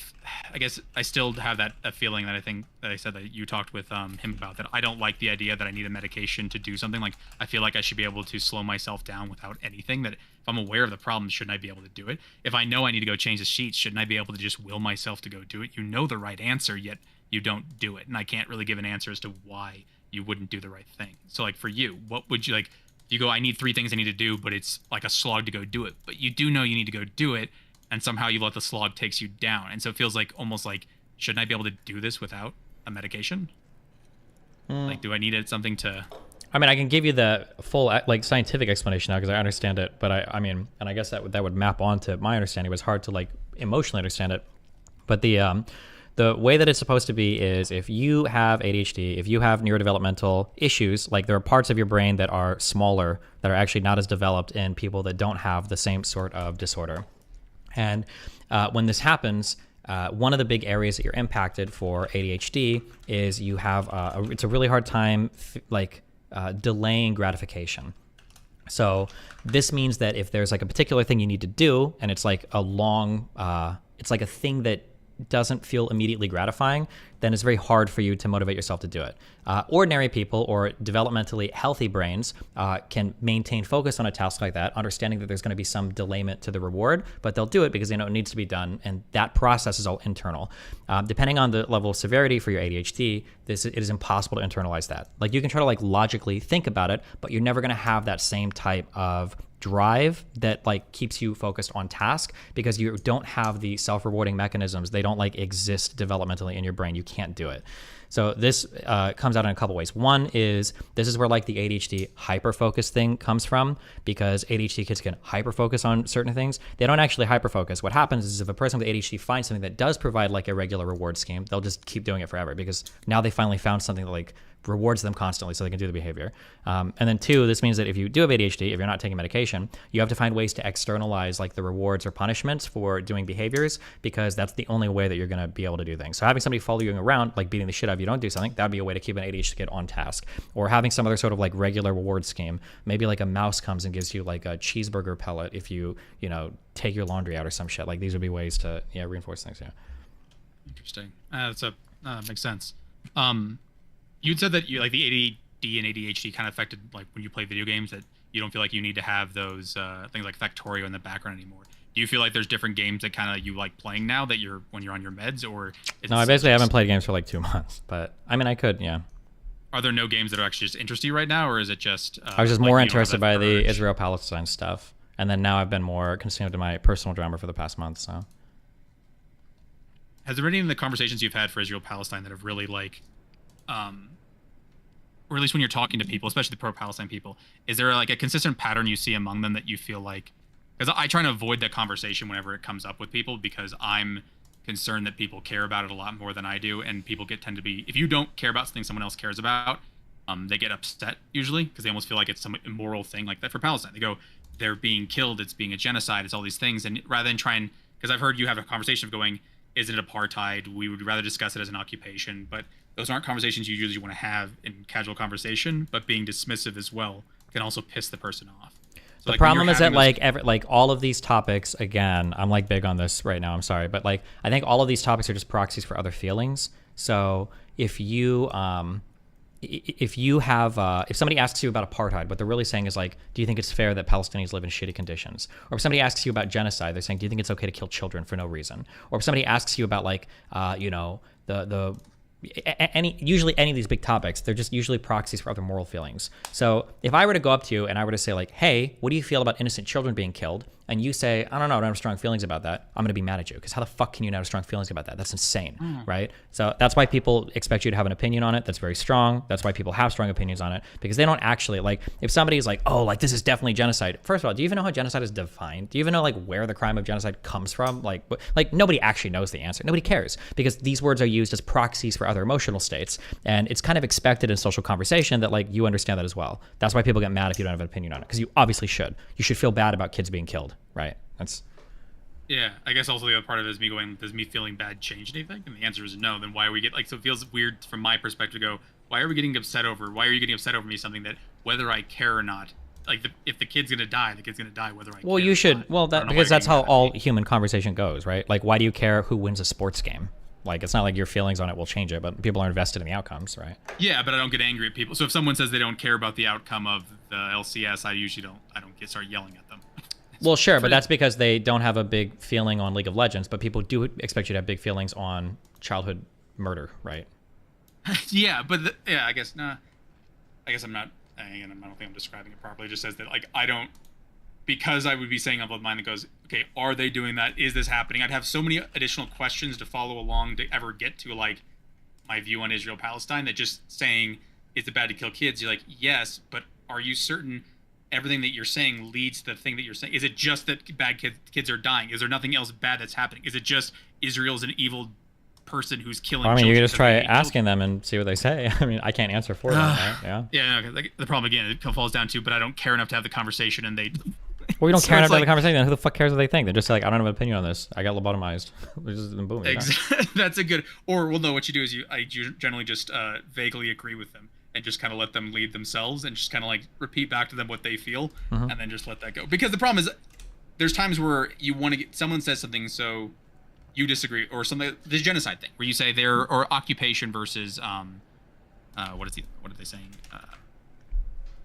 The occupation versus apartheid or apartheid, what? yeah. Oh, sure. So that if someone tries to call it apartheid, that I could describe why I'm like, okay, well, I wouldn't really call it an apartheid. That what you're really talking about is an occupation. Like what I guess I'd be mimicking what you've said, where it goes, resolve the occupation, resolve the apartheid. There was one thought I had about that was that it oftentimes seems like people are using words that almost speak to the solution that they want. That if you want to resolve an apartheid, what you do is start treating people equally, which points towards like a one-state solution. If all the people in that country are treated equally, they're all citizens in one country. If you call it an occupation, you're pointing towards a two-state solution because the solution to an occupation is to stop occupying them, which means to leaving two separate states. And so when someone wants to call it an apartheid, they're never going to want to call it an occupation because that would point towards a solution they don't want, a two-state solution. And so no matter what you say to them, it feels like they're never going to agree to that. Have you... Maybe, but again, this just goes with what I said earlier. When people call it an apartheid, they're not doing like a fact-based analysis of what's going on. They're just saying they don't like the conditions the Palestinians are in. And then if you disagree with them, all they hear is, I think that they just hear you saying like, well, it's not a big deal. So like, that's literally it. Like, yeah. Like I think that's the start and stop of everything.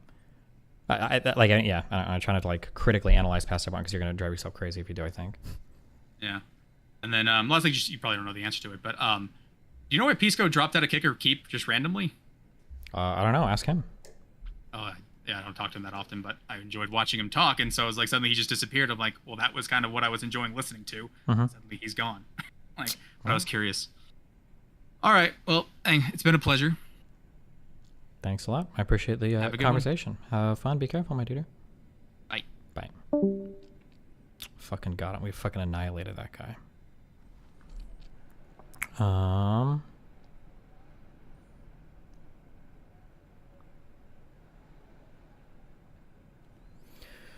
Let me use this quick. I'll be back.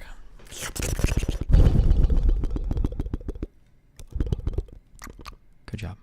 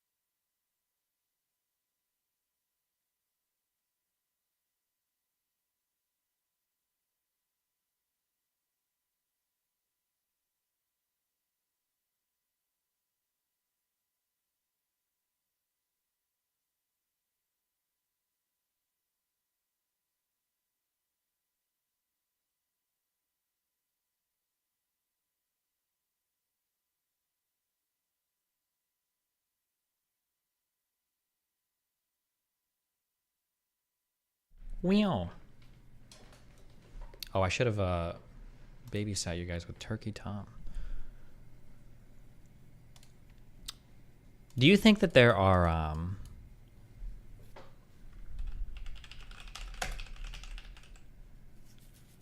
is there a name for like collective delusions where we all pretend one thing but we know we're like meaning another?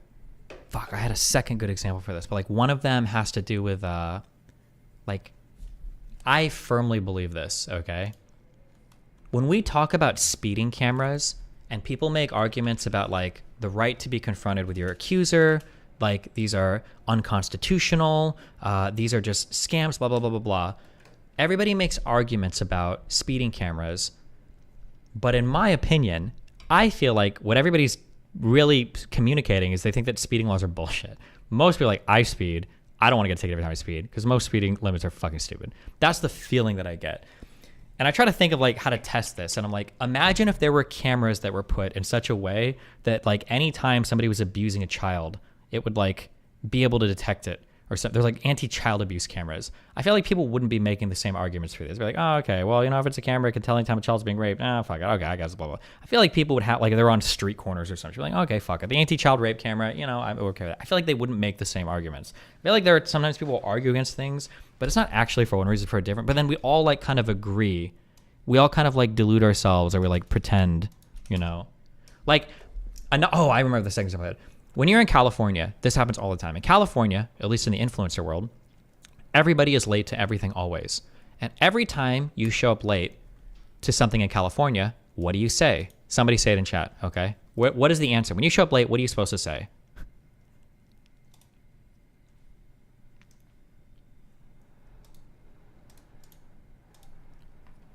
Yeah, everybody's saying it. Traffic. But I've got Google Maps. You've got Google Maps. Traffic's no different today than it was yesterday. But you never call someone out on it. Nobody's gonna be like, what do you mean traffic, bro? We live in LA. There's always traffic. Were you not ready for it? Did you not expect it? Did you not plug it in your map? The reality is you're late. But then like the person looks at you like, oh, okay, traffic was bad. And then we all kind of like engage in like the collective delusion. We're like, oh, okay, yeah, that makes sense. I don't know. I feel like there's gotta be like a name for like these types of things where we're all kind of like playing a game and pretending that that we're saying something when we're actually saying something completely different. I'm not sure.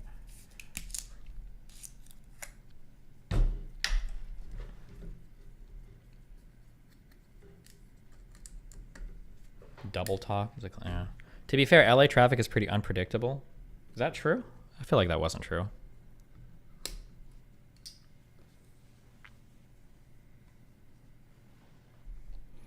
Amaranth sees Destiny's point about why is Amaranth... What, is she talking about my life?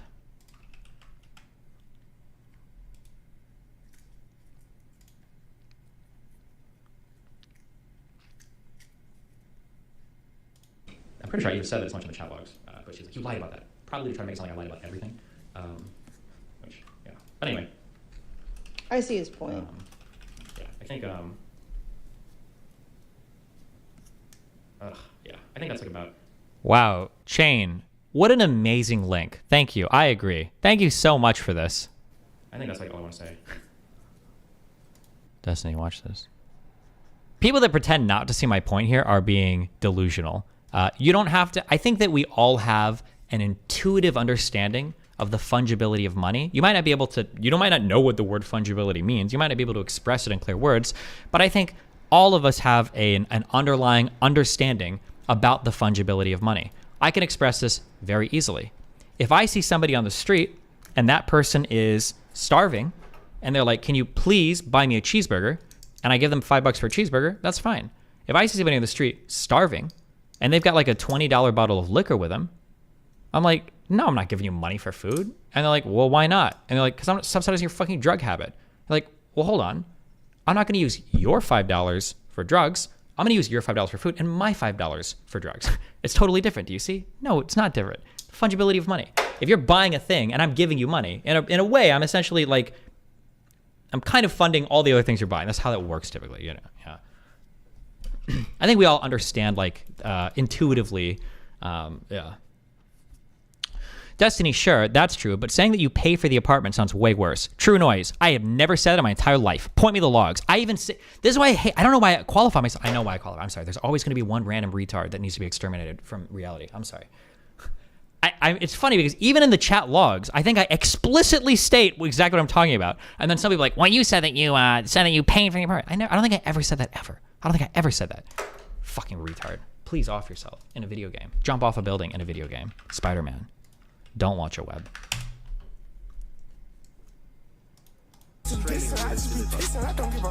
Wait. Is that Jamorant? Is that Jamorant? Wait. What is Jamorant?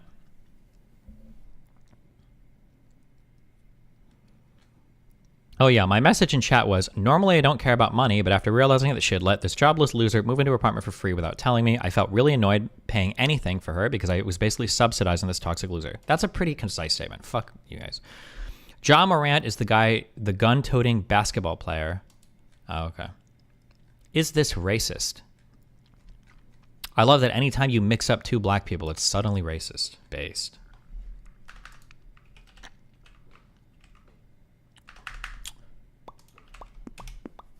What is this? Nah, that's an old emote. Oh, I don't know why I just heard that. Never mind, I thought you were... That anything, and I can't believe it even fucking went live again and tried to make everybody sympathetic. I'm like, oh, fuck. And Well, see, but from what I've experienced, when people start saying stuff like this, it's just copium because they're already like plot committed to the route that they've chosen. Now they're just trying to detach themselves and break away. So they'll get themselves hyped in an angry way, so it makes it easier for them to like move on. So that's what I can't believe I didn't say that, which is because she already has a new route and she's committed to it. Oh. Yeah, that's true. Wait, why am I watching this? Why are you linking me this? If people, this is really common, that when a person walks away from something and they didn't want to, remember cognitive dissonance, I'm leaving something that I don't want to leave. What can I do? Do I change my actions or do I change the way I view the thing? You change the way you view the thing, right? If you get banned, what's the first thing every guy says to a girl who curves them in DMs? I didn't like you anyway. You were an ugly fucking bitch. I'm glad you said no. I was fucking playing a prank the whole time, right? That's always, people will try to like emotionally re-encode their past experience with the thing to make it seem like it was like always bad or stupid or whatever, blah, blah, blah. Yeah. I have never heard that in real life. You might not have heard that example, but there's a lot of times in real life where people will say things like, oh yeah, I dumped that guy. That guy was an asshole. Fuck him. I never liked that dude. It was always a horrible person. This guy, fuck this guy forever, blah, blah, blah. And it's like, why the fuck do you date this guy for 2 years? What do you mean he was always horrible? What the fuck are you talking about? People will do that. People do that a lot. Yeah, it's stupid. Wait, fuck. Did I just copy paste too much? Destiny, would shooting this guy through the door be considered self-defense? Oh, fuck, we're not doing one of those today, okay? Fuck that. Is there a good way to avoid harmful coping with cognitive dissonance? I mean, just like make sure that you have a good way of analyzing the world. I don't know, like cognitive dissonance is normal. You're going to run into things that aren't what you expected, and you have to resolve those things because like you can't live with contradiction in your mind. It fucking destroys you. I don't know, just...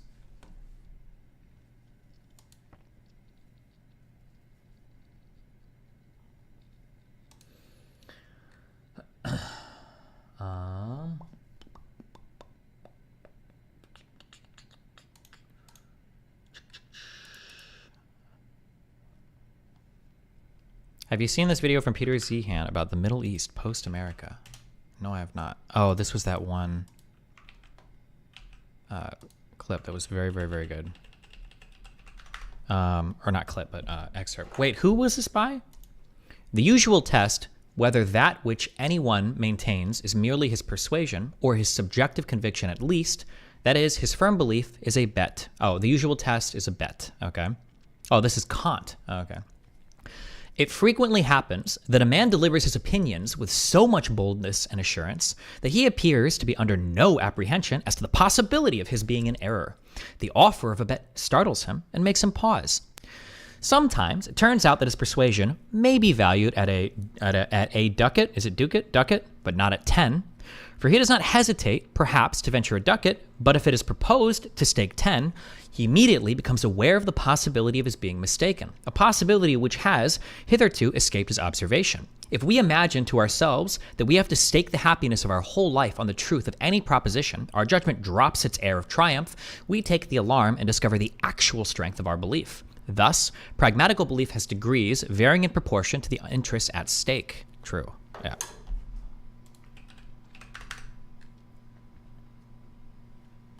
It's the ducat? I don't fucking know what this shit is. For the next in our series of the regional geopolitics in a post-American world, we're going to talk about the Middle East. And as with all of the others, you kind of have to break it into 3 chunks. First of all, the role of the United States as it leaves. Number 2, the role of the regional powers as they rise to take actions. And 3, the role of whatever extra regional powers might play. So first of all, with the United States. The United States has never been involved in the Middle East for oil, or at least not in the way that most people think about it. Throughout most of modern history, the United States has been the world's largest producer of crude, and especially now with the shale revolution, it's a net exporter again. But even when it was importing, it got almost everything that it needed from the Western Hemisphere, with Canada being a large supplier, Venezuela, and Mexico. Even at the height of American energy independence, the vast majority of sourcing was from within North America, with then a bit of a kicker from Saudi Arabia. The reason the United States has traditionally been involved in this region isn't oil for itself. It's oil. Is it oil for its allies and the security interests and geopolitical interests of its allies in the region that are heavily invested in oil? It's my guess. Oil for its allies under the global trading order. Yes. So that is your Germanys, that is your France, that is your Italy's, that is your China's, and all of the... So not just the OPEC countries, but also the people that they trade with and they get their oil from, right? Yeah. Which the United States has been involved, have been there to, you know... As soon as you're arguing with somebody and they break out like the whole, we just went to Iraq for oil. It's like, bro, kill me. Okay. Keep gas in the tank for the global system by really however you define it. So keep that in mind when you think about the United States and oil in the Middle East. It's usually in order to empower others. That's no longer relevant to the United States. Now that the United States is a significant exporter of crude, we see our European allies as either getting crude from us or being on their own.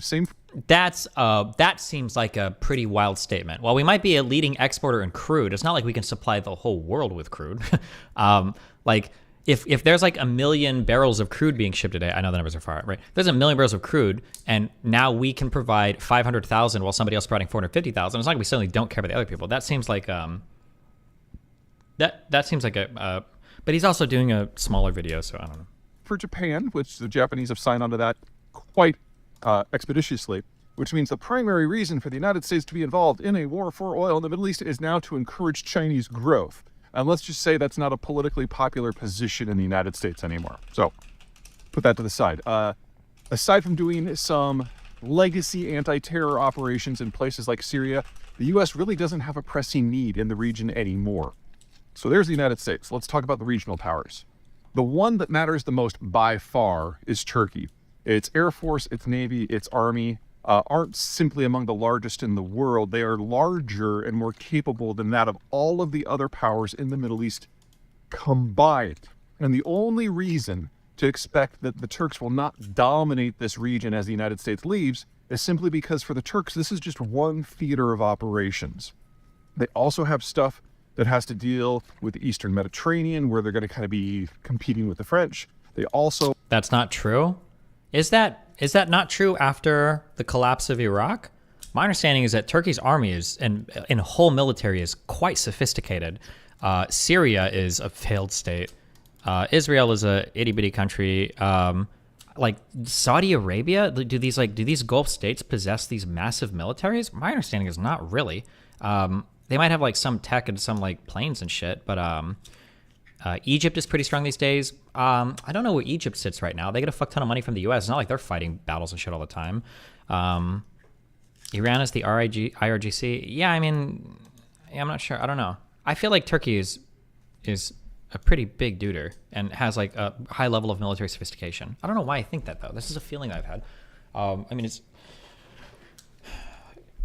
I don't know. That's just a feeling I have, I guess. I don't know why I have that feeling, though. Where does that feeling come from? Because it's not like I can't think of any like huge military operations that Turkey's been involved in. I don't know like what role they played in like NATO missions and shit. I know they have planes. I know they can shoot planes down. They shot Russian planes down when they were flying towards Syria. They obviously pushed into Syria with little to no resistance, but Syria is basically a failed state.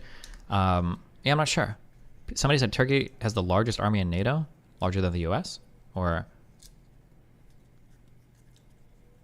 yeah, I don't know. I'm not sure. Saudi Arabia military budget is 69 billion. Turkey's is 15.5 billion. What does Saudi Arabia do with their military? Why do I feel like I've never heard anything about like Saudi Arabian military excursions? Maybe it's like all related to like Yemen and shit, or like I know for all the Israeli stuff, they'll like ship some planes over and stuff, but I don't remember hearing about like any armies marching or like airplanes like flying that they're piloting and shit. Or yeah, do they do anything besides besides bombing Yemen?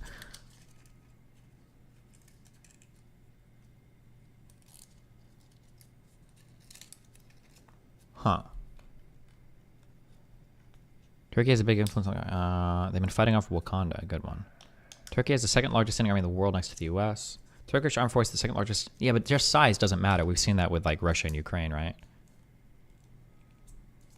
Yeah, I don't know.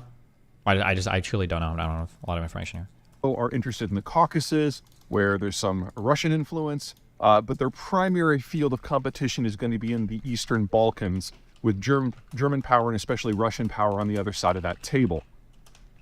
Because of that kind of differentiated, more holistic approach to the region, the Turks are never going to be able to focus completely on places like Iraq. So it's a place where they have interests, but they're not able to put their shoulder into it. There are two countries that can't put their shoulders into it, and those are the regional powers of Saudi Arabia and Iran. Now, obviously, the Americans and the Iranians haven't gotten along since the revolution in 1979, and there doesn't seem to be any movement on either side of the American political aisle to change that. But one of the things we've seen with American foreign policy vis-a-vis Iran is that we're trying to find a way to move past the impasse. And the issue is, if you're going to leave a region, if you don't want to be involved in regulating the day-to-day minutiae and atrocities that go on, you've got to do one of three things. Number one is just cut and run and never look back, in which case you will have no influence over what happens. Number two is to appoint a successor. And because the Turks have such varied influence in various places, and because their interests are rising and falling, they were never a good kind of anointed follower, because they're going to be doing things for their own reasons, which are often not going to line up with American interests. And even if they could focus on the Middle East, you know, there's always going to be something in the background competing for their attention. So that leaves Saudi Arabia and Iran. And if you're going to anoint a successor of Saudi Arabia, you have to somehow get past the point that the Saudi military can really only function in air conditioning. It is arguably one of the best capitalized militaries in the world with some of the most leading edge tech, but they don't know how to use hardly any of it. So choosing Saudi Arabia's successor is really never a viable option. And of course, Iran is on the other side of things. So the remaining strategy is to establish a balance of power that you can kind of manipulate from a distance. And believe it or not, that is what the Iran deal was under the Obama administration, was to kind of re-elevate Iran so it's no longer under extreme sanctions, so that Turkey and Saudi Arabia and Iran could all counterbalance one another. Now, I know a lot of people have a lot of opinions about that. Okay, I don't care about this. I do care about this. Speaking of Turkey. It's funny because, like, I guess not having a direct democratic process creates an environment where you unironically literally have to pay attention to what the fucking discontent from the citizenry looks like, because they don't have like the neutering impact of like feeling like your voices matter every couple of years or whatever. I mean, I guess they did have some semblance of like elections, like an electoral process, but like ultimately, because they didn't have that, there were revolts. So you have to pay attention to it, because if people are genuinely frustrated. Why do you think most people consider the Iraq invasion a mistake, such as horrible as it was? From my understanding, Saddam Hussein was a really bad dude. Most people seem to think our invasion was just for oil, but if that video has any merit, that doesn't seem to be the case. Someday I'll look into this more, because I keep saying, I don't know why we invaded Iraq the second time. The reason why it was a mistake, though, is because it seems to be that we went under false pretense or unjustified pretense. The WMD stuff that didn't really seem to materialize in the way we thought it would, or they claimed it was going to.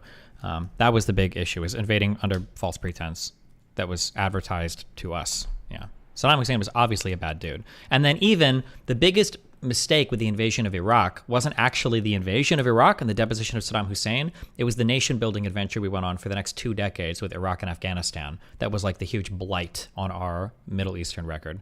But then that's also hard too, because it's like, well, you know, with Libya and Gaddafi, I think we killed him. We didn't kill him. We fucked the shit up and then he got killed.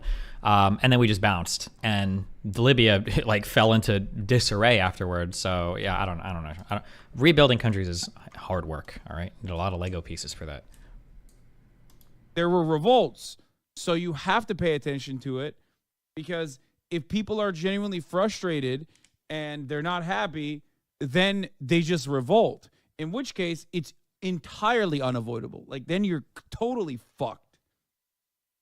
So in a weird way, the lack of like modern democratic process that you that we look at and enjoy and celebrate is almost neutering that old way of forcing everyone to actually try to pay attention, so there isn't like a built up resentment that causes actual systemic collapse. Modern representative bourgeois democracy is the ideal form for capitalism because it tricks the masses into thinking they have any control over the government. Seems familiar?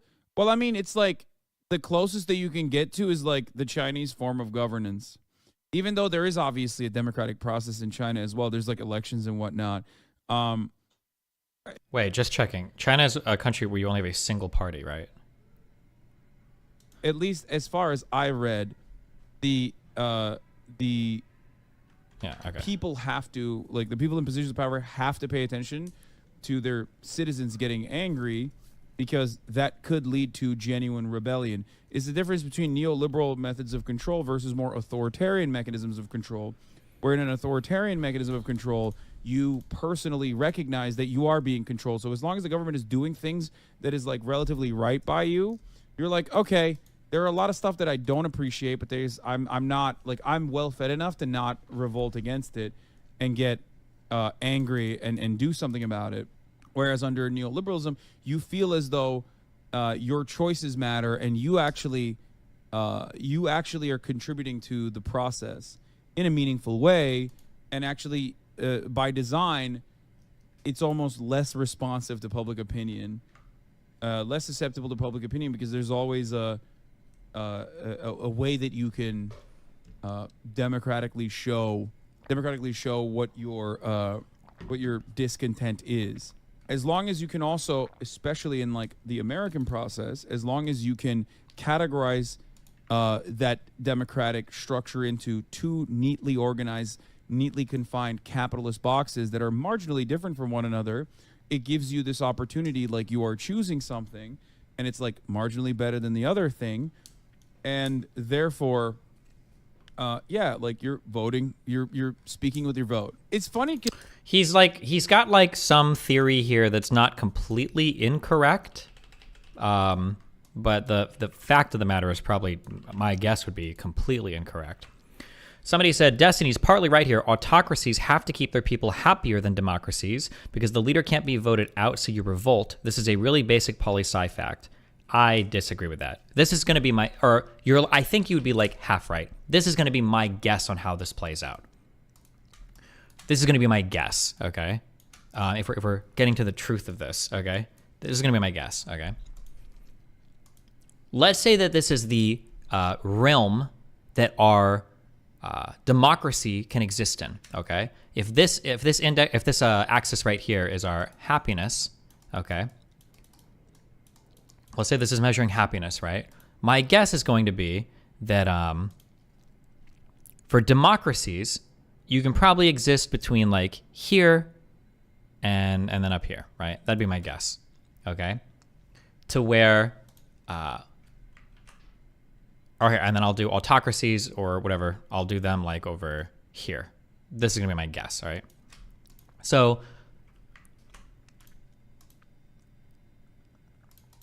basically, if you're up here in a democracy, your people are fine and your people are happy and your people are big chillin', okay? Your people are fine, your people are happy, you're big chillin', okay? If you're fucking up right here, people are gonna vote differently, okay? People are gonna try to vote you out of office. They're not fine, they're not big chillin', and they're happy. And if shit gets super fucked, they're revolting, and now we're in big trouble, okay? However, because it's a democracy, my guess is gonna be that your tolerance for government fuckery is going to be a bit higher because you think you can still vote and you've got democratic alternatives, so you can keep voting, blah, blah, blah. So you're not going to like revolt right the fuck now, but you will revolt eventually, right? If it gets like so fucked. Now, because autocracies or authoritarian things can't be voted out, you're basically big chillin' until you hit a certain point. However, at some point, you're probably going to revolt, but because you have no democratic remedies, that point is probably going to come a little bit earlier than down here. So there's probably some threshold here where you'll revolt quicker than you would in a democratic society. But in the democratic society, you're going to be pushing for reformations to stuff way quicker than you would in an autocracy, because your only way to reform the government in an autocracy is to coup the government, essentially, right? That'd be my guess for how this works. Yeah, that'd be my guess. But also I'm basing this is all a feels argument. I could be totally fucking wrong on that. Stay mad. But also, all of the other underlying analysis of like the neoliberal controls and blah, blah, are fucking stupid. So fuck him.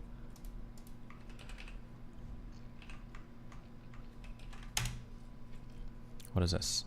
But you're actually killing them all right now. It's not theoretical. We can all see the dead babies. We can all...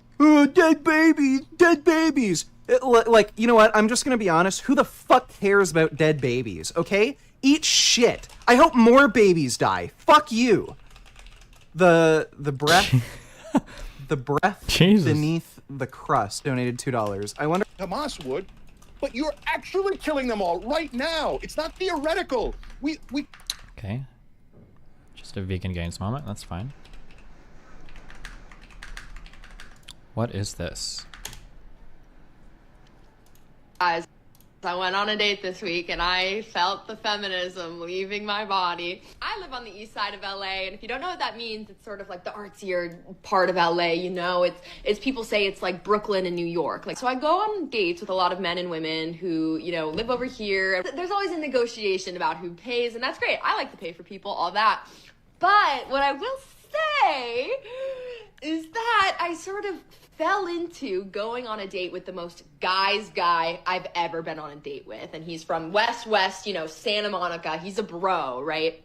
A guy's guy is usually not my type. Like, I cannot remember the last time that I went on a date with like a straight bro, you know what I'm saying? But it befell me. It befell me in an organic fashion. So I'm on this date with this guy, and the thing about a guy's guy is he's putting his card down. He's paying for everything. And I really it sort of activated something feral in me, I'm not gonna lie. We went to like another bar, and he was gonna go to the bathroom, so I was getting prepared to pay for our drinks because he's been paying all night. Of course I'm gonna pay for the next round. But as he's going to leave for the bathroom, he turns to me and he hands me his credit card and he goes, "Here's my card, get us whatever." It might be time for me to get away from all these, you know, liberal snowflakes on the east side. I'm so curious if this is a... I actually could totally believe that this video is real, but this is also like, it's the perfect bait video. There are like so many different, like perfect bait moments in here that it's impossible to tell. Like, yeah. I will say this, okay, that if you are a super progressive woman and you spent a ton of time only talking to, I don't want to sound mean, but like super soy, effeminate, ultra progressive guys, that if you go on a date with somebody that is more masculine, or if you go on a date with somebody that is more, I'll just say more masculine, that can actually be a really good feeling where you're like, oh shit, this guy's got a backbone. I don't have to worry about like pronouns or whatever. He just used retarded as a joke. He seems like to be like more confident and assertive and blah, blah, blah, and not like asking me if it would be offensive, blah, blah, blah. Like that actually can be a really good feeling. I've heard this from a lot of progressive women. Okay. I hear this shit all the time. Okay. That is super true. So that's why, even if this is exaggerating, I do kind of believe it. Okay. The thing is that people will cite this as like example for why progressive guys suck because they're too effeminate and blah, blah, blah, blah, blah. And it's actually kind of true. But what you don't see videos of is you can also run into conservative women that when they go on a date with a guy who's not an unbelievably schizoid, emotionally retarded man-child that has no concept of how to hold a conversation, how to not be completely self-centered, and how to be a little bit considerate of the person that they're hanging out with, that's also an addictive feeling. Because like, oh shit, like I can go on a date with a dude who doesn't make the entire conversation about himself and is actually like somewhat attentive to the things that I'm saying, right? So this is always, there's always like, I've always said this when I go on these shows and no one believes me. I don't care if no one believes me. Fuck it or whatever. Having a healthy balance of masculine and feminine traits is really important because it helps you catch a whole wide variety of different people because people are attracted to a healthy balance of masculine and feminine traits. If you take a super progressive girl who's only been with like effeminate soy boys and throw into a conservative dating pool, she'll like that for a while. But on the flip side, if you take a conservative woman who's only dated like the ultra bravo, fucking schizoid conservative types and throw her into a pool of effeminate guys that are more emotionally in tune, she'll also like that. It's like, yeah. So women want what they don't have? No, everybody just enjoy it. Like the grass is always greener for everybody. That's not just women, that's men too. That's funny though that you would assume that men don't also want things they don't have, but okay. Destiny, please check out this seminal IR paper on dictatorships and keeping populations happy for selectorate satisfaction. One of the best papers I read on my National Security Master's program. Wow. I will... We examine formally the link between domestic political institutions and policy choices in the context of 8 empirical regularities that constitute the democratic peace. We demonstrate that democratic leaders, when faced with war, are more inclined to shift extra resources into the war effort than our autocrats. This follows because the survival of political leaders with larger winning coalitions hinges on successful policy. The extra effort made by Democrats provides a military advantage over autocrats. So this makes Democrats unattractive targets since their institutional constraints cause them to mobilize resources for the war effort. In addition to trying harder, Democrats are more selective in their choice of targets because defeat is more likely to lead to domestic replacement for Democrats than for autocrats. Democrats only initiate wars they expect to win. These two factors lead to the interaction between polities that is often referred to as the democratic peace. Huh. This is a paper published in 1999. Oh, I read the abstract. I feel like I can debate this paper now. Thank you.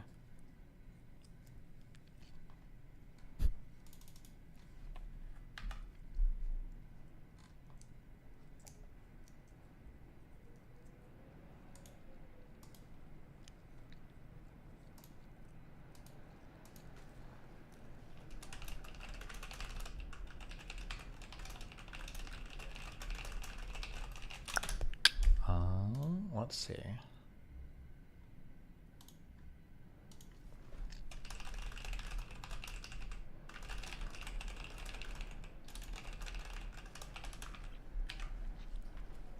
What's the next big research topic? I don't know. I think we're just waiting for the new year to roll around so all of this other drama and shit can roll off me. Traveling is not a hobby. Hobby is an activity. Traveling is like 30 activities and every single one is an absolute dopamine dump. Of course you like traveling. You literally spend a shitload of money to experience novelty. Oh wow, I really enjoy being able to go to a new place, do new things, and experience exclusively new stimulus. Good reminder that if someone says like to travel as a personality trait, they're literally as close to retarded as you can be without trying to be 21. I mean, like, this can be true and it could also not be true. It just depends on how you engage with it. Me and Mel used to argue about this a lot, I remember. But like, because you can travel to where you just like to see different sites, you like to explore like historical things, you like to go to museums, you blah, blah, blah. Like, that's probably one way of traveling. Or you could just go to like big cities like Paris and Tokyo and London and like do the tourist things. Like, I don't know. I mean, I'm not sure. I hate traveling. I hate all kinds of traveling. Even the dopamine pump traveling. I hate it all. So, yeah. So after yesterday's mental break you had, I'm more certain that Islam is the way. Your level of uncertainty has one ending. You ending yourself. What a joke. Wow, Ahmad Drasha. How do you feel about the fact that there will never be a global caliphate for the rest of the future of the world, and that your shit-ass dog fuck religion is broken into 60-some different countries that can't even agree on how to run their shit anymore? How do you feel of the fact that the Ottoman Empire was defeated by a bunch of liberal cuck institutions, and that you will never get back the whole global spread domination of your dog shit fucking religion? How mad does that make you? Be honest, all right?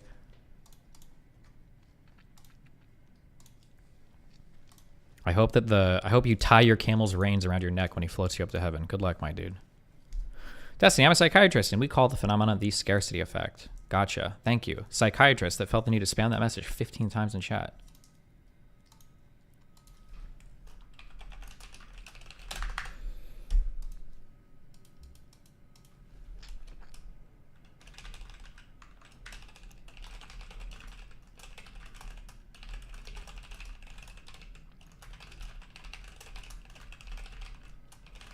Do the thug shake. What does that even mean? Destiny, did you ever end up picking up a good anime for that one friend you wanted to have over? Well, I made them watch Steins Gate, okay, which is a good anime. Although they gave it a 7 out of 10, which is questionable on their part. But fair. It's old. If I have time, they leave on the 22nd. I kind of want to watch Madoka Magica. I haven't watched that yet. They haven't said it's a good anime. And it's Lily's favorite anime. And it's only 12 episodes.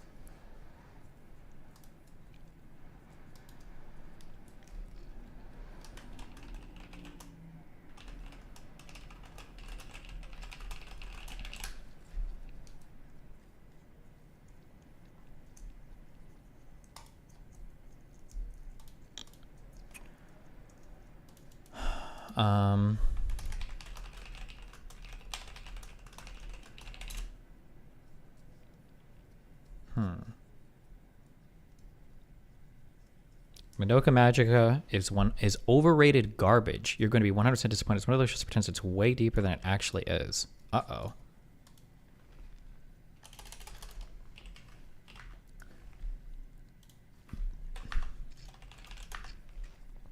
Same as you feel seeing Melina happy with other dude and they both coming for your money. All right, Ahmed. We'll see how that works out for them, okay?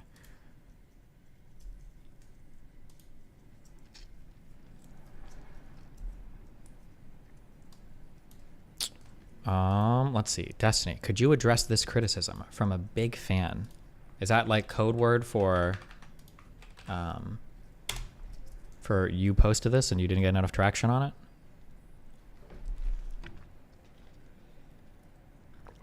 Am I the only one that fully appreciates the positive impact he has on the world by publicly doing this extremely hard work to influence better conversations and positions about incredibly important topics, but finds the content regarding his personal life utterly destructive to this cause?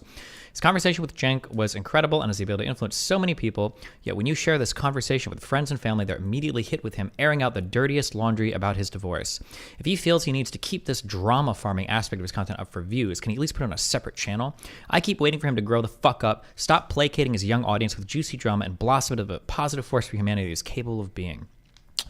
Hold on. Edit. Addressing common responses here. Destiny needs views. He's always been public about his personal life. While I acknowledge that interpersonal drama yields a lot of views and views are necessary for business, I'd argue that Destiny's exceeded the need for drama farming. As Destiny and his audience grow in age, interest in his personal life will wane, where interest in his ability/transparency as a researcher and debater will grow exponentially over time. What are the most popular shows right now? Isn't it like the Kim Kardashian shit? But 2, everyone loves drama. The biggest value I see in Destiny is what he offers that others do not, a good faith, reasoned approach to getting to the truth of an important matter. Our world is absolutely overflowing with drama, cynicism, and people exploiting bias confirmation. The value of someone publicly using their brain to both grapple with large problems and how to honestly approach solving large problems cannot be overstated, and that value will persist much longer.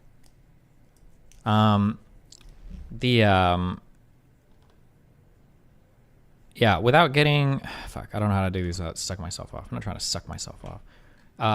one of my strengths is that I've always been like, we've had a variety of interests. I started out as a professional gamer. We do politics. I've also fucked your mom. Okay. I do all sorts of things in life. Sometimes I'm going to talk about things that you really hate. It might be we did a lot of mushrooms and now we're talking about mushrooms for a month, or we're talking about ADHD medications and diagnoses for a month. It might be stuff having to do with my relationships that always are pretty public because the other people I'm dating are streamers or other blah, blah, blah, blah, blah. That might be the thing for a month. Because you have a very narrow view of what a person who talks about something looks like, I will never conform to that narrow view. And I don't give a fuck. I think intellectual topics are fun. I think it's fun to debate and research and be intelligent. I also think it's fun to fuck chicks and do drugs. I'm okay with that. I'm okay with having all of these facets of my life being relatively open. And if you don't like it, or if you are worried that if you share a video, somebody might see other things, then that's fine. I'm probably not the content creator for you. There's plenty of other people whose only lives exist online to show you like one sliver of who they are, which by the way, I'm not even insulting that. That's fine too. You could do that. You know, nobody knows what Ben Shapiro's personal life looks like or what video games or movies he enjoys the most, because he doesn't talk about it. That's not as much what he shares, but that's fine. But I don't know why you would watch me if that's the thing that you, if that like super triggers you, because a lot of my content has been like bombastically outside of just very narrow political debate research stuff. But criticism makes Destiny very mad. True. KJV, Isaiah 34:7, and the unicorn shall come down with them, and the bullocks with the bulls, and their land shall be soaked with blood, and their dust made fat with fatness. Okay.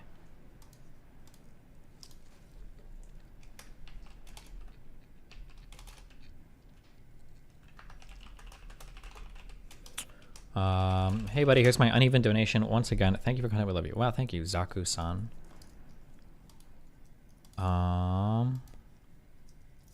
Famous viral influencer made fun of your financial TikTok takes. Wait, what? Hold on.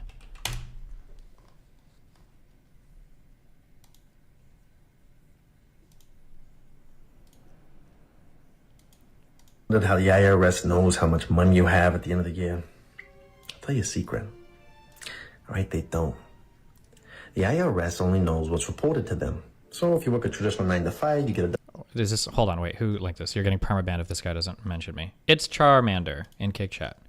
Good luck. Better hope he does. W-2 form, right? And your employer files a similar W-2 form, and if those two numbers match up, you're fine, you're in the green. If they don't, that's when you get an audit, all right?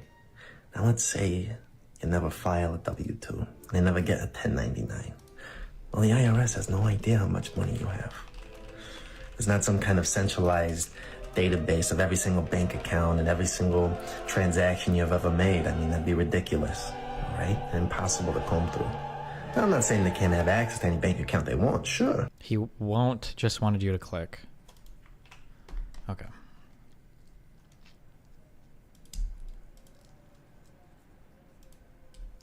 What is this? Translation, I'm Jewish and I want my Israel-Palestine content back. Based.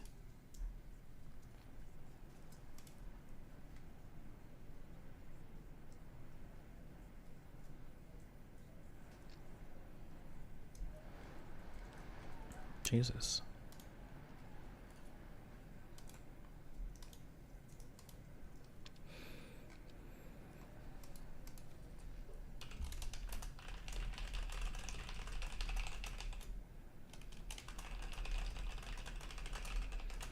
All right.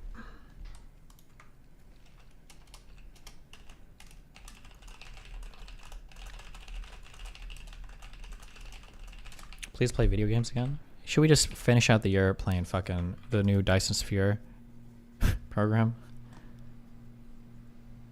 With titles like this, why bother putting in the work to explain the context, defend, run PR, enable, etc. for this incoming second red pill wave? August kind of clickbaited with this, but it's also not untrue. But also, red pillers will think whatever the fuck they want anyway, so why, like, yeah, fuck it. Gaza hospital director admits Hamas used medical complex as operational hub.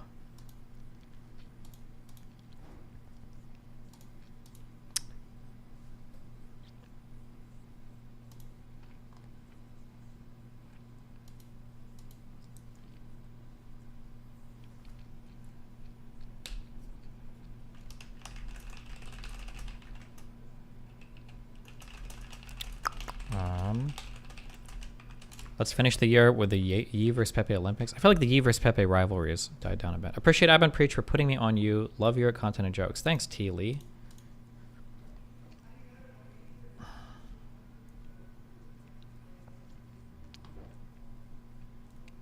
The only other show more overrated than Madoka Magica is Monster. Do not ever get baited into watching that indescribably dogshit show. You will feel gaslit. Only retards with no taste think any of the characters are interesting or the moral questions asked in the show are meaningful. The people that will tell you it's good did not enjoy it. They're just lying because they think it makes them seem tasteful. Jesus. Wait, do you like the anime Monster? I don't think she can hear me. Wait, what is that chatter's opinion on Hunter x Hunter versus Vampire Slayer? Now I need to get your take on this. Your weigh in on this. The unhinged anime takes, guys. Practical Magician, thanks for the 5 gifted subs.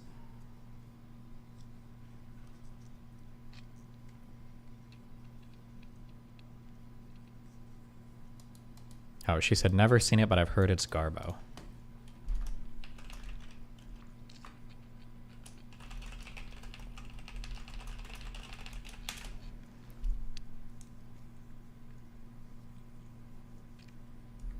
Conspiracy Brain Friend sent me this. Something to watch. Schellenberger meme.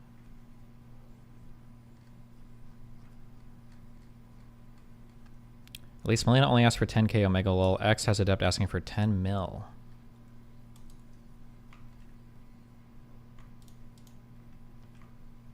Do you think if I tweeted this out and said me when I watch anime, do you think I would get canceled for this?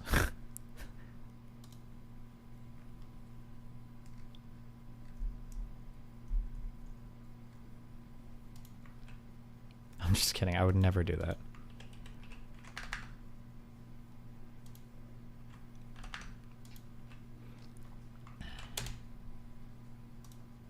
Hey Zara, what the fuck is this? You got me fucked up right now. You got me fucked up that they thought this was okay. This is their newest campaign, by the way. Does it remind you of something? The literal genocide that is going on right now? Newest campaign, by the way. Zara, what the? Hold on. Zara's latest campaign features bodies wrapped in a white cloth / bag amongst rocks and rubbles, analogous to the images coming out of Gaza. You got me fucked up right now. You got me fucked up that they thought that this was okay. This is their newest campaign, by the way. Does it remind you of something? The literal genocide that is going on right now? This is so incredibly insensitive and so incredibly fucked up on so many levels. And don't forget that in 2021, that's the first time that I ever heard about Zara, by the way, was because of this. Zara's head designer, Vanessa Perelman, openly shared Islamophobic and anti-Palestinian statements online. In those messages, she said, maybe if your people were educated, then they wouldn't blow up the hospitals and schools that Israel helped to pay for in Gaza. The people in my industry know the truth about Israel and Palestine, and I will never stop defending Israel, and people like you come and go in the end. Israelis don't teach children to hate nor throw stones at soldiers as your people do. The past 75 years of Is this girl's person? Are they Palestinian or supposed to be? Or I have trouble keeping track of the identities sometimes. Does she have one of those kerfuffles on or whatever? Is that? Oh, I think this means she is, right? Oh, Lebanese painter. Never mind. Okay. Just a wokey. It's just a white woman. True. Violence. Wait, hold on. I got an unhinged email.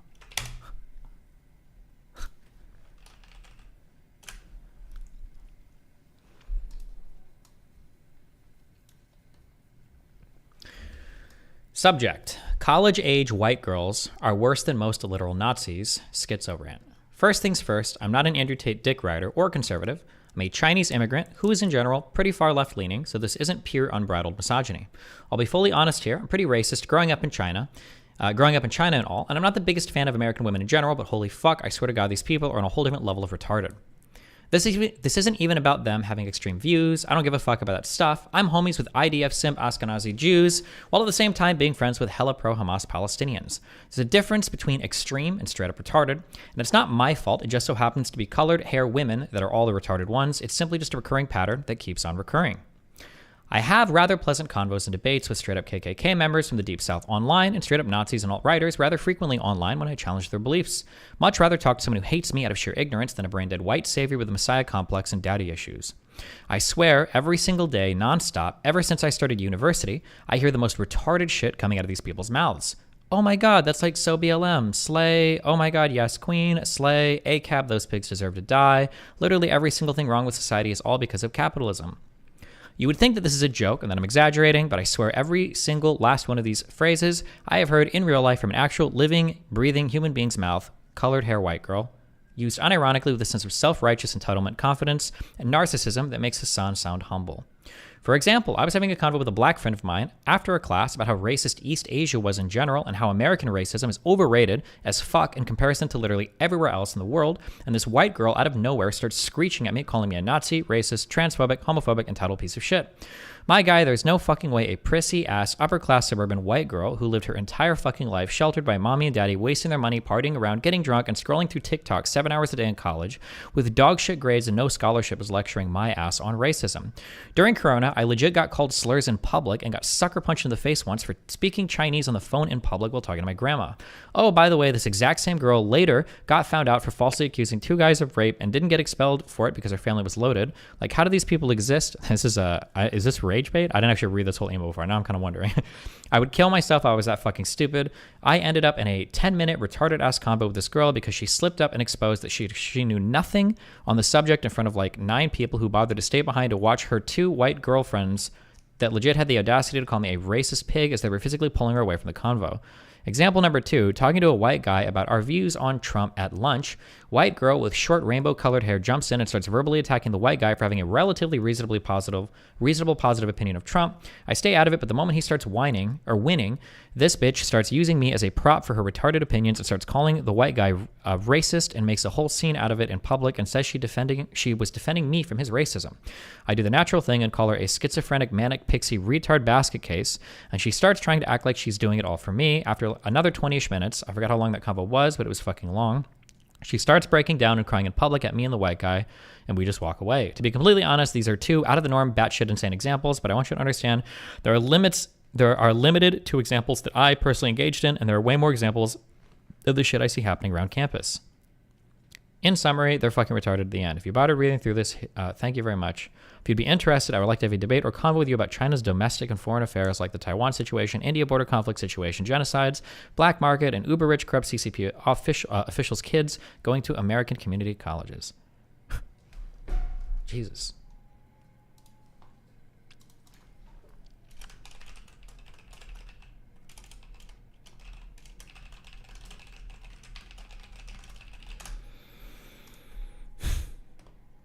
Christ.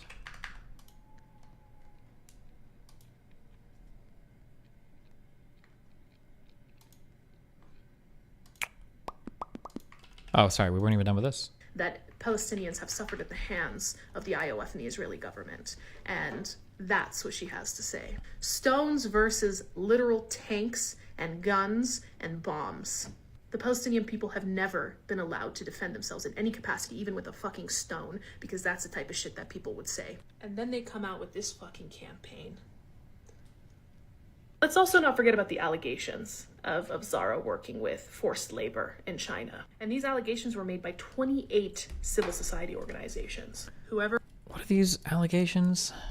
Zara has been accused of ongoing using Uyghur forced labor. Canada's corporate ethics czar says it has launched a fact-finding investigation. Allegations that Zara Canada, etc. Inc. Is working with companies that use forced labor in China. The Canadian ombudsperson for responsible enterprise. What is ombudsperson? Is that spokesperson? It says an investigation in the apparel company stems from allegations made by 28 civil society organizations. Okay. Civil society organizations. Whoever was in charge of that campaign is a fucking idiot. A heartless fucking idiot. Shame on them and shame on the fucking company for allowing that campaign to go through. Shows you exactly who the fuck they are, and it solidifies the fact that they have been a shit company. Fuck that broad, Vanessa, whatever the fuck her name is. Fuck her. Fuck Zara. Okay? And fuck anybody that continues to support them. And this isn't one of those situations where you boycott for a month or 2, you boycott for a year or 2. No. You're never going back to Zara, okay? There's better clothing anyways, elsewhere. You don't need it. You can also just buy it secondhand. I find that shit at the thrift store all the time, okay? Seems like people buy it, they don't end up really liking it. So, shame, shame, shame. Jesus. Anti-Israel protesters targeting a Zara store in Reading, England. Turns out the protesters have no idea about why they're protesting Zara specifically. When there's an anti-Israel protest in Reading, we've heard that they're heading to Zara. I'm intrigued. What did they have to do with this? Let's find out. Genocide! Zara, Zara, you hide! You support the genocide! So I'll tell you in a minute why they're supposed to be protesting Zara. Okay, wait. If it's over the Uyghur shit, don't most of these people think that the Uyghur genocide is fake anyway? I'm so curious what they actually think about it. Oh, Reading is pronounced Reading? Or whatever. Spell your shit right. Fuck you guys. But let's ask them why they think they are. Can someone explain why we're protesting Zara, please? Anyone? Innocent kids are dying! But what's that got to do with Zara? Zara's funding them. Sorry, you just said Zara's funding. Yeah. Zara says something disgusting about Palestine. Go after them. We asked why you're protesting Zara. The reason... Wait, this guy's going to tell us. The reason is because of their campaign. The one that was filmed in September? Yeah.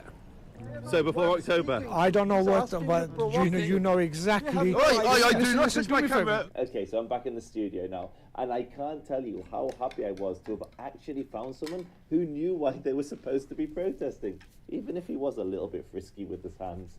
So this is the campaign in question. Zara have explained that it was shot in September, conceived in July, long before the Gaza conflict, and it's meant to depict sculptures in a sculptor's studio. And these low IQ anti-Israel activists think that it depicts corpses in Gaza.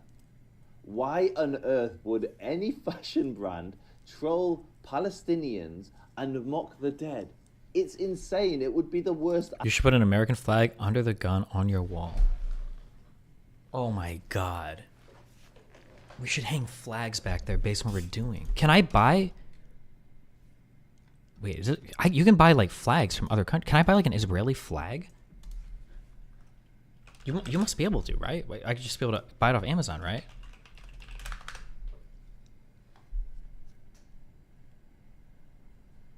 Bro, I should have flag. Oh my God, this is such a great idea. How do I what's like the easiest way to hang a flag on a wall?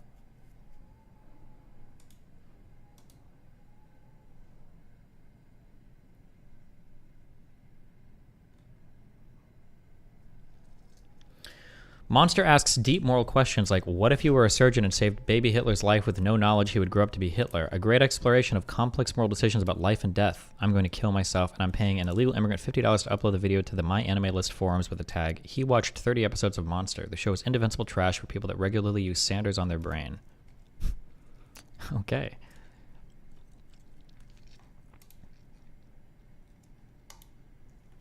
Use command Velcro strips to hot swap flags.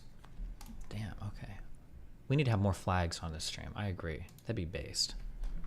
Advertising campaign in How is there still a minute left on this these video? Low IQ fools genuinely believe that's what Zara's doing. Actually, I tell a lie. Half of them didn't know why they were there. These protesters were so clueless. I can't stress how ignorant they were. Take this wee lass. She'd painted the wrong flag on her face, didn't know why she was protesting the brand, and yet there she is screaming at the top of her voice like she's some sort of moral authority. Can someone tell me why we're boycotting Starbucks? Get lost. They put a camera on me, bro. This protest was the perfect example of anti-Israel activism. Most of them had no idea why they were there. They were just going along. To be fair, this is like all activists marching and shit, right? Like With the chance, and the leaders, they knew why they were there, and the reason they were there was absolutely bonkers. there needs to be like a study on, I've brought this up like several times over the past few days now, where somebody is an otherwise reasonable person, or even extra reasonable. They're like, they've done exceptional work in journalism or stuff in the past. One of the Twitter Files guys is describing this. What was the guy's name? Not Schellenberger, but the other guy. Definitely not Schellenberger. What was the other guy's name? Destiny, you said a life goal is positive impact / reach, satisfy the current niche. Do you think a more austere decorum would compromise authenticity versus reach? Also, I don't know. I'm working on it. Okay. Oh, is it Tybee? Tybee? I forget how to pronounce his name. Matt Tybee, right? This guy, was it over Afghanistan and Iraq stuff? Or what was the big thing that he uncovered? Hold on. Or what was the big, he was known for like,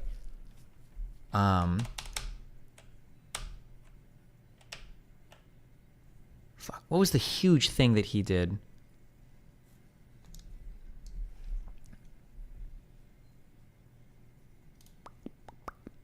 Was it financial crisis stuff? Maybe it was that. But like, I'm pretty sure that Tybee was considered, like, everybody had immense respect for this guy as a journalist. Oh, maybe Barry Weiss might be the person I'm thinking of. I know I've heard Matt Tybee, though, spoken of as very, very, very highly as well. I think Barry Weiss as well, right? Where these guys have these like huge media things, and then they cover some event or something like breaks their brain, and then they just go full retard for like the rest of their lives. And so for these guys, it was like the Twitter file stuff, and it was like, what the fuck? What happened? Man, forget that. Where's our Taliban flag? Put that up there instead. I wonder what will Nathan grow up to be, knowing he is Destiny's child and been co-raised by Melina and her boyfriends. Well, how can your kid possibly grow up to be masculine when he only has one father, as opposed to my kid that's being raised by the most masculine bulls ever known to mankind, and dozens of them? How could you ask for more of a masculine influence in your life than that?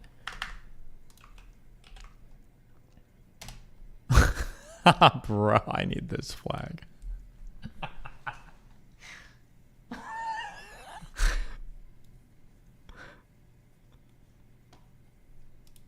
Holy shit.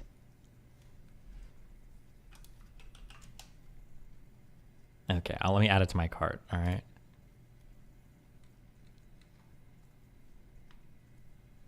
Oh my god. What an unbelievably based flag.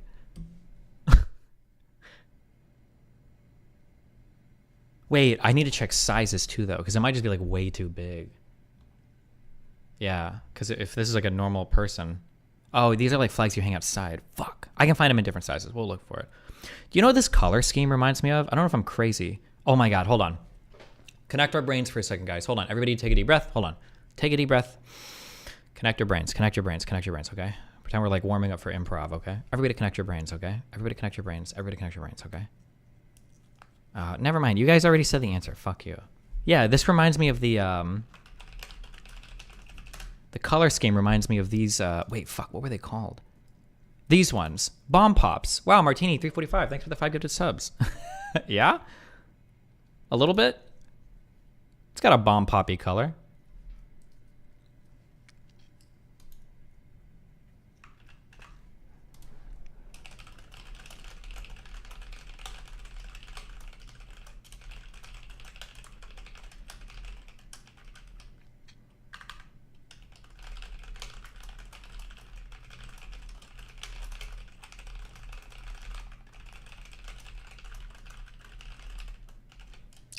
We're in your brain. Nice. Please get a custom flag of the U.S., Israel, and the Taliban guy. Good one. Okay. What is this?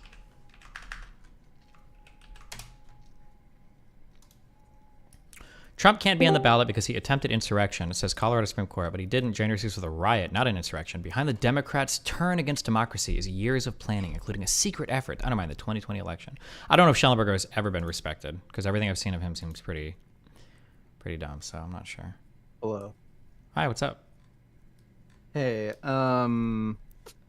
we can talk about please no two veganism, things. please no One of them veganism, could please be no veganism. Fuck. The other could be the jank debate. Let's try the jank debate. Yeah, so I think he did great. It went pretty much as I'd expect, with him just being an idiot and just appealing to emotional bullcrap like dead babies. Okay, I wouldn't call him an idiot, but I understand what you're saying. I think he engaged in poor argumentation, but go ahead. Yeah. I disagreed with at least one thing you said pretty strongly, but I agreed with most of what you said, and I think you missed at least one pretty good opportunity to criticize him. Okay. You said something to the effect that Israel basically cares about Palestinians on a, like, 50-50 basis. I think you said, like, you lean 49 to 51% in the direction that they care about Palestinians. What do you mean? What was the context of this? Like, that they care about, like, their future or their outcome, or what do you mean? Well, no, like Palestinian lives, I believe was the context. Like Jenk said, okay. like asked you, like, do you think Israel actually cares about the lives of Palestinian civilians? And you said something like you lean. Oh, I lean towards like, thinking they maybe... probably don't. That's my guess. Yeah. Well, I would disagree. Well, first of all, I'd actually like to know what you mean by that. Like, do you mean...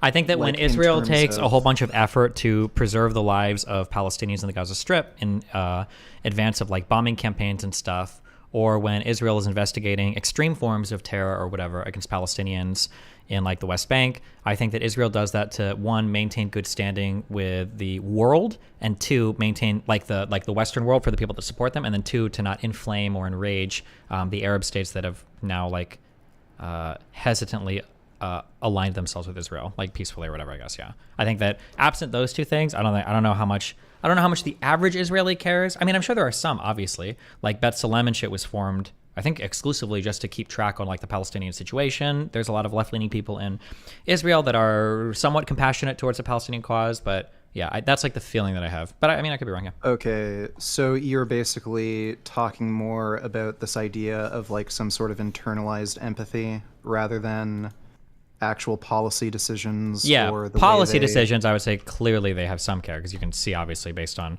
how they conduct themselves. But where it comes from, yeah, I was talking like, do they actually care about Palestinian lives, or is it like a strategic choice? That'd be my... Okay. Yeah.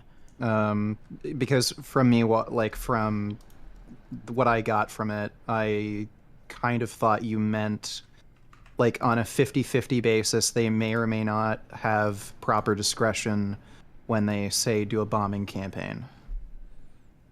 Yeah, no, I feel like the discretion is pretty good, but I also don't know 100%. It's hard to like measure that. Like, it's possible that an evaluation comes out that goes over internal military records and like actually the considerations they're making are woefully inadequate. That could be the case. Or there could be an analysis that says, actually, they probably do it about an appropriate amount of evaluation. There's just not much more they could do to limit deaths here and still be mission effective. That could be the case too. It would be dishonest to me to say I know one way or another, because I don't have access to any of their military evaluations. You can't know one way or another, and like, especially with the state of politics in the region, I think you can like almost guarantee that you could probably find some cases of them lacking discretion. But considering that, again, they're beholden to the international community, they're a democratic society, like the idea that, oh, well, they could just in general be indiscriminately bombing civilians, knowing full well that there aren't valid military targets there, like that idea is pretty ridiculous. Yeah, I definitely agree with that. But like, I agree that they don't indiscriminately bomb, but like, how do Israelis feel about Palestinians? That's a hard one, especially people in the IDF, especially people in military combat, right? When people when you look at those three people that came out with their shirts off that were waving a flag around, there's two really important questions that I bet pop up in Palestinian minds. One is, well, okay, you were willing to shoot these people that came out like completely, obviously not carrying military weapons or anything, and you shot them and killed them anyways. So like, has that been happening to us? And you know, like do they do that to us a ton? And then the second question is probably like, let's say that the same event had happened, but they weren't hostages. Would we even be hearing about that? Would that even be reported? Right? Those two things kind of tie into each other, but yeah. So I've looked into that story a bit. Apparently, when they came out of hiding, or when they ran in towards the IDF soldiers, they were only like tens of meters away. So they might have been like 20, 25 meters away, pretty close. So it seems like it was probably a irrational split reaction that somebody had. And apparently the third hostage was running away, and there was an order called to cease fire. And then somebody shot another burst as that order was being called out. So, and I had a friend that I used to play Call of Duty with who was a Marine who served in Fallujah, and he told me about like issues with shooting civilians. If you're in an area where you tell civilians to evacuate, and there's a reasonable expectation that pretty much all civilians are going to be evacuated, and you're mostly going to be dealing with insurgents, you have a tendency to just shoot anything that moves. Well, I understand what you're saying there, and I think that this was the case in Fallujah, especially, that you would end up with insurgents that were operating among civilian populations, civilians that would approach you fully clothed with bombs hidden under clothes. My understanding is, and I could be wrong because I'm not watching every single story that comes out, I don't think that's happening very much in this current incursion. Like, I've heard of Hamas. Haven't heard anything. Yeah, I've heard of Hamas like firing rockets from civilian areas, but in terms of like dressing up as civilians to get close to the IDF to suicide bomb, I haven't heard that ever happening. Number one, and then number two, the thing that you said about the reasonable expectation that civilians should be cleared out. Obviously, that's not the case in northern Gaza. So there is like the expectation that like there are a lot of civilians that still remain here. They aren't all combatants, right? Even the majority probably aren't combatants, right? Yeah. I know, but when you talk about something like that, I thought in the debate you were a little too lenient to that sort of, or too sympathetic to that idea that the IDF is just indiscriminately killing civilians. Like, oh, look, they even killed their own hostages. I'm not sympathetic towards that idea. I think I pushed back a lot on the indiscriminate bombing. I think with a lot of pretty good arguments against it. But with the bombing, yes. Yeah, but the hostage thing, that was a fuck up, and I think it's important to acknowledge when your side makes mistakes so that you don't come across as unhinged. Oh, yeah. Yeah, like I think that my strongest moments in that conversation were anytime Cenk would ask me what I think should happen. When I start explaining stuff, every time I'm critical of Israel or I say Israel should do this and the rest of the world should do this, he's like nodding and agreeing. But as soon as I say anything that the Palestinians should do, he lost his mind. He's like, no, that's fucking horrible, blah, blah, blah. And I think being willing to like acknowledge mistakes on both sides or being willing to acknowledge a mistake when it happens, I think lends a lot more credibility when you criticize the other side, in my opinion. Well, yeah. Again, I'm not saying it wasn't a mistake. It obviously was.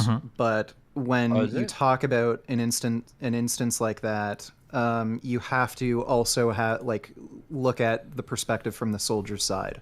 They're in an area where they know there's going to be a lot of insurgents. Also, from their perspective, they've told civilians to clear the area. So, at least in their minds, and chances are, their leadership has told them, be very careful because we told civilians to evacuate. If you see anybody, they're likely a threat. There's no way that's being said here. I haven't heard that. I'd be hard pressed to imagine that's the case, but it's possible. It is possible. Yeah, I need more information, but sure. Sure. What I'm saying is, like, I wouldn't be so quick to be sympathetic to the idea that the IDF isn't being discriminate with killings, like at least with their ground operations. Sure, I've said as much. Begins. Are you saying ever, or in particular this operation? Well, that particular instance. Well, no, because before you said you don't believe that the IDF would be reckless with civilian lives, and you made it sound like well, that. I'm sure they have Army. been before. Like again, I'm sure they have been before, but I haven't seen any evidence of like widespread. Allow me to elucidate you, my friend. Let's talk about 3 operations. Operation Cast Lead 2008 to 2009, Operation Pillar of Defense 2012, and Operation Protective Edge 2014. Let me also direct you to a report that you can read called Breaking the Silence, where you can read accounts from 60 different IDF members, only one of which is actually remorseful for any of their time in the IDF, that say explicitly that during those operations, in particular Protective Edge, that they were told, shoot everything, don't take a second to think, and then we can go through the civilian. Casualties through each of them, the methods and operations, and wait. Before you go on there, did they tell civilians to evacuate? They always do, to some degree or another. Right. Doesn't mean that they actually. Oh no, hold on. Telling someone to evacuate and giving substantial time. I'm glad you brought up Fallujah, by the way. You know how many weeks of fighting happened in Fallujah? Both times. How many? 10 total. 4 and 6. You know how many civilian casualties there were during each of those? How many? 600 each, so 1,200 total. You know how many people have died per week during this conflict? Well, are we talking about bombings included? Yep, because there were airstrikes in Fallujah. Circumstances are quite a bit different.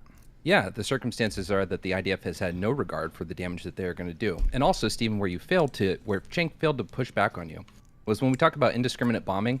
You need to stop getting away with just pointing to the number of civilians dead. Civilian infrastructure is protected too. One, no, it's not. Not if and they're two, a military target. Yeah. No, stop. What is a military target? Vegan Gains define that. How does the civilian infrastructure become a military target? And go through the full spectrum of what has to be decided upon before you go for and fire. If there's military equipment, if there's military personnel, if there's military bases. You're missing a key component. What?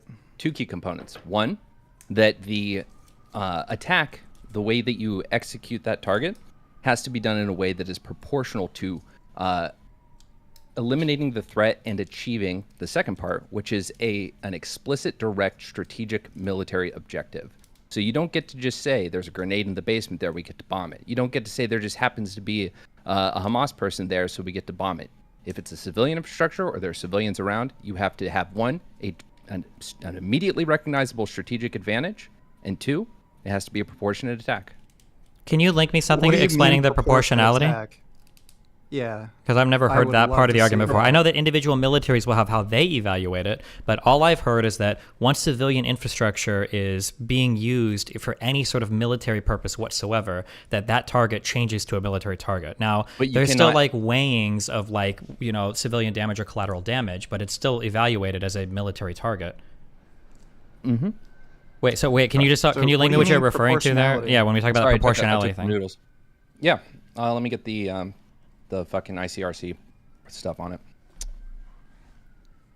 it. Like, what is meant by proportionality? So proportionality would be, while I look this up, proportionality would be if you have a house, right? And you're taking sniper fire from it, but you've been under observation of that house for a significant amount of time, and you know that there are civilians, women, children, whatever, in that house. You don't get to just drop a Hellfire missile on it. You still have to consider what the threat actually is. Are they impeding significant troop movements? Are a significant number of your troops being taken out? Or is it just kind of holding you back and there are other methods that you can either go around? Or is there a way you can attack that isn't dropping a Hellfire missile on it? If you have a way to, say, use your own sniper... so this is entirely subjective. It is subjective, yes, and it's important. Right, so when the IDF sees a large cache of rockets in a building, and they know those rockets are going to be used to fire at Israel, and it costs Hamas about $1,000 per rocket to fire those rockets, and it costs about $50,000 for Israel to use the Iron Dome to intercept each one of those rockets, and there's, say, 100 rockets in the building. You don't get to do that you don't get to calculate that math into human life. That is not going to be done. Absolutely Yeah, you not. absolutely do. You absolutely do. Sauce, baby. You absolutely do. Bullshit. Shit bowl. No, you don't. You don't. Sorry, so you're saying one human life is infinitely valuable? There's no I never said expense? that. What a weird fucking pivot. So, when you take into that calculation, first of all, under the Geneva Convention, you cannot take the lives of soldiers and put the protection of those soldiers entirely over that of the civilians, even if they're the enemy civilians. Two, we're not talking about the Iron Dome. We're talking about how they have to go in and eliminate the threat. So the threat is there's a cache of rockets, right? Those rockets can be used, right? So you then have to evaluate the propensity for those rockets to be used anytime soon. You have to evaluate the propensity for those rockets to be fired in a way that is going to impact the conflict you're in. And you have to evaluate whether or not there is a different method of attack on that cache of weapons than one that will do maximum civilian and infrastructure damage. So you don't get to just bomb it. If there's another way you can go about doing it... I totally disagree with you. You're wrong. You can say you disagree. Yeah, so what you're basically saying is Hamas essentially has free reign to use civilian infrastructure.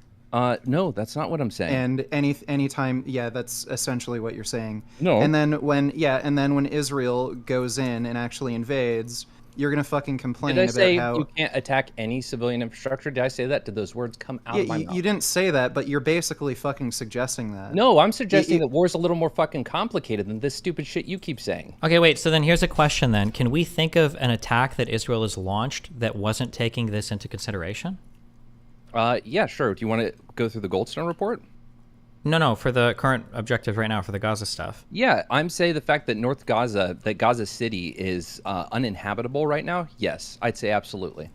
Wait, so you think that the current attacks on Gaza City, you without any of the information available on the Israeli side, you think that you can make the calculation that their attacks right now are too dramatic without knowing how they've identified targets, what might be stored in what areas, Like how many civilians they Yep, even know are absolutely, present? because again, it has to be immediate strategic advantage. Yeah, but how are for to you take these evaluating out. the strategic advantage?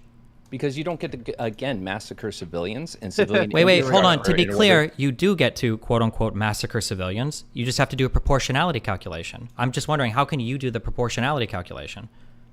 So real quick, when the reports come out next year or two about this, and I'm vindicated as I will be, are you just going to say, well, you had no information to go off of? You were just going off of vibes and Correct. Whether you're right or wrong in the future, you're wrong now. That would be my argument. Yeah. No, see, I'm going off of historical context of Israel's operations and what we have found out in previous operations, and I'm saying that same stuff is being applied here. And there is no justification whatsoever for 30,000 embedded Hamas fighters. The attempt to eradicate them, which goes against a ton of military doctrine, but to approach it this way. Wait, hold on. Wait, just real quick on that statement you just said. There are no justifications. How can you know that?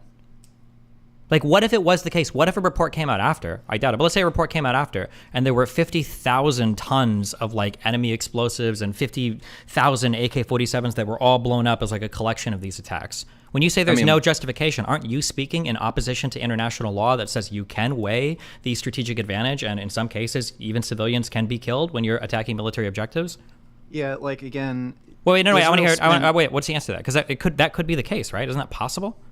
No, it's not whether or not the stuff exists. It's whether or not it is actually in the moment of destruction posing a threat or is needed to destroy for an advantage. Yes, but I'm saying, like, couldn't those weapons exist? Hold on, because you're forgetting again the part. I'm not forgetting anything. You're not answering the question. No, I'm not avoiding the question. I'm saying your question doesn't account for civilians and civilian infrastructure. Yeah, no, I am accounting for that. You're not accounting for military targets. That there could in fact be, couldn't there be enough military targets or weapons like present in these civilian areas that are justifying the attacks? No, absolutely not. How can you know that? How do you know that? Because, okay, so first of all, if you're talking about enemy fighters, again, if you look at the amount of wait, why are you saying Gaza this? City, We know that it's not just enemy fighters. It's ammunition, it's weapons, it's command and control. Like, it's all sorts of these things. You think the entire city of Gaza was a weapons cache? I don't. The entire city of Gaza. Half the city of Gaza hasn't been destroyed. Assessment. I want you to make a guess. How much of Gaza City do you think was a weapons cache? I truly don't know. And you said before in previous debates with me that you don't believe that a single grenade in the bottom of a basement is a justification to blow up the building. So I'm asking you, how much do you think there was a significant number of munitions in all the buildings destroyed? And how many do you think had I don't know enemy which fighters buildings are. firing I don't know from how many them buildings have at been the time of their destroyed. destruction? Well, again, from what, month and a half ago now? I don't know how long we've been debating this. Yeah. It was 45% damaged or destroyed. Now, Why do you keep citing the same number? You can make the point because I haven't checked the updated shit. No, but And I like you think keep saying 45% damage and destroyed. good. Damage could be like window broken. Yeah, Why do you keep citing yeah, the sure. same number? Yeah. Have you? The groups have come out and said sorry, choking on a noodle. The groups have come out, the human rights groups, and have said Gaza is uninhabitable. Gaza cannot be returned to in the state it's in. So I think it stands to reason that, destroyed probably means a little more than just a broken window. Those same human rights groups Well, also guess said that what? they had verified 1 million times that Al-Shifa hospital wasn't used by Hamas. And now we know that that's absolutely not true. So, Sure. I mean, I guess one false news report from the New York Times and we have to discredit everything they say, right? no, but you're saying like random reports saying that something is No, but uninhabitable. that's what you're doing when you say that, right? That's what you're doing. You're trying to say, well, you can't cite human rights groups. Okay, let me read very clearly from international law, okay? If, on the facts, something is clearly a military target, but civilians are present or in the vicinity, does that matter? The law should not be misunderstood to mean that civilians have absolute immunity from attack in all cases. They certainly have immunity from direct attack. However, military objectives do not stop military objectives, or do not stop being military objectives, just because civilians are present. The latter share the danger of being there.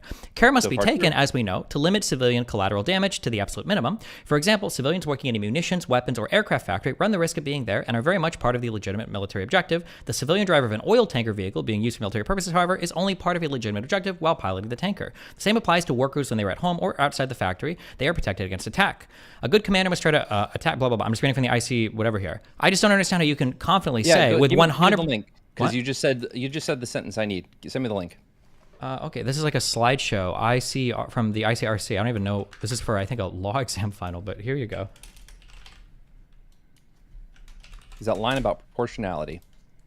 Yeah, but the thing is that you claim that you 100% know that it's not proportional without even knowing what's there, which is impossible. Like, by the way, if you look at the expenses to defend against Hamas, like it's just insurmountable. No other country would fucking accept those sorts of losses. Israel spent close to $600 million in the month of October and November alone using the Iron Dome to defend against Hamas rockets. Stephen, what other country would eat those losses? Do you still fight the idea that this is an illegal occupation? I don't even have a strong opinion on it, but But do you think it is? Probably not. Do you lean one way or another? What about you, Vegan Gains? I would say no. Okay. Well, everything I read, but this comes from, discredited bodies such as the United Nations and the ICC and the United Nations. Well, hold on. Also, wait, we got to be super clear. When you say from the United Nations, are we talking about like a United Nations panel that was Security convened? Council versus Human Rights Council, right? It's whichever one, we've been through this. Okay, I'm just saying, that's like saying, like, you're not going to believe this when it comes from the United States? Well, I mean, like, the United States is a lot of people. Is you've turned your community, if you had a different opinion on this, and you had said anything that was like, it's the United Nations, guys, like, this is at the very least the second body that we should trust over the ICC, or next to the ICC, second body we should trust when it comes to international law. If you had something like that, your community would have. United Nations is a fucking joke. They're literally regurgitating fucking Hamas What are propaganda. Your qualifications to make that? They've literally regurgitated Hamas propaganda. You can fucking see the statements they've made about like El Shifa Hospital. Regurgitates a bunch of other countries' propaganda. People that are allies of certain countries regurgitate propaganda. Do we again just say, well, that means everything they say is fucked? But what Hamas propaganda have they you can't just say something's legitimate because the UN What's says it. You need some other qualifying. What? It's the Hamas propaganda that the UN regurgitated. Yeah, like the El Shifa Hospital incident. Okay. Now, some pretty credible sources were reporting it originally, right? It was all coming from Hamas. Didn't the UN come out and change their stance on it? I After guess more information was found? They would have had to. Okay. The issue is all of that information was coming from Hamas initially. So why would they have even fucking believed it in the first place and even had a stance on it? To be clear, let's make something really clear. The Palestinian Health Organization is not Hamas controlled or it Hamas is Hamas funded. controlled. It is not. Now, that's you could say bullshit, that the country of, or country rather, Gaza is controlled by Hamas. Okay, and this you could guy's say just so fucking therefore delusional. No, you know jack shit about this, Vegan Game. So I come in here and you call Cenk a fucking idiot, and you don't know jack shit. You have no idea about the last 20 years of Palestinian history. Wait, real quick, can we just Gaza and Israel? Can we do like a really quick fact check? Wait, so you're saying the Gaza Health Ministry, you're saying that they don't answer to Hamas? My understanding is that they did. Is that not true? That my understanding is they are not controlled by Hamas. No. Okay, we just look this up. It's an easy like fact check.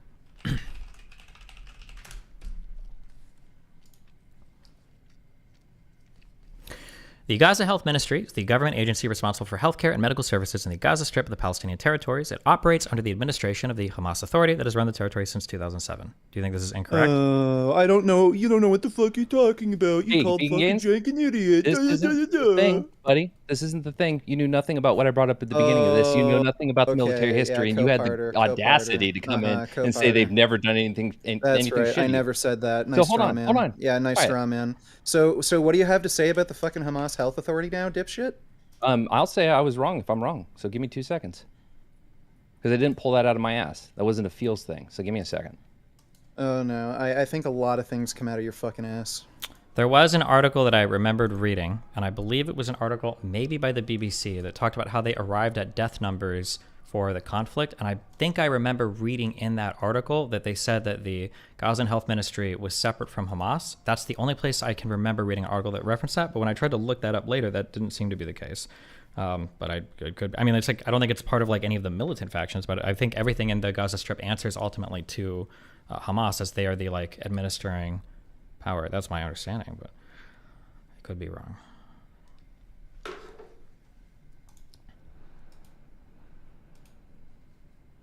Yeah, so the only other thing in the jank debate that I wanted to mention was the, I think you missed that he basically said Hamas was defending themselves on October 7th.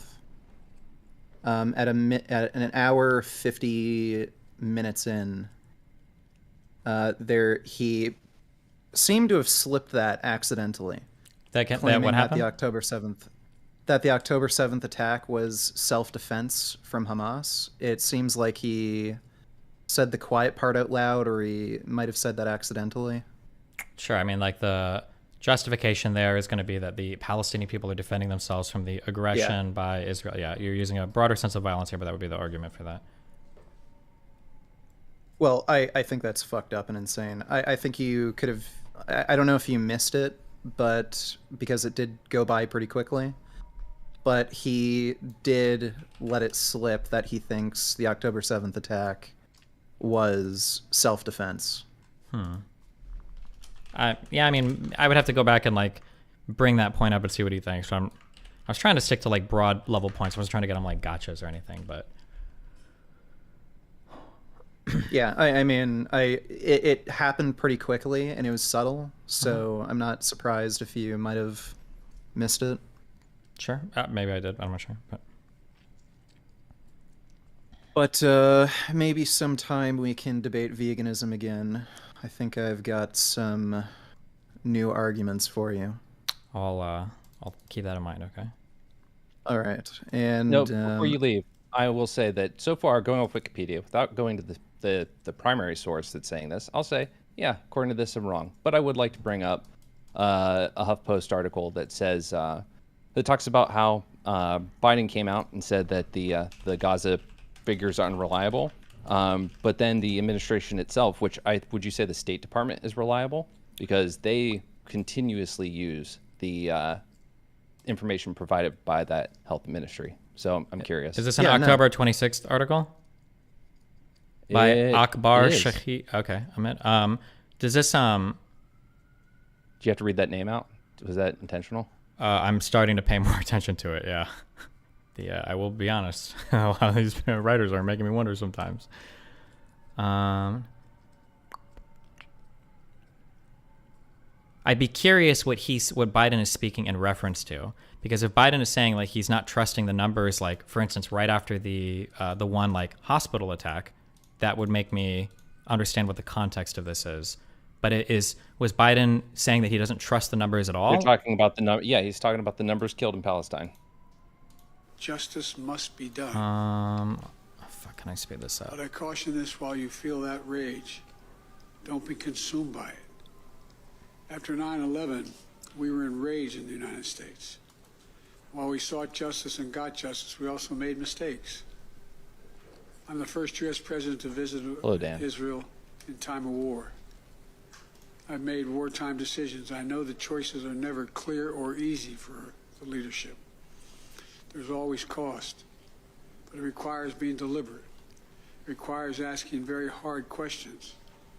It requires clarity about the objectives and an honest assessment about whether the path you're on will achieve those objectives. The vast majority of Palestinians and for years, are not the UN Hamas. and Hamas does not. Other organizations have used those numbers and said that they turn out to be pretty accurate.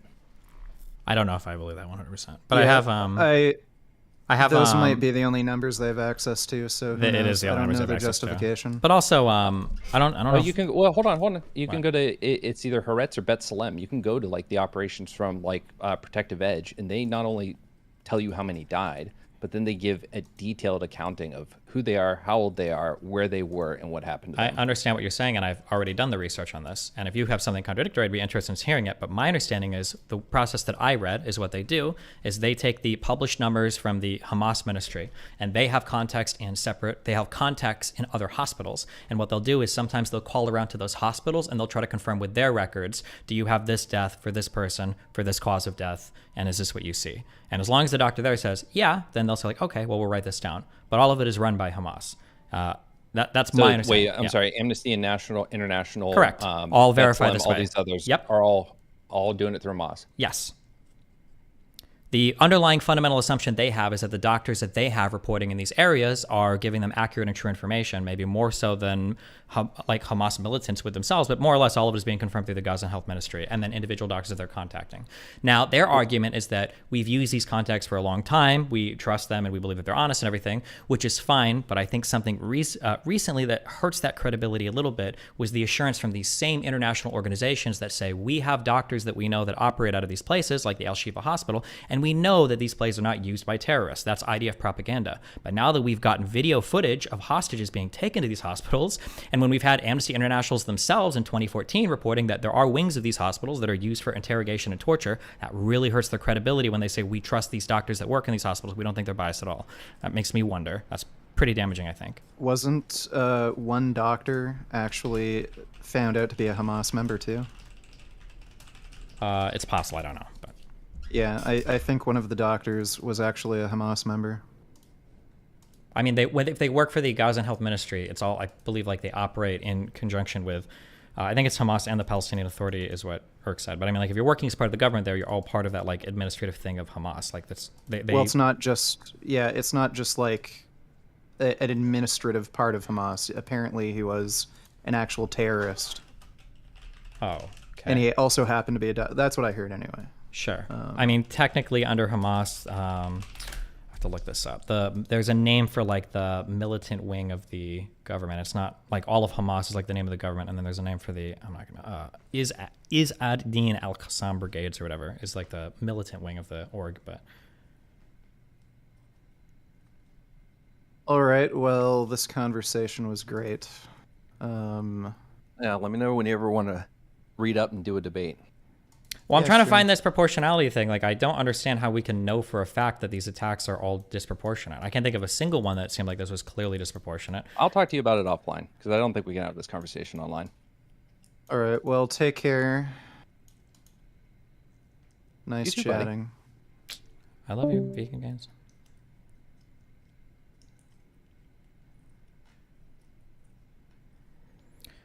We all know that despite these clear guidelines and conflict situations, civilians will unfortunately be killed or injured. If they are, does that mean that you as the attacker have automatically broken the law? No, of course not. Although civilians and their property are clearly protected, they are subject to the general risks of conflict in the sense that attacks on military objectives may, despite the best planning, the best commanders, and the best weapon systems, still cause incidental damage. It may not be possible precisely to limit the danger area of an artillery bombardment or an airstrike. A weapon may malfunction. Even sophisticated laser-guided bombs and cruise missiles have been known to go off course or to be deflected by defensive measures. Mistakes can be made in the fog or in the confusion of battle. Intelligence information may not always be perfect, and this can affect target selection. Clearly, as members of the armed forces, you're not liable for such incidental damage, provided your operations are planned and carried out in good faith and in full compliance with the law of armed conflict, and particularly the principle of proportionality, and that the mistakes were genuine and not used to cover up intent. Remember that the law is in no way intended to prevent all military action. No state in the world would ratify a treaty that did. However, virtually all states subscribe to the idea that it is in their interests and in those of the armed forces to put some limits on the use of violence.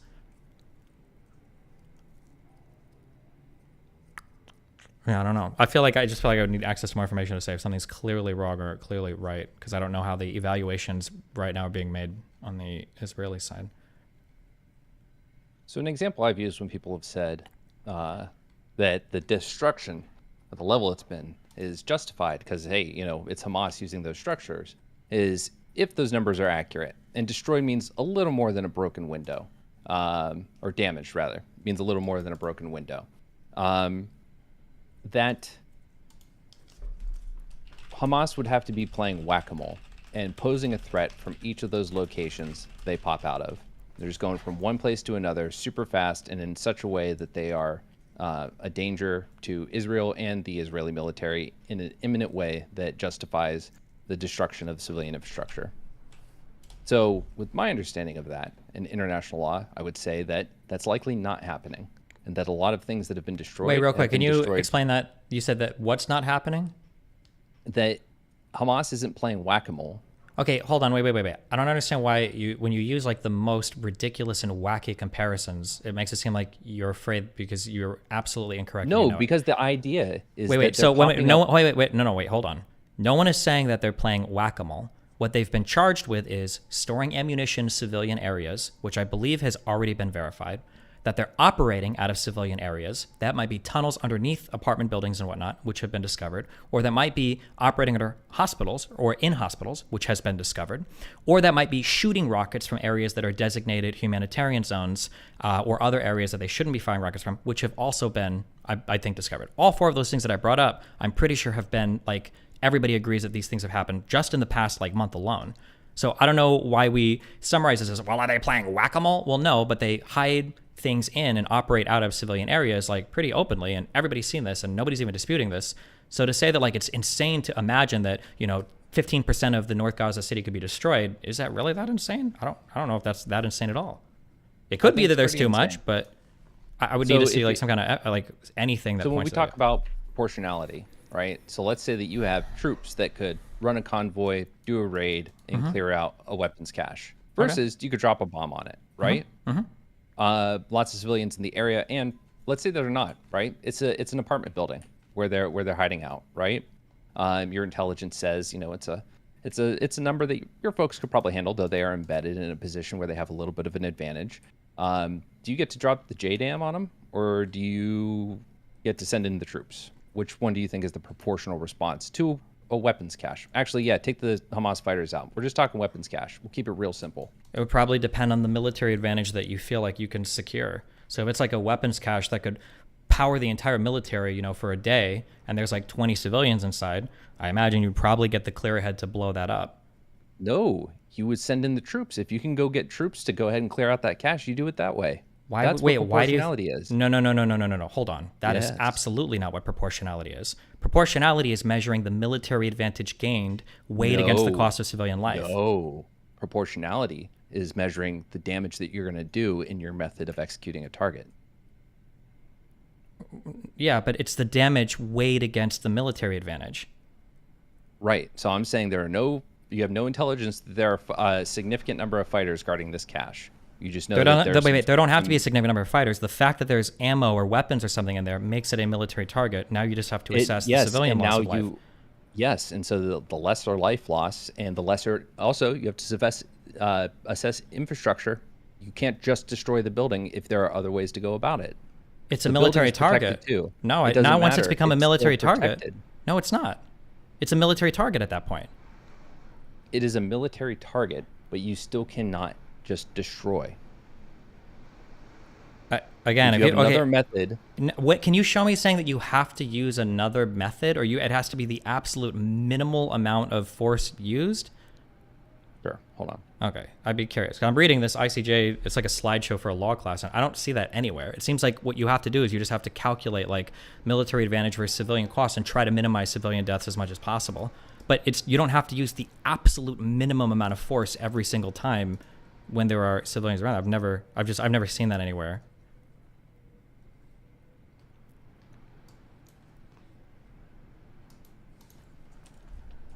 Just get my links from someone else that I was chatting with. Also, just as a heads up before you accuse me with the goalpost, I'm just looking for like ICJ or some sort, not like a news article or anything that says like this is bad. Yeah, I just want to see like what the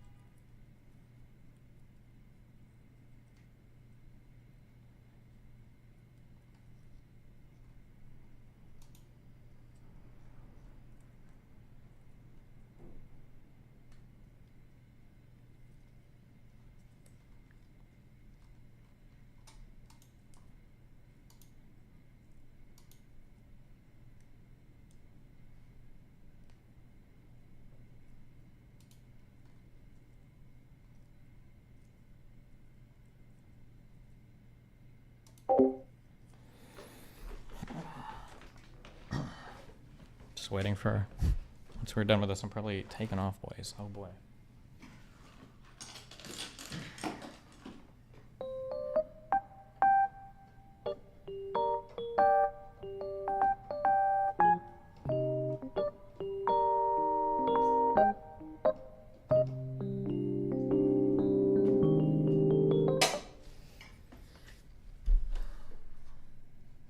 I think he has an article, and he's trying to find the reference in the article to the ICJ. That's my guess. He's probably, no, my guess is he's searching through that right now.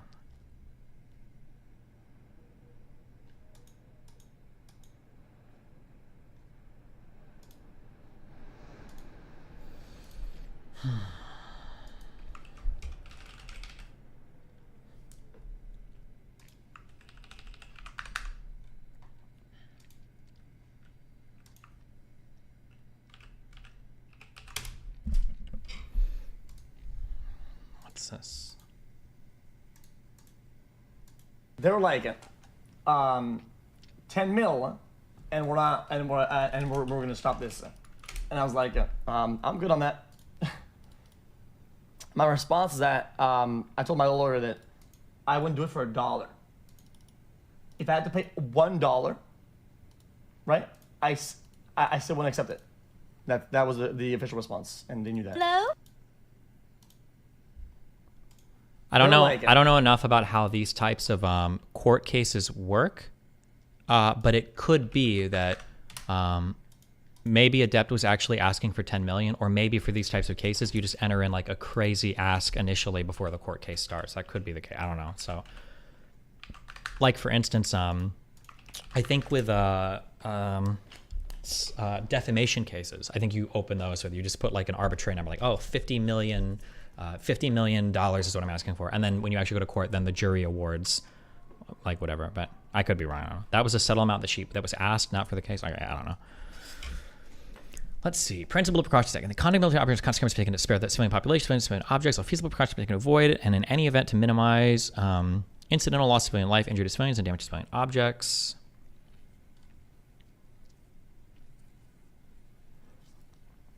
State practice establishes the rule, customary international conflicts, international conflict. Provides that if, for military reasons, immediate action against naval and located on undefined town report is necessary and non-delayed, can be allowed by the enemy, the commander of naval force. Feasibility of precautions and attack. The obligation to take all feasible precautions has been interpreted by many states as being limited to those precautions which are practical or practically possible, taking into account all circumstances rolling at the time, including humanitarian and military considerations. Protocols 2 and 3, the amended Protocol 2. Upon ratification of additional Protocol 1, Switzerland stated that the obligation imposed by Article 57.2 on those who plan or decide upon an attack to take the specific precautionary measures set out in the article create obligations only for commanding officers at the battalion or group level and above. It previously expressed its concern at the diplomatic conference leading to the adoption of the additional protocols that the wording of the chapeau of Article 57.2 might well place a burden of responsibility on junior military personnel, which ought normally to be borne by those of higher rank. Also, okay. Precautions and attack. Numerous states express the view of the military commanders and others responsible for planning, deciding upon, or executing attacks necessarily have to reach decisions on the basis of their assessment of the information from all sources which is available to. Okay, well, that's.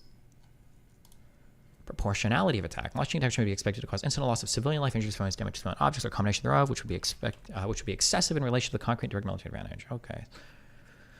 Summary. State practices establishes this rule as a norm of customary international law. The principle of proportionality and attack is codified in Article repeated in Article France voted against Article 1, paragraph 5 to be by its very complexity to seriously hamper the conduct of defensive military operations against an invader and prejudice the inherent right of legitimate defense. Principle of proportionality in attacks also considered Protocol 2 and amended Protocol. Large number of military manuals laid down bullshit. Okay, what is this for international? For non-international? Interpretation. Several states have stated the expression military advantage was the advantage anticipated from the military attack considered as a whole and not only from isolated or particular parts of that attack. The relevant provision of the statute of the International Criminal Court refers to the civilian injuries, loss of life, or damage being excessive in relation to the concrete and direct overall military advantage anticipated. The ICRC stated at the Rome Conference on the Statute of the International Criminal Court that the addition of the word overall to the definition of the crime could not be interpreted as changing existing law. Australia, Canada, and New Zealand have stated that the term military advantage includes security of the attacking forces. Ooh. Unless I'm reading this wrong, this part here completely shuts down every single thing Lycan has said about this. Because Lycan always said you can't take into account the risk to your own soldiers ever. I think he said that a number of times. Upon ratification of Additional Protocol 1, Australia and New Zealand stated that they interpreted the term concrete and direct military advantage anticipated as meaning that there's a bona fide expectation that the attack would make a relevant proportional contribution to the... Okay, wait. If you're about to like bomb a target and there's and there are like civilians present, can you take into account like danger to your soldiers, like that you could strike it with an airstrike instead of like marching your soldiers into fight? Only to a certain degree. You cannot put the well-being of your soldiers ahead of civilians. What do you mean when you say ahead of civilians? The risk. So if the risk is like, well, if we go anywhere near that, like we're gonna lose some people. Like you can't say, okay, well, we're dropping a bomb. Well, but what if you're only going to kill 2 civilians? Then you could, right? No. I don't know where you get that from, I guess. Sure, hold on. So I'm looking at, right now, I'm at the International Humanitarian Law databases. That says the ICRC stated at the Rome Conference on the Statute of International Criminal Court, about the law. Okay, Australia, Canada, and New Zealand have stated that the term military advantage includes the security of the attacking forces. So it seems like you can consider like damage to your own military while you're weighing the proportionality of an attack, if you're looking for a military advantage after the attack.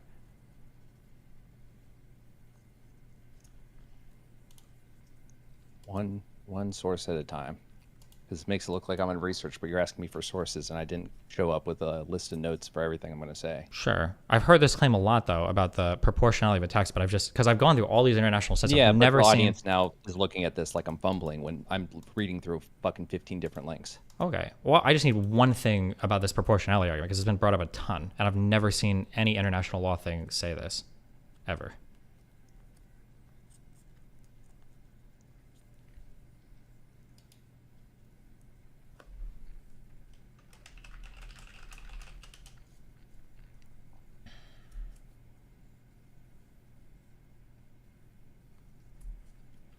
Destiny, why would deaths be considered but not casualties? Strikes that cause injuries, like, well, I'm pretty sure those would be considered too, right?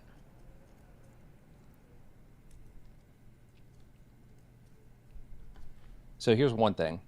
Do you think that Israel's bombing methods have struck other targets that weren't the direct target? Yeah, that's by definition collateral damage, right? Cool. Then I'll link this for now until I find something that further supports the claim that I made. Section 5, I think. Section 5B. Okay, Section 5B. Among others, the following types of attacks are considered as indiscriminate. 5B, an attack which may be expected to cause incidental loss of civilian life, injury to civilians, damage to civilian objects, or a combination thereof, which would be excessive in relation to the concrete and direct military advantage anticipated.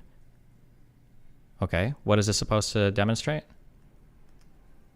Do you think that, would you give a percentage? How many of the attacks that have destroyed other infrastructure than what's being attacked, how many would you, if you had to guess, do you think were in consideration of this rule of war? But the answer is supposed to be 100% of them. Well, that's what it's supposed to be. I'm asking how many, looking at the destruction. And you keep saying, hold on, you keep misunderstanding this. You keep saying, looking at the destruction. We're making an argument of proportionality, not of zero allowed stuff. I don't know why you keep saying, look at the destruction. How many Israelis die a year to Hamas? This is a huge pivot. You say, we're asking. So you're talking about proportionality. You're talking about the danger of Hamas, right? And you're talking about them eradicating Hamas and attacking that threat. So proportionality is not measured in civilian deaths. They're measured in military advantages. That's what we're talking about when we look at the ICJ sets. No. We're looking at the International Humanitarian Law database. Yes, we're talking about military advantage. Even this law of proportionality is talking about concrete overall military advantage. That's what's being said over and over again. Not have they killed more civilians than you've killed. You're not going to find that anywhere in international law. So when you say, again, looking at the destruction, well, I don't know the destruction. There's also tunnels underneath all of Gaza that are used for military purposes as well. I don't know how many tunnels have been destroyed versus how many apartments have been destroyed in areas that didn't call for it. I'm not sure. because I don't have access to. It could be the case that the evidence for weapons and ammo here is scant to non-existent, and I would say, well, these attacks are bad. It could be the case that that if there was a report that came out where the United States went in with God mode and analyzed every house, and they said, well, actually, in 99% of these houses, there was either State again what you think proportionality refers to. Proportionality means that whatever you're attacking, you need to have an overall military advantage for the type of attack that you're launching, and you need to consider that overall military advantage in first paragraph. First paragraph of what? What I just linked you.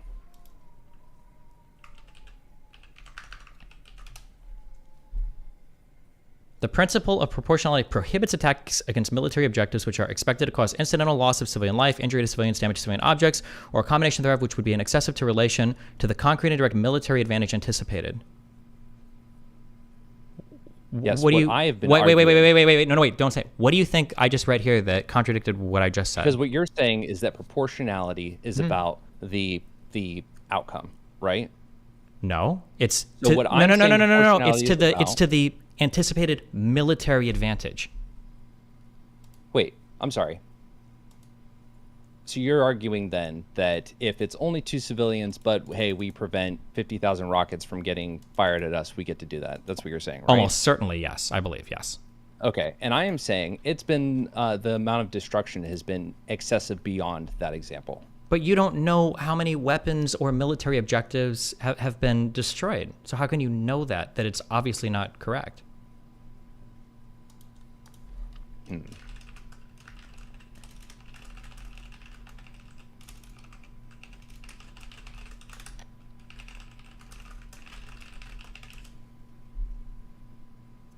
Like, for instance, do we agree that there are tunnels under almost all of Gaza that are used by Hamas? Do we agree with that?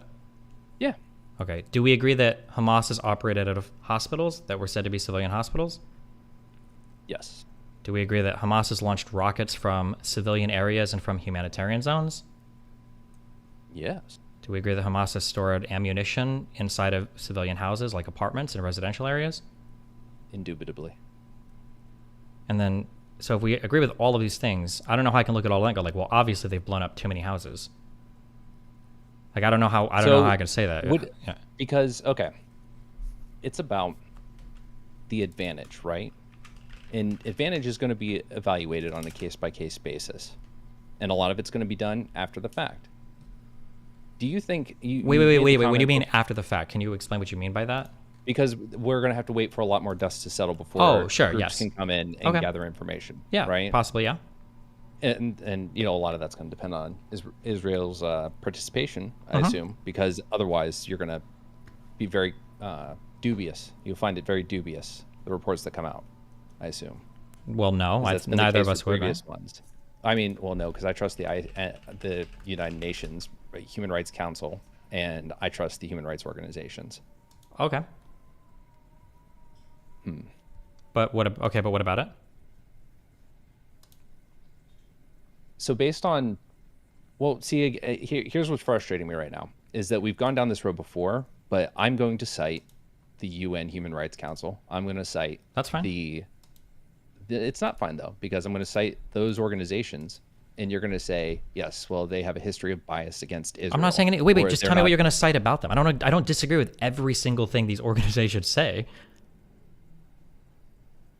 All right, so the Goldstone report, right? That goes through a litany of incidents directly in line with my claims, right? But the underlying problem with the Goldstone report is it's actually the exact same problem that you have, and that they're trying to make a claim of proportionality, but they don't have any of the military justification for any of the targets they're attacking. So they have no way of making those claims. All they can say is that, like, it seems kind of bad.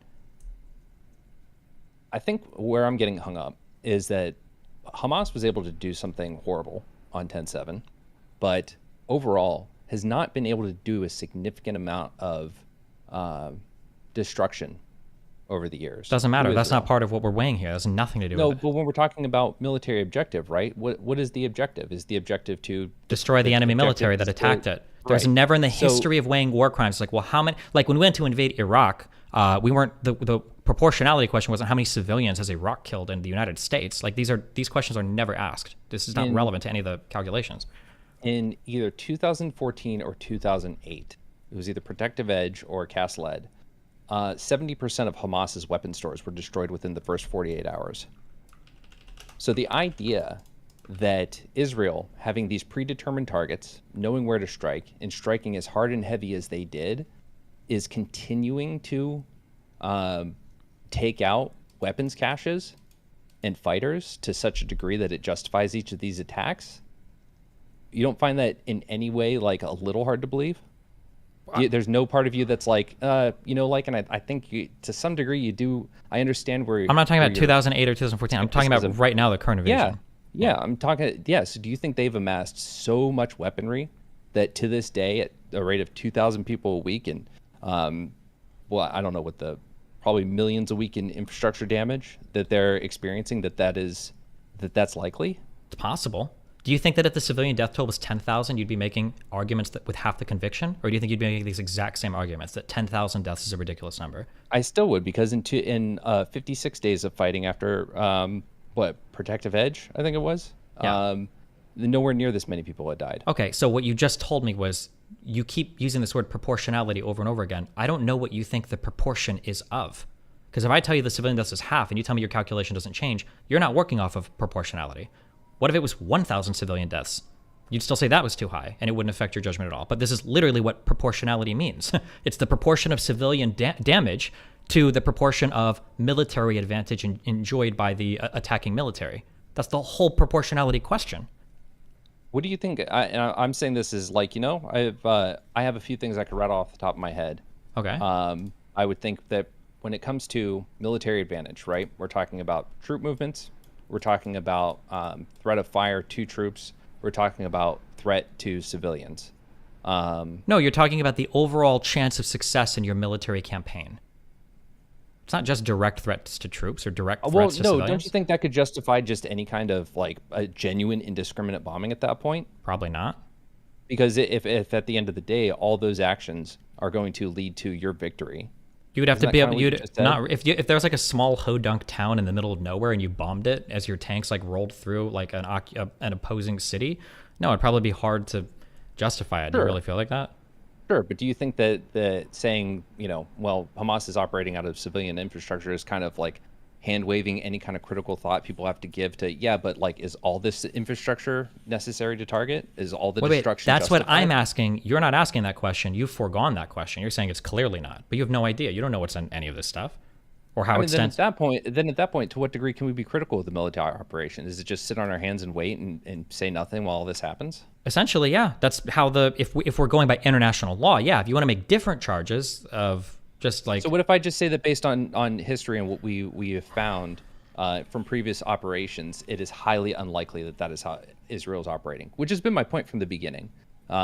Before that was in the very early stages of the war. I'm talking the first month. If the argument was in the past, Israel has made poor calculations when it's come to civilian death. I don't know if I trust them to do it in the future. That's a totally fine argument. You can say that. But when you start saying things like, 30,000 deaths, 10,000 deaths, 5,000, it's like, I don't know what the right number is here. I have no idea. I don't think the history of the world has had an invasion that looks like this before. I don't know what the right number of deaths is. There could be in another world where this same operation is launched and 100,000 civilians die. It could be another world where they launch the operation and 10,000 civilians die. I don't know how much people's feelings even change depending on these two numbers. Because you just told me if it was 10,000, you'd feel the exact same, which is strange given it's half the number of deaths. A less contentious, I think, question I have is... Hold on, I lost it. Give me 1 second. Sure. Also, I have to take off pretty soon, so last question. Go for it. Do you think... What was it? Hold on. Give me 30 seconds to sound. Sure.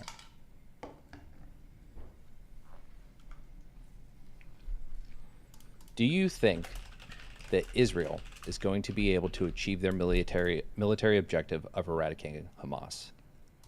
I'm not sure. I don't know.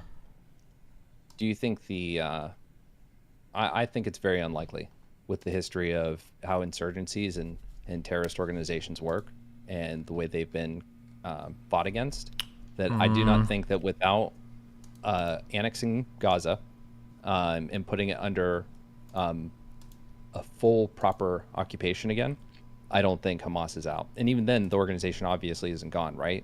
Leadership is elsewhere. A lot of people are going to retreat. They'll recruit from other places and and Israel isn't going to have fully eradicated this threat, and the attacks are probably going to become less frequent. But the difference between attacks. It's not just like an insurgency or just a terrorist group. They're like the government that are administering to the region. So there's a higher chance of eliminating them. That's why I said they're probably going to have to annex it and have military troops. They're not going to annex Gaza. That's not going to happen. Okay. Well, be careful. We don't want to have you having a Hassan moment. I'll stake a big claim on that. There is no shot that they annex it. Israel, the demographic change to the country would be, 2 million people live in there? Or I can qualify this. If they did annex it, it would only be after a massive ethnic cleansing of Gazans out of the Gazan territory into Egypt or into the sea. They're not going to... I'm sorry, maybe... So I'm thinking annex, but maybe I'm wrong. I didn't think that annexation, because I didn't think annexation necessarily required them to get franchised. Am I wrong? Well, I mean, they could occupy it, sure, but there's not going to be a formal annexation. There's no way. Unless they actually manage to wipe out or clear most of the people living there out of the territory. Because didn't the U.S. annex the Philippines at one point? My understanding of annexation means you've incorporated something into your nation state, into your state. Like now it's part of your country. Hold on. But I could be wrong. That's how I understand annexation to mean. In Paris on December 10th, 1898, the United States paid Spain $20 million to annex the entire Philippine archipelago. And I don't think they ever had voting rights. Wait, paid Spain... Wait, what are we asking right now? I'm asking if annexation necessarily means enfranchisement, enveloping them into a nation that does the annexation. Okay, wait. So the Philippines were annexed by the United States? U.S. annex Philippines. In Paris on December 10th, the United States paid... Oh, you're getting it from this article. Hold on. Okay. The Spanish-American War. Okay, what do we get? Okay. Control F, paid. In Paris on December 10th, 1898, the U.S. paid Spain $20 million to annex the entire Philippine archipelago. This outraged Filipos, led by Aguinaldo, prepared for war. Once again, looked like a thrust affair. Annex the entire Philippine.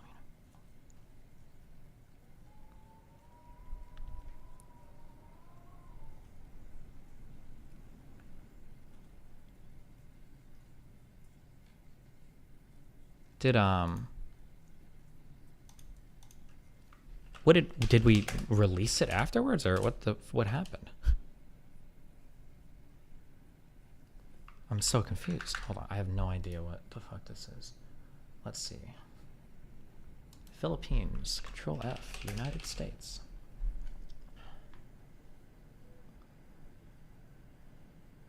Okay, the ensuing Philippine-American War ended with the United States controlling the territory until the Japanese invasion of the islands during World War II.